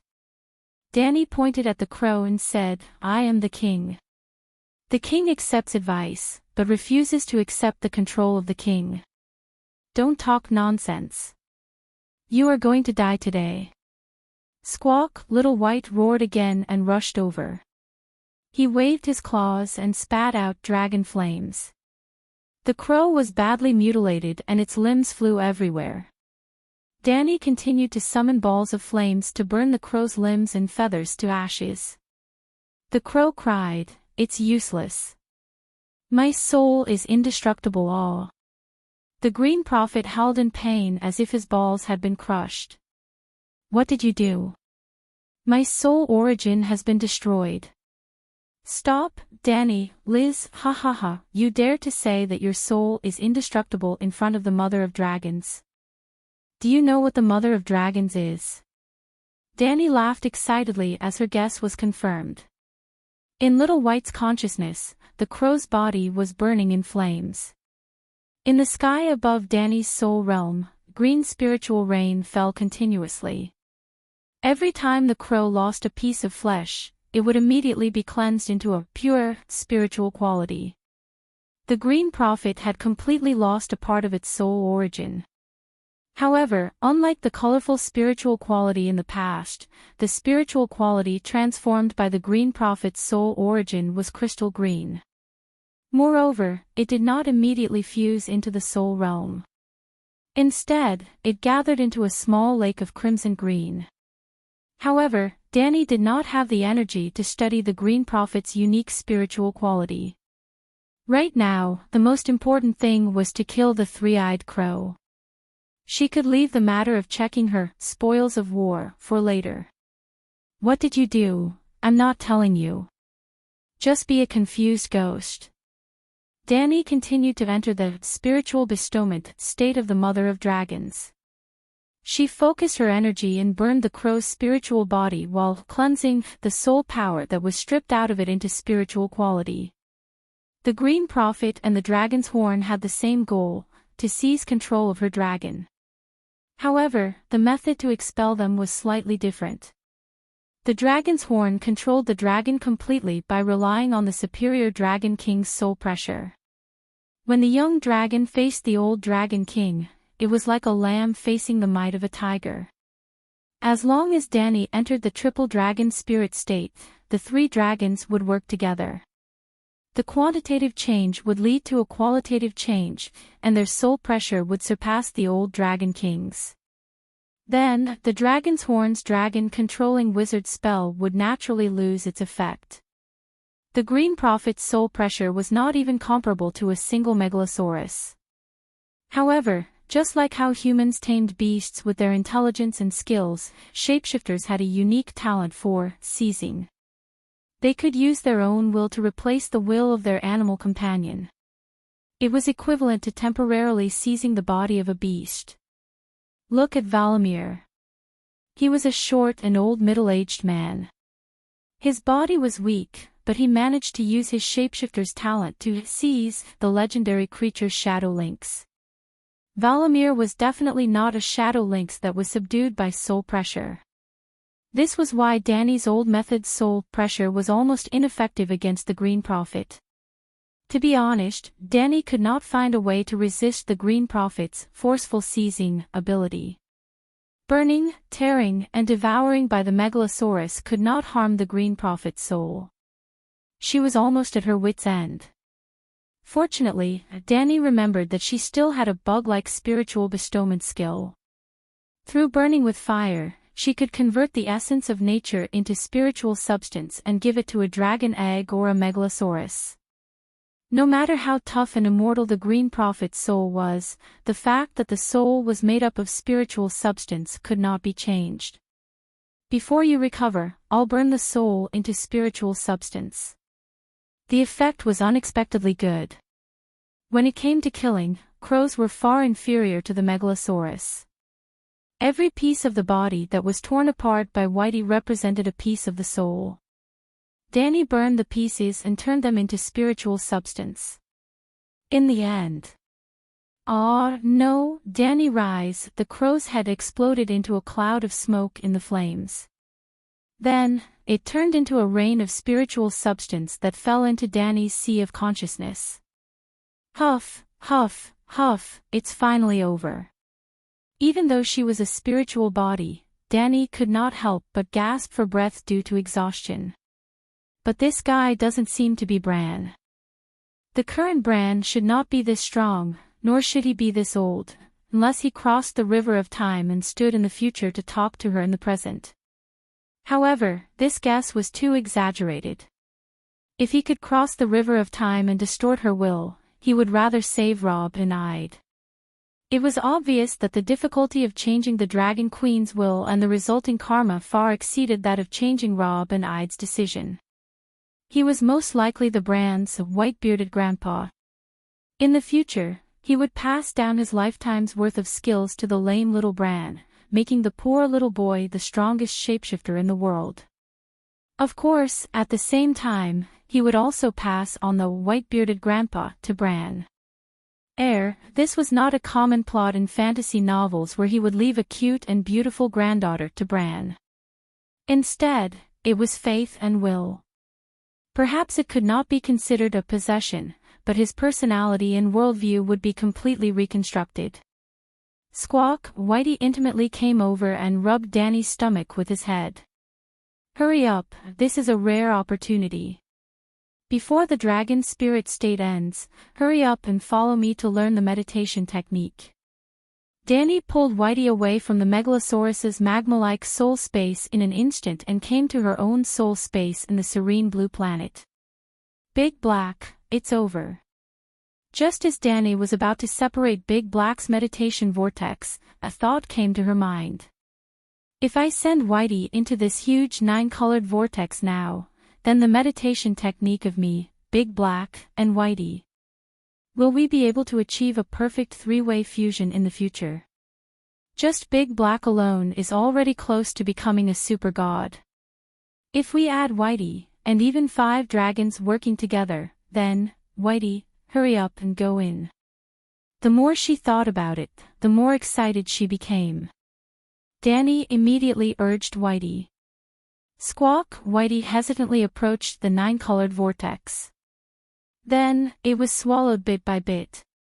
The vortex suddenly expanded by almost twice its original size. The vortex spun faster and faster, and the clear 9-colored vortex turned into a bright white ball of light. Pop! Pop! One was illusory while the other was solid. 2 huge 9-colored vortexes were spat out from the white ball. The illusory one flew into Whitey's soul space, and the solid one belonged to Big Black. Danny did not care about Whitey, who was condensing the meditation technique runes, and immediately entered Big Black's soul space. Oh my god, the side effects are so big. Looking at Big Black's meditation vortex that was full of holes, Danny was extremely shocked.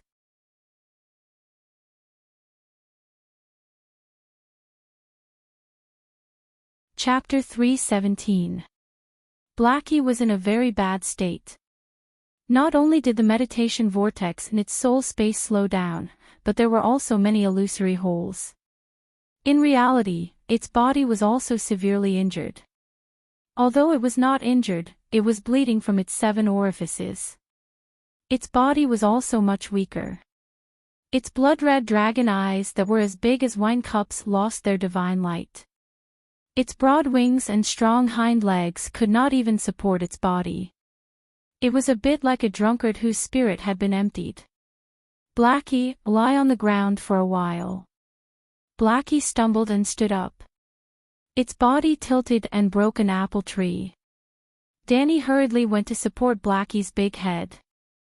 Squeak! Blackie weakly squeaked and then closed its eyes to meditate on the rotten leaves. The sky was dark green. Danny exhaled a mouthful of white air. Stepping on the rotten soft ground, she carefully searched the forest. Finally, she found a dead crow on a branch with 2 rotten apples hanging on it. What a big crow! I wonder if the Green Prophet is dead. She held the crow and looked around. It was as big as a wild duck. It was slightly warm to the touch. Its mouth, nose, and eyes were bleeding. There were no 3 eyes on its forehead. Even the 6 forms people had 5 pets. Danny did not believe that the Green Prophet only had 1 crow. According to the plot of the last season of Game of Thrones, Bran seemed to have inherited the white-bearded grandpa's thousands of crows. How did such a big crow get into my sea of consciousness? Danny was puzzled. She put the crow close to her eyebrows. She could smell the smell of bird feces like a chicken coop. It was definitely real. A real crow that needed to eat, drink, and defecate. Squeak, squeak, squeak. Suddenly, Whitey put its head over and squeaked anxiously. What's wrong? Can't get used to the new wizard vortex? Danny threw the crow aside and held his forehead as she asked concernedly. Squeak, squeak, squeak. Whitey put its head on her forehead and touched her nose. It was so sour that tears came out. Danny hurriedly dodged to the side and covered her nose. Softer, softer. What do you want to say? Hiss. Boom. Little White's head twisted from side to side, and it was unusually irritable. It even spat out a mouthful of dragon flames at the fruit tree beside it. This time, Danny panicked. She knew that there was an 80% chance that something had happened to Little White. Sigh, let's try the dragon spirit. As soon as the thought came to her mind, she instantly contacted Little White. A huge 9-colored vortex came crashing into her soul space, as if it had been waiting at the door for Danny and her dragon spirit. Don't be agitated, don't fuse too deeply with me. Danny was shocked and hurriedly tried to dissuade it. She didn't want Little White to become as weak as Big Black. Her worries were unnecessary. Little White's 9-colored whirlpool was not condensed at all. Only 1/3 of it was solid, and the remaining 2/3 was in an illusory state. The way Danny looked at Xiaobai changed. She said in disappointment, "Why are you so stupid? You don't even know how to copy homework from the answers." Hiss. In the soul space, Little White's golden eyes were full of grievance. Danny's heart skipped a beat. Little White's cry sent a mental wave to her, "Go to my mindscape."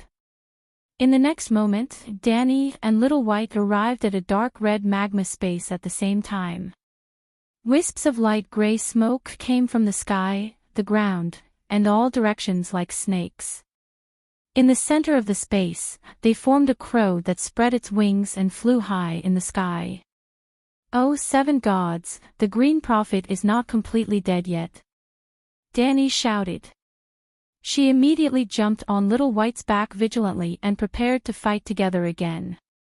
However, when she rode closer on Little White, she was shocked to find that the crow was not a soul. It was a witchcraft rune. For example, the meditation rune of the Valyrian Grand Magus manifested as a 9-colored spiral vortex, the meditation rune of the Fire Magus manifested as a ball of flame, the Moon Chanter manifested as a clear silver moon, the Shadowbinder manifested as a bonfire of shadows. The light-colored crow in Little White's soul space was also the manifestation of a type of meditation spell. Shit, this is the Green Prophet's meditation spell foundation. Danny exclaimed in realization. No wonder Little White went crazy.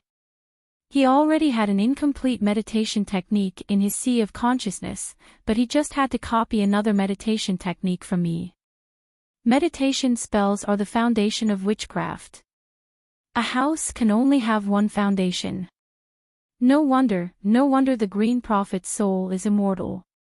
No wonder he can control the Megalosaurus. Danny rubbed her chin and fell into deep thought. A normal person's meditation rune can only be a stable combination. Just like the 9-colored whirlpool, it can only appear as a whole. It can't be split into 9 different colored whirlpools. If it breaks, the witchcraft power will be wasted. However, the Green Prophet's meditation spell is very special. Not only can it gather and disperse at will, but the individual runes can also perfectly fuse with the soul. The runes and the soul are interdependent. As long as the runes are not destroyed, the soul can gather and disperse at will like the runes. It's almost immortal. What's even more terrifying is that the Green Prophet's meditation runes can not only fuse with his own soul, but also accept the souls of his animal companions without any resistance. Previously, these runes had been hidden in Little White's soul realm.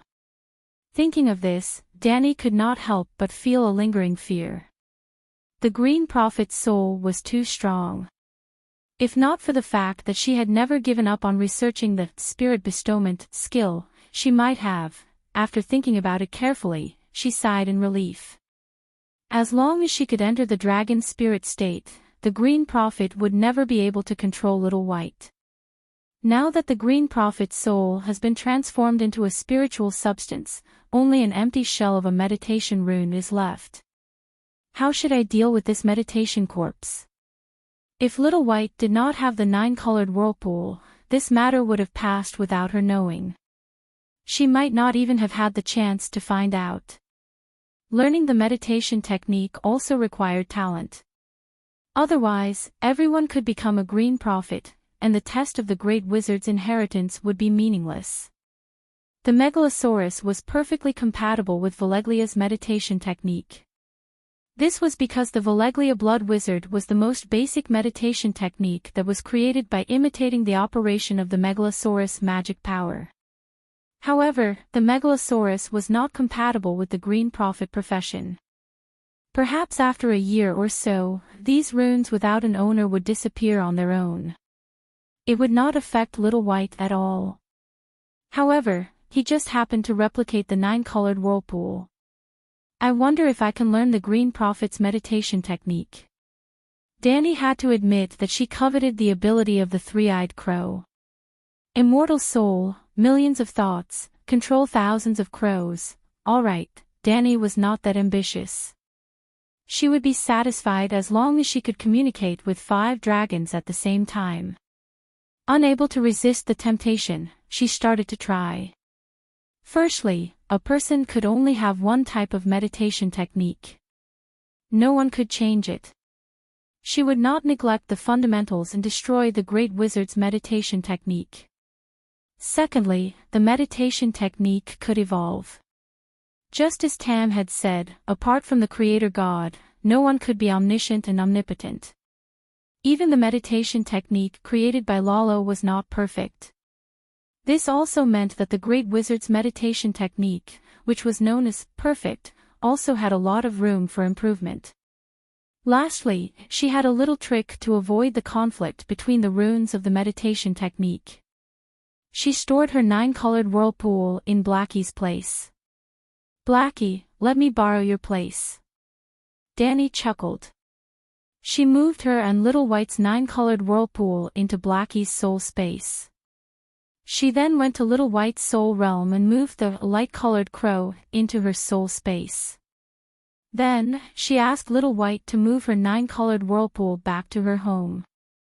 With that, Little White quietly stayed at the side and condensed its meditation foundation. Danny helped it bear the danger of the conflict between the meditation techniques. She was superior to Little White in terms of intelligence. Little White and Blackie did not know how to condense the witchcraft runes. She knew how to. It was similar to the day when she accepted the Great Wizard's inheritance. She used the light-colored crow as a template and analyzed the runes bit by bit. Then, she reorganized her own meditation technique foundation, Wolala. A single dark red rune could be constructed with spiritual power. However, the QR code meditation rune was made up of hundreds of runes. The moment it was assembled, it collapsed. As expected, she failed. I don't have the Green Prophet's talent. Danny sighed. However, she was already mentally prepared. It was like selling a lottery ticket.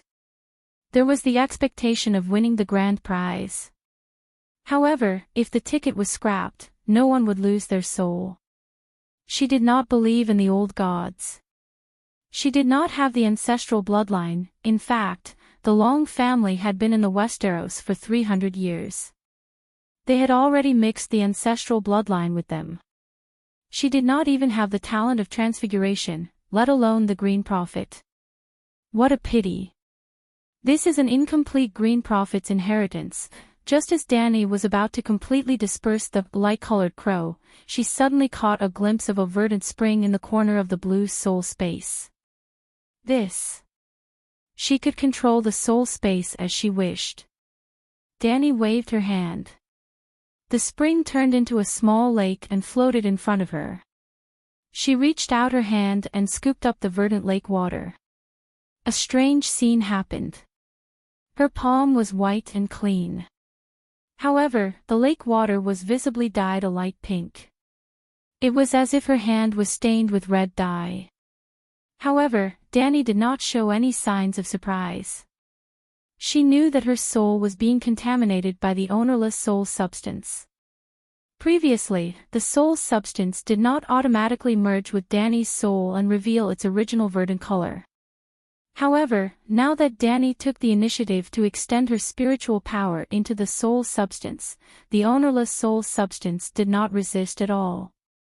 Perhaps because of the soul physique that came from the same source as her blood and fire, Danny's soul essence appeared red. Wolala. The pink liquid in her palm fell into the lake. It was as if a drop of red ink had fallen into the lake. In a moment, the lake with a diameter of 20 meters was dyed a light pink. The water in the center of the lake protruded. Pop! The protruding liquid spread out and turned into a beautiful girl with silver hair and purple eyes. She had light pink skin. Another Danny. How magical. This soul substance clearly belongs to me. I even transformed it into a part of my soul. However, it can exist independently outside my main soul.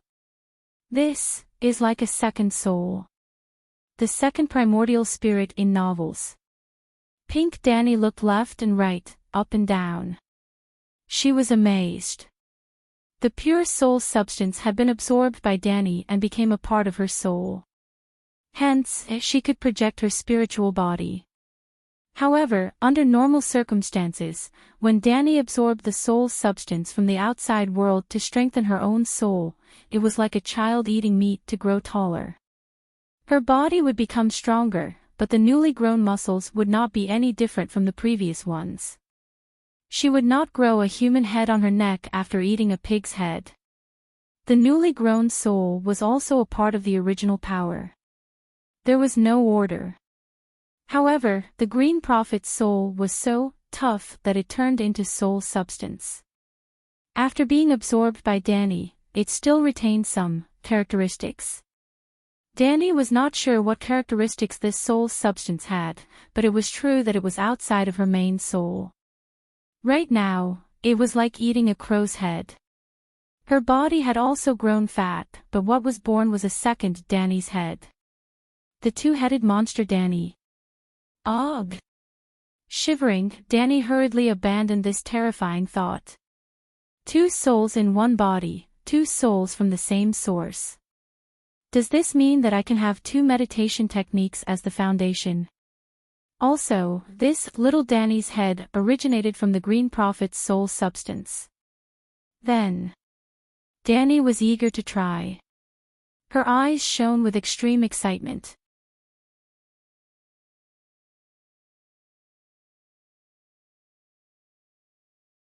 Chapter 318. Danny wasn't sure if it was because of the Mother of Dragons' special, spiritual bestowment, physique, or if the soul of the Green Prophet originally had the characteristic of being divided into thousands, just like how the Green Prophet's thoughts could be divided into thousands and thousands of crows. In short, there was an additional lake in her soul space. It belonged to the origin of the soul, but it had a certain degree of independence. In the original soul space of Serene Blue Star, she had failed to simulate the Green Prophet's meditation technique. Then, she had anxiously practiced the meditation technique for the second time in the lake domain. How should she put it? At first, she was ecstatic, then depressed and disappointed. Her best guess was verified. Danny easily assembled the light crow rune array above the lake. But she didn't understand the basic meditation runes of shapeshifters at all, and the foundation of the meditation technique was very unstable. Just like Lisbon and Larissa, they didn't master the 108 basic runes of Valeglia, and they didn't have a systematic inheritance the glass candle, which contained a full set of rune combination techniques, similar to the combination of manual and basic teaching materials which led to their failure. The meditation technique foundation in the soul space was full of mistakes and was on the verge of shattering. At this time, Danny was in a similar predicament. I need the inheritance of the Green Prophet, the inheritance of the basic meditation technique. I can't copy it with only an incomplete meditation foundation corpse. Wait. A light suddenly flashed in Danny's mind. Why not learn from Blackie and Little White? When she first learned the Grand Wizard's meditation technique, the two-dragon situation was 10,000 times worse than hers. But if they could cheat, why couldn't she? Blackie could use her 9-colored vortex to engrave his meditation technique foundation, and now she also had a template, the incomplete light crow. Whether the Green Prophet's body was dead or not, she was very sure that the soul of this light crow had been completely stripped. The template had no owner, and it was even slowly dissipating and annihilating. She could copy it without worry. As soon as it touched the light pink lake, it was like a wax figure falling into a steel furnace. The light-colored crow-shaped rune quickly melted in the lake. In a few blinks of an eye, the mountain-sized gray crow disappeared in the lake of the soul, and the lake water bubbled. It felt like a whole duck was being cooked in a big pot. Gradually, the surface of the lake calmed down, and the lake water turned from light pink to forest green. It was a tranquil, green lake. No more crows flew out, and the original gray crows also disappeared. Danny closed her eyes and meditated. A gentle breeze blew across the surface of the lake, and wisps of natural magic were absorbed into the lake. The meditation technique has been successfully replicated. It's working well. It can absorb magic energy from the outside world and convert it into wizard power. She opened her eyes, overjoyed. But looking at the lake-shaped meditation foundation, she was a little puzzled. Why wasn't it a crow? Actually, Danny had made a mistake. The three-eyed crow was the Green Prophet, but the Green Prophet wasn't necessarily the three-eyed crow. Simply put, the current Green Prophet had a special liking for his crow companions. Before he became the Green Prophet, he already had the bandit nickname of Three-Eyed Crow. After inheriting the legacy of the previous Green Prophet, he followed his own will and manifested the foundation of his meditation technique into the form of a crow. This form was more beneficial for increasing the abilities of his crow companions. This was similar to the relationship between the wizard Valeglia and the dragon. The 9-colored whirlpool in Danny's Sea of Consciousness was actually the form of a dragon's flame, and its cone-shaped spiral structure simulated the process of the megalosaurus spitting out dragon's flame. Now, it's time to do the final test. Danny rubbed her hands and looked at the sky nervously. The dragon spirit was connected to Blackie's soul space, and her little 9-colored whirlpool streaked across the sky and appeared in the blue soul space out of thin air. Buzz buzz buzz buzz. The soul space started to tremble intensely, and the wizard power started to circulate on its own. The 9-colored whirlpool produced a great repulsive force, and the green lake seemed to have suffered a shinra tensei, and it spun and flew out. Squeak! At the edge of the soul space, the green lake crashed into a formless space wall, and shattered. Ah! In the soul space, Danny hugged her head and howled. The pain of her soul being torn apart almost made her collapse. In reality, Danny also groaned. Her nostrils seemed to have opened up some kind of channel, and 2 streams of blood flowed out of her nose in a horrible shape. Whitey hissed anxiously. Pop! The lake exploded into millions of water droplets, splashing in all directions. However, the great repulsive force of the 9-colored whirlpool still existed. The shattered lake water was squeezed into mist, and the mist was crushed into invisible steam under the pressure. The steam was annihilated little by little, and disappeared, ha ha ha ha.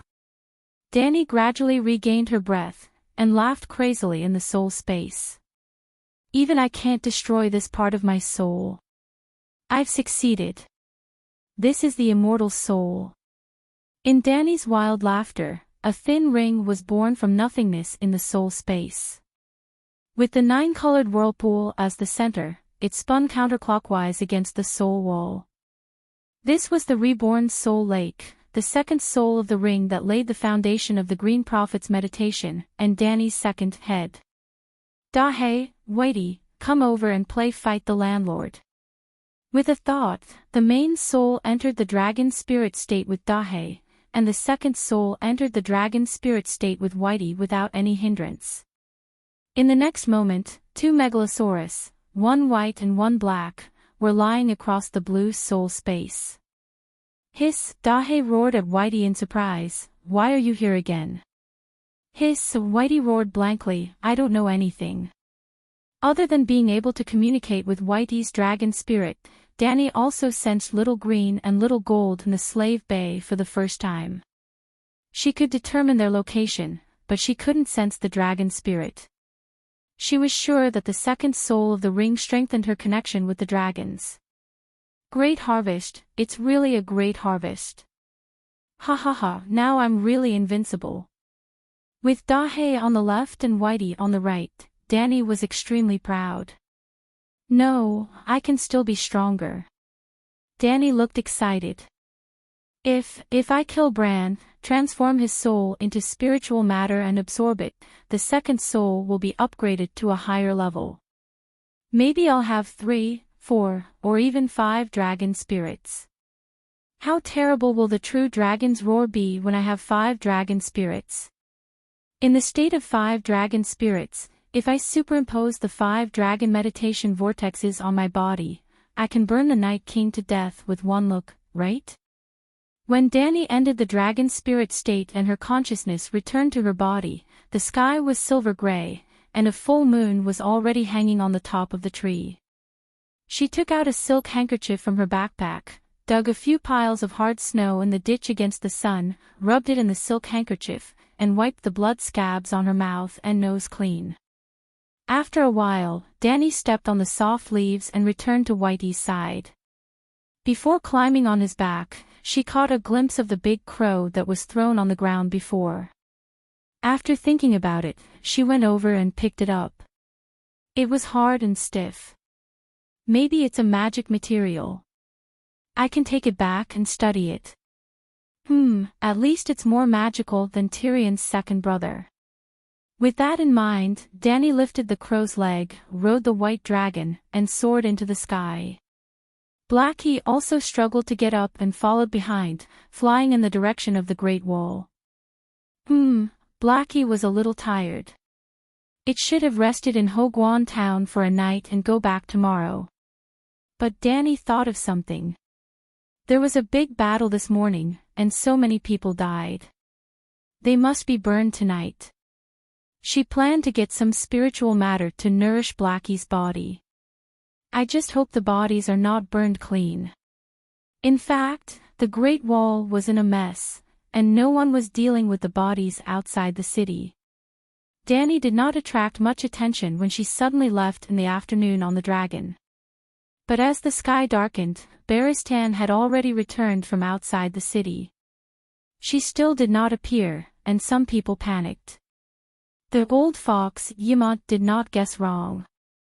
A small group of How to Deal with the Dragon Queen quietly formed between the Night Watchers and the Urlu cavalry, quietly split and quietly unified. Melisandre lied. The plan of the marriage of the Mother of Dragons and the Child of Prophecy was not a whim. Stannis knew about it, and so did the nobles under him. Even the plan of marrying Dany Rhys to King Stannis was proposed by one of King Stannis's important ministers. Then, Stannis's knights split into two factions. Some supported the marriage of the dragon and the deer, while others firmly opposed it. It was very complicated. Stannis was the Duke of Dragonstone Island, so his original subordinates were the vassals of Dragonstone Island Targaryen's vassals 16 years ago. For example, Valyrian and Sitiga, the absolute confidants of the House of Dragonstone, were now the backbone of the Urlu army. Of course, the defeat at the Battle of Blackwater River was too terrible. Valyrian and Sitiga were almost destroyed, so they did not follow Urlu to the wall. But the Duke of Dragonstone Island did not only have these two vassals, there were 7 or 8 other families that followed Urlu to the wall. To be honest, they wanted to immediately change sides and surrender to Queen Dany. It was not shameful to surrender to their old masters. Many families were still loyal and fought with Rhaegar to the end. If Count Valerian did not die, and Count Sitiga did not get captured by the King's Landing, any one of them who came to the wall would have led the nobles and knights of Dragonstone Island to the Queen as soon as they saw Dany. But the nobles of Dragonstone Island had been tortured too badly in the Battle of Blackwater River. They were too weak in the current Urlu army. They risked being sacrificed to the Red God if they had any thoughts of betrayal. A few nobles of Dragonstone Island had been burned to death because they spoke ill of the Light King behind his back. They were all afraid that the priestess could predict their betrayal. Before the news of the Dragon Queen came, Urlu had 2 political groups under his command. One was the King's Party, who believed in the 7 gods, and the other was the Queen's Party, who believed in the Light King. After knowing that they might encounter Dany, the 2 parties split again. The King's Party of Dragonstone Island advocated for the union of dragon and deer. The King's Party of Stormland hesitated. The Queen's Party of River Bend firmly opposed it. The Queen's Party outside River Bend supported the union. It's getting more and more complicated. Stannis originally only had Dragonstone Island as his fief. His younger brother Renly was the Duke of Storm's End, Lord of Stormland, and married Highcourt Tyrell, River Bend. After Urlu killed Sonlu, he inherited part of his younger brother's legacy, the nobles of Stormland and a small number of River Bend nobles. Among them, the River Bend nobles followed the lead of the Florin family of Brightwater. Urlu's wife was from the Florin family. The Dragonstone Island faction and the red-robed woman supported the union of dragon and deer. The Stormland hesitated because of the War of the Usurper. Robert led the Stormland nobles to overthrow Targaryen. The Queen's Party of Stormland naturally didn't want Queen Celis to be disgraced. But after Dany expressed her support for the union of dragon and deer, the divided Urlu forces reunited. Just as old Ymont worried, some of them tacitly agreed to kill Dany. Then Dany disappeared. They were worried sick. Those with bad intentions were worried, and so were the neutral Night Watchers. There were still so many barbarians outside, dozens of giants building walls in Dark Castle, and the gold royals and food promised by the Dragon Queen. At least clean up the mess before leaving, right? Of course, the Night Watchers were more worried about the conflict between the dragon and deer, causing the Queen to leave in anger. No one knew that the Dragon Queen, after getting rid of the Whispers of Crows, was completely different from the Dragon Queen before this afternoon.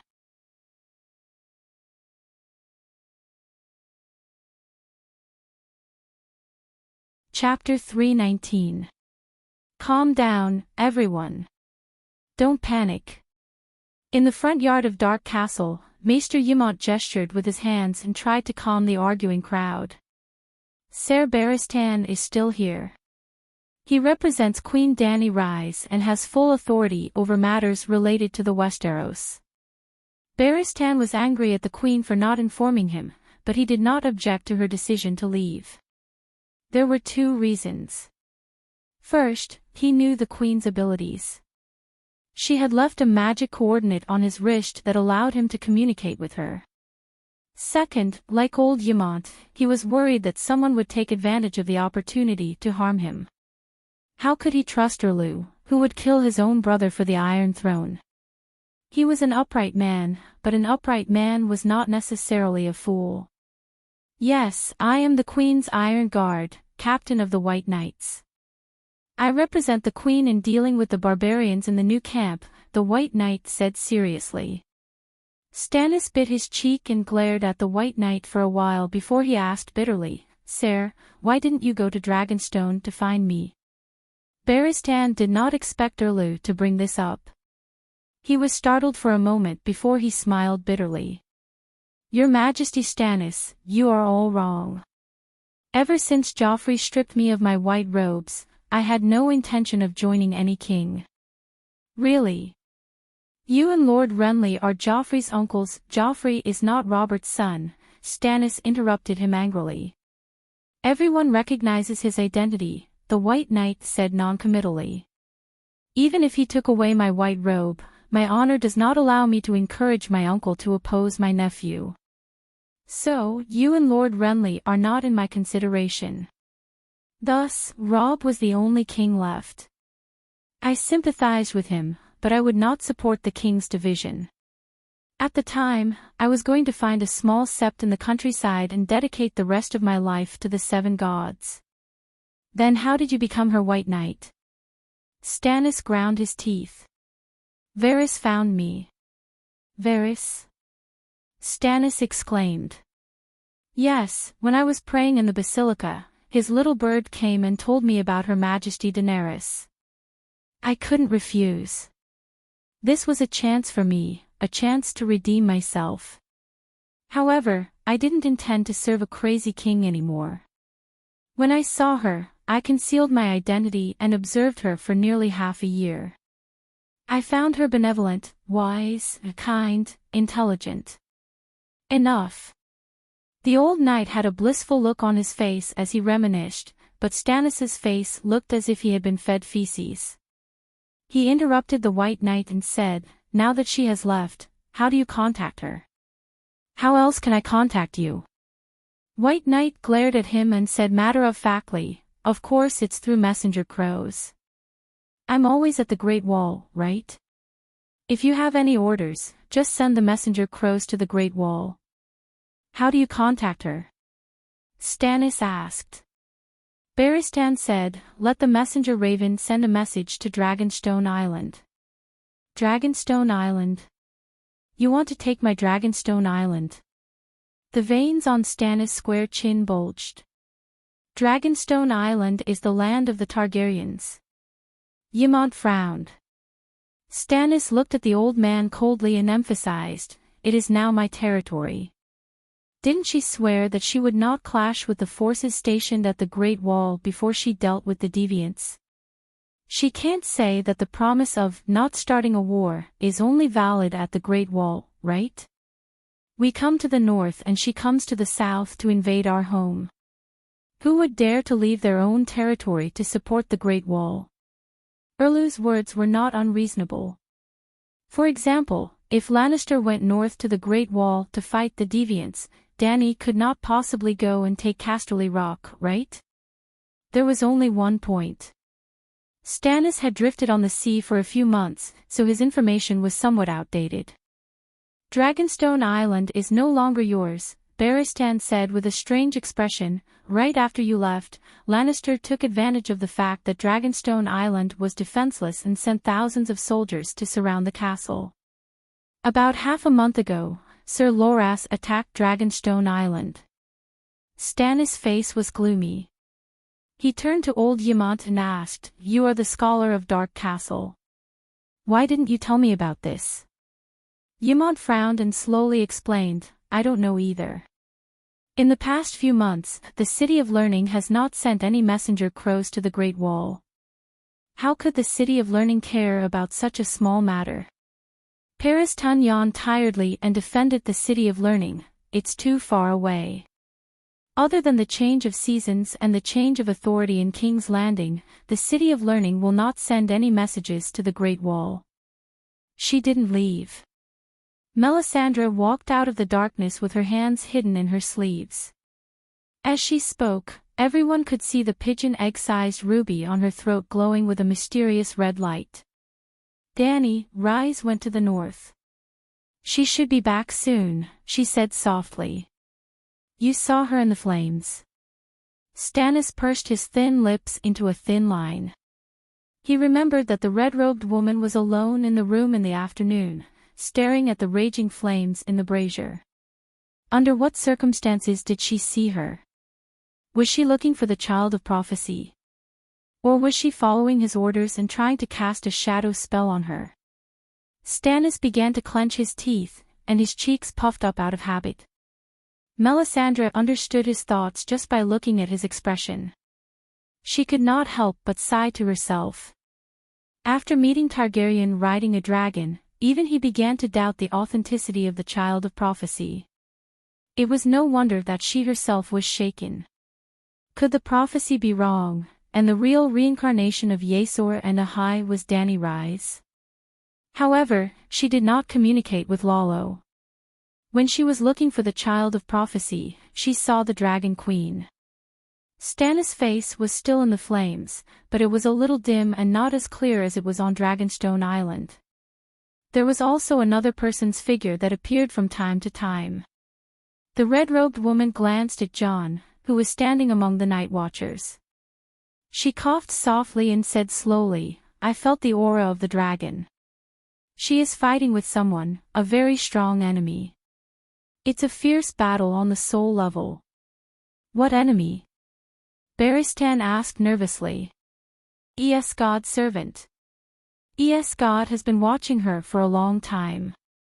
I even reminded her in the afternoon that she might have finally noticed the crow that landed between her eyebrows, the priestess said solemnly. Everyone was confused, but they could guess that the Dragon Queen's enemy was very strong. However, there were not many who were worried about her.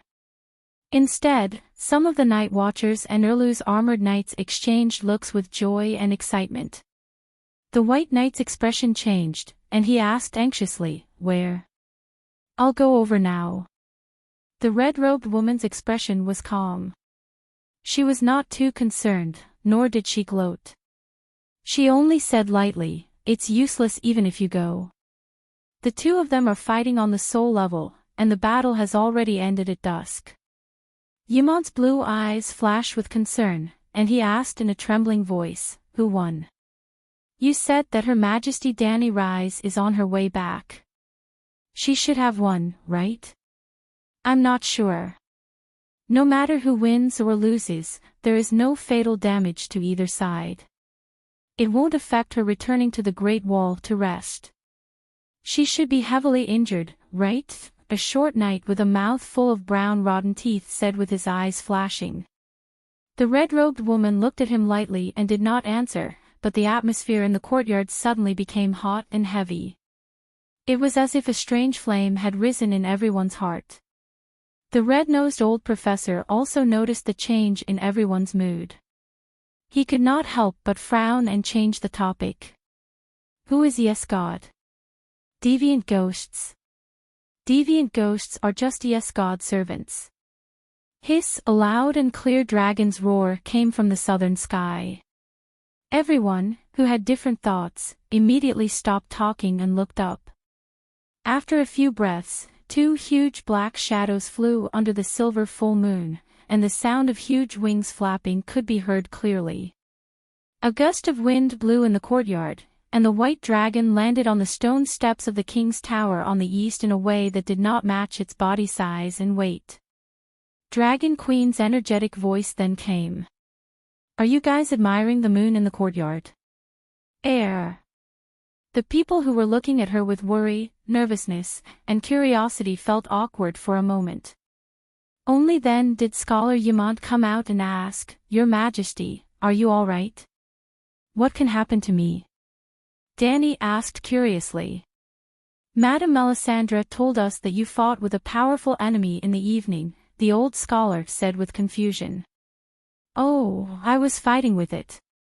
Danny glanced at the red-robed woman who was looking at her curiously, raised the big crow in her hand, and laughed. "Such a big crow, have you seen it before? It chased me for a long time and even wanted to peck my dragon. It took me a lot of effort to kill it. I was so tired that I was sweating all over." The old scholar was stunned. "The crow chased you. It even pecked your dragon. What kind of crow is this? Is it the crow god?" Melisandre's eyes flashed, and she looked back and forth between the crow and Danny's smiling face. After a while, she said with a complicated tone, "I didn't expect you to hunt this crow with your own ability. I underestimated you." Everyone was confused. It was just a black crow. Although it was bigger than a normal crow, it was not a rare beast. It was just an arrow. Danny threw the dead crow on the ground and urged loudly, "If you have time to sit here and talk nonsense, why don't you burn the bodies of the dead?" The red pomegranate chief hesitated and said, "The barbarians are easy to deal with, but almost 300 knights died today. Friar Sarlita is helping them to decorate their bodies. He has been busy since noon. Then transport the knights to the cellar and store them there. First, burn the bodies of the freemen and the common soldiers from beyond the Great Wall. You night watchers should know how horrible it is to keep the bodies of the dead overnight. Even if we put them in the cellar, we still need to chain their ankles," John reminded. "Don't worry, the Great Wall has magic power. It can block the power of the frost god," Melisandre said softly. "A year ago, the bodies were resurrected under the Great Wall," John said with a frown. "They must have been resurrected outside the Great Wall and pretended to be corpses to sneak into Dark Castle," the red-robed woman said with certainty. Yrgrit, who had been watching from the side, walked through the crowd and carefully glanced at the white dragon. She looked up at Danny and said, "Dragon Queen, we are going to send them off." "Who are you?" "Giants and freedmen. If you leave Dark Castle, you have to wear shackles," Danny reminded. Outside the Great Wall, in the empty space between the old and new camps, the barbarians built a huge crematorium. It was almost as big as a football field. The lower level was stacked with pine trunks and branches that were half a meter high.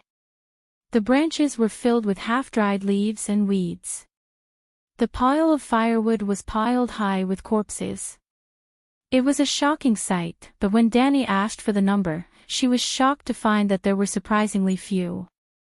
There were only 8 giants, less than 1,000 warriors, and hundreds of old, weak, women, and children. There were also many dead mammoths and warhorses, but they were not cremated. The night watchers had cut their flesh and preserved it in the ice cave under the Great Wall. Well, Danny was not a cold-hearted person. She did not want more barbarians to die just to get more soul essence. More importantly, she saw Stannis's horse trampling through the camp in the morning. Hundreds of thousands of barbarians rushed into the forest and trampled on the ground. There were definitely more than 2,000 dead. Even more than 8 giants died. The number is wrong.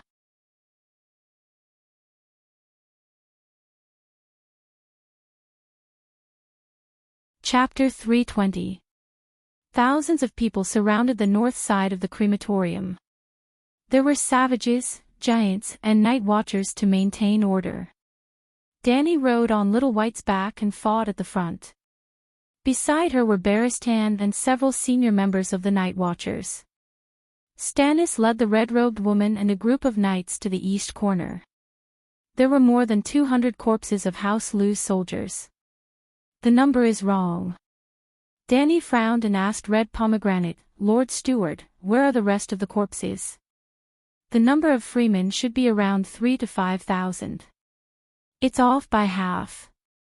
And I saw it with my own eyes, at least 12 of them died." At noon, she had personally given Red Pomegranate the task of collecting the corpses and organizing the barbarians to burn the wood that night. She did not expect the task to be so bad. "It's deep in the woods. We don't dare to go in," Bo and Maxie said. "Why not? Are there deviant ghosts? If they don't burn the corpses, they will turn into corpses." John sighed helplessly and said, "I'm not sure if there are deviant ghosts, but there are many barbarians hiding in the woods." Two brothers in black who collected the corpses had their eyes gouged out and their tongues cut out. Their heads were hung on branches at the edge of the woods. Danny's face darkened and she cursed in a low voice, "Those bastards don't know what's good for them." "Do you know which bastard did it?" The Weeper, Yrgrit, who was standing behind John, shouted. "The Weeper likes to gouge people's eyes out." When everyone looked at her, Red Pomegranate winked at John proudly. John turned his head and touched his nose awkwardly. "The Weeper is a vicious barbarian raider. I know the Weeper. Man sent him to draw away the main forces of Dark Castle. The one who led the team to stop him was Lord Steward Maxie, right?" Danny raised her eyebrows and looked at Red Pomegranate. "You said you won the battle. You didn't even kill the enemy leader. What kind of victory is that?" "The Weeper brought 300 raiders." Red Pomegranate felt wronged. "But you also had more than 200 rangers." Red Pomegranate did not speak. Danny asked again, "Why didn't you send the barbarians to collect the corpses?" "They will run away." "Alas." Danny smiled bitterly. "So, what are you going to do with the corpses in the ghost forest?" John said, "Perhaps the barbarians will burn the corpses of their own people. They all know that corpses can be resurrected." "That's right, we're not as stupid as you." Ygritte nodded. While they were still discussing the corpses in the forest, Stannis and the others next door were already bidding farewell to their old friends. "The night is long, and danger lurks everywhere. We mortals live and die alone, at a loss, hesitating in the valley." Stannis and the red-robed woman stood side by side at the front. Hundreds of people lined up and knelt on one knee, chanting in unison, solemn and respectful. Boom!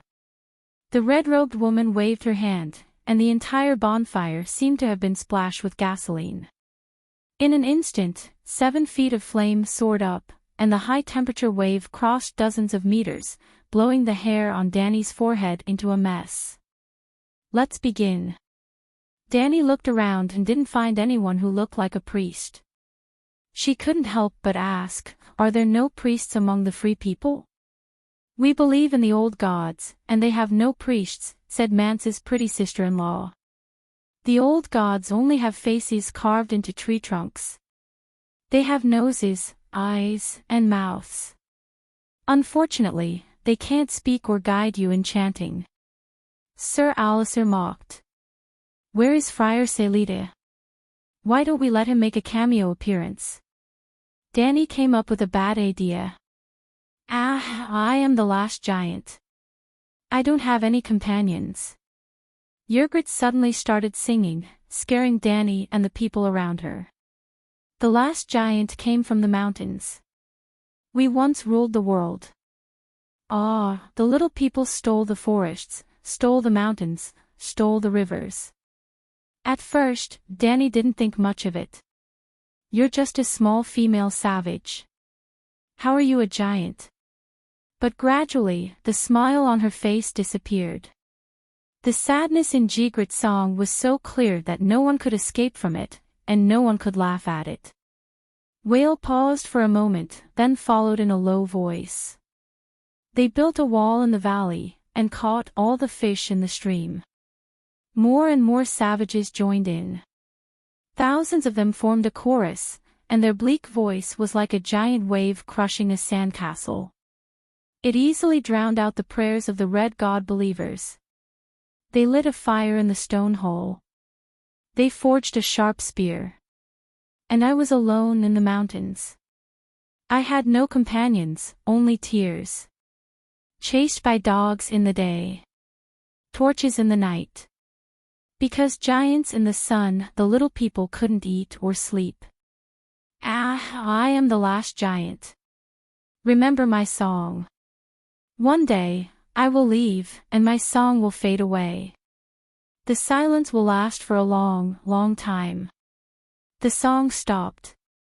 Only the howling of the wind and the crackling of the crematorium next door could be heard. In the dim light of the torches, the faces of the savages glistened with tears. After a long silence, Danny sighed. This isn't your song. It's not the song of the free people beyond the Great Wall. This is our song, the last giant. You and John are the same. You know nothing. Ygritte said excitedly. You're the one who doesn't know. All of you, you know nothing. Danny rolled her eyes and said angrily, this song, the last giant, belongs to the previous civilization, the children of the forest and the giants. And the people who destroyed them were you, the savages beyond the Great Wall, the Southerners, collectively known as the ancestors.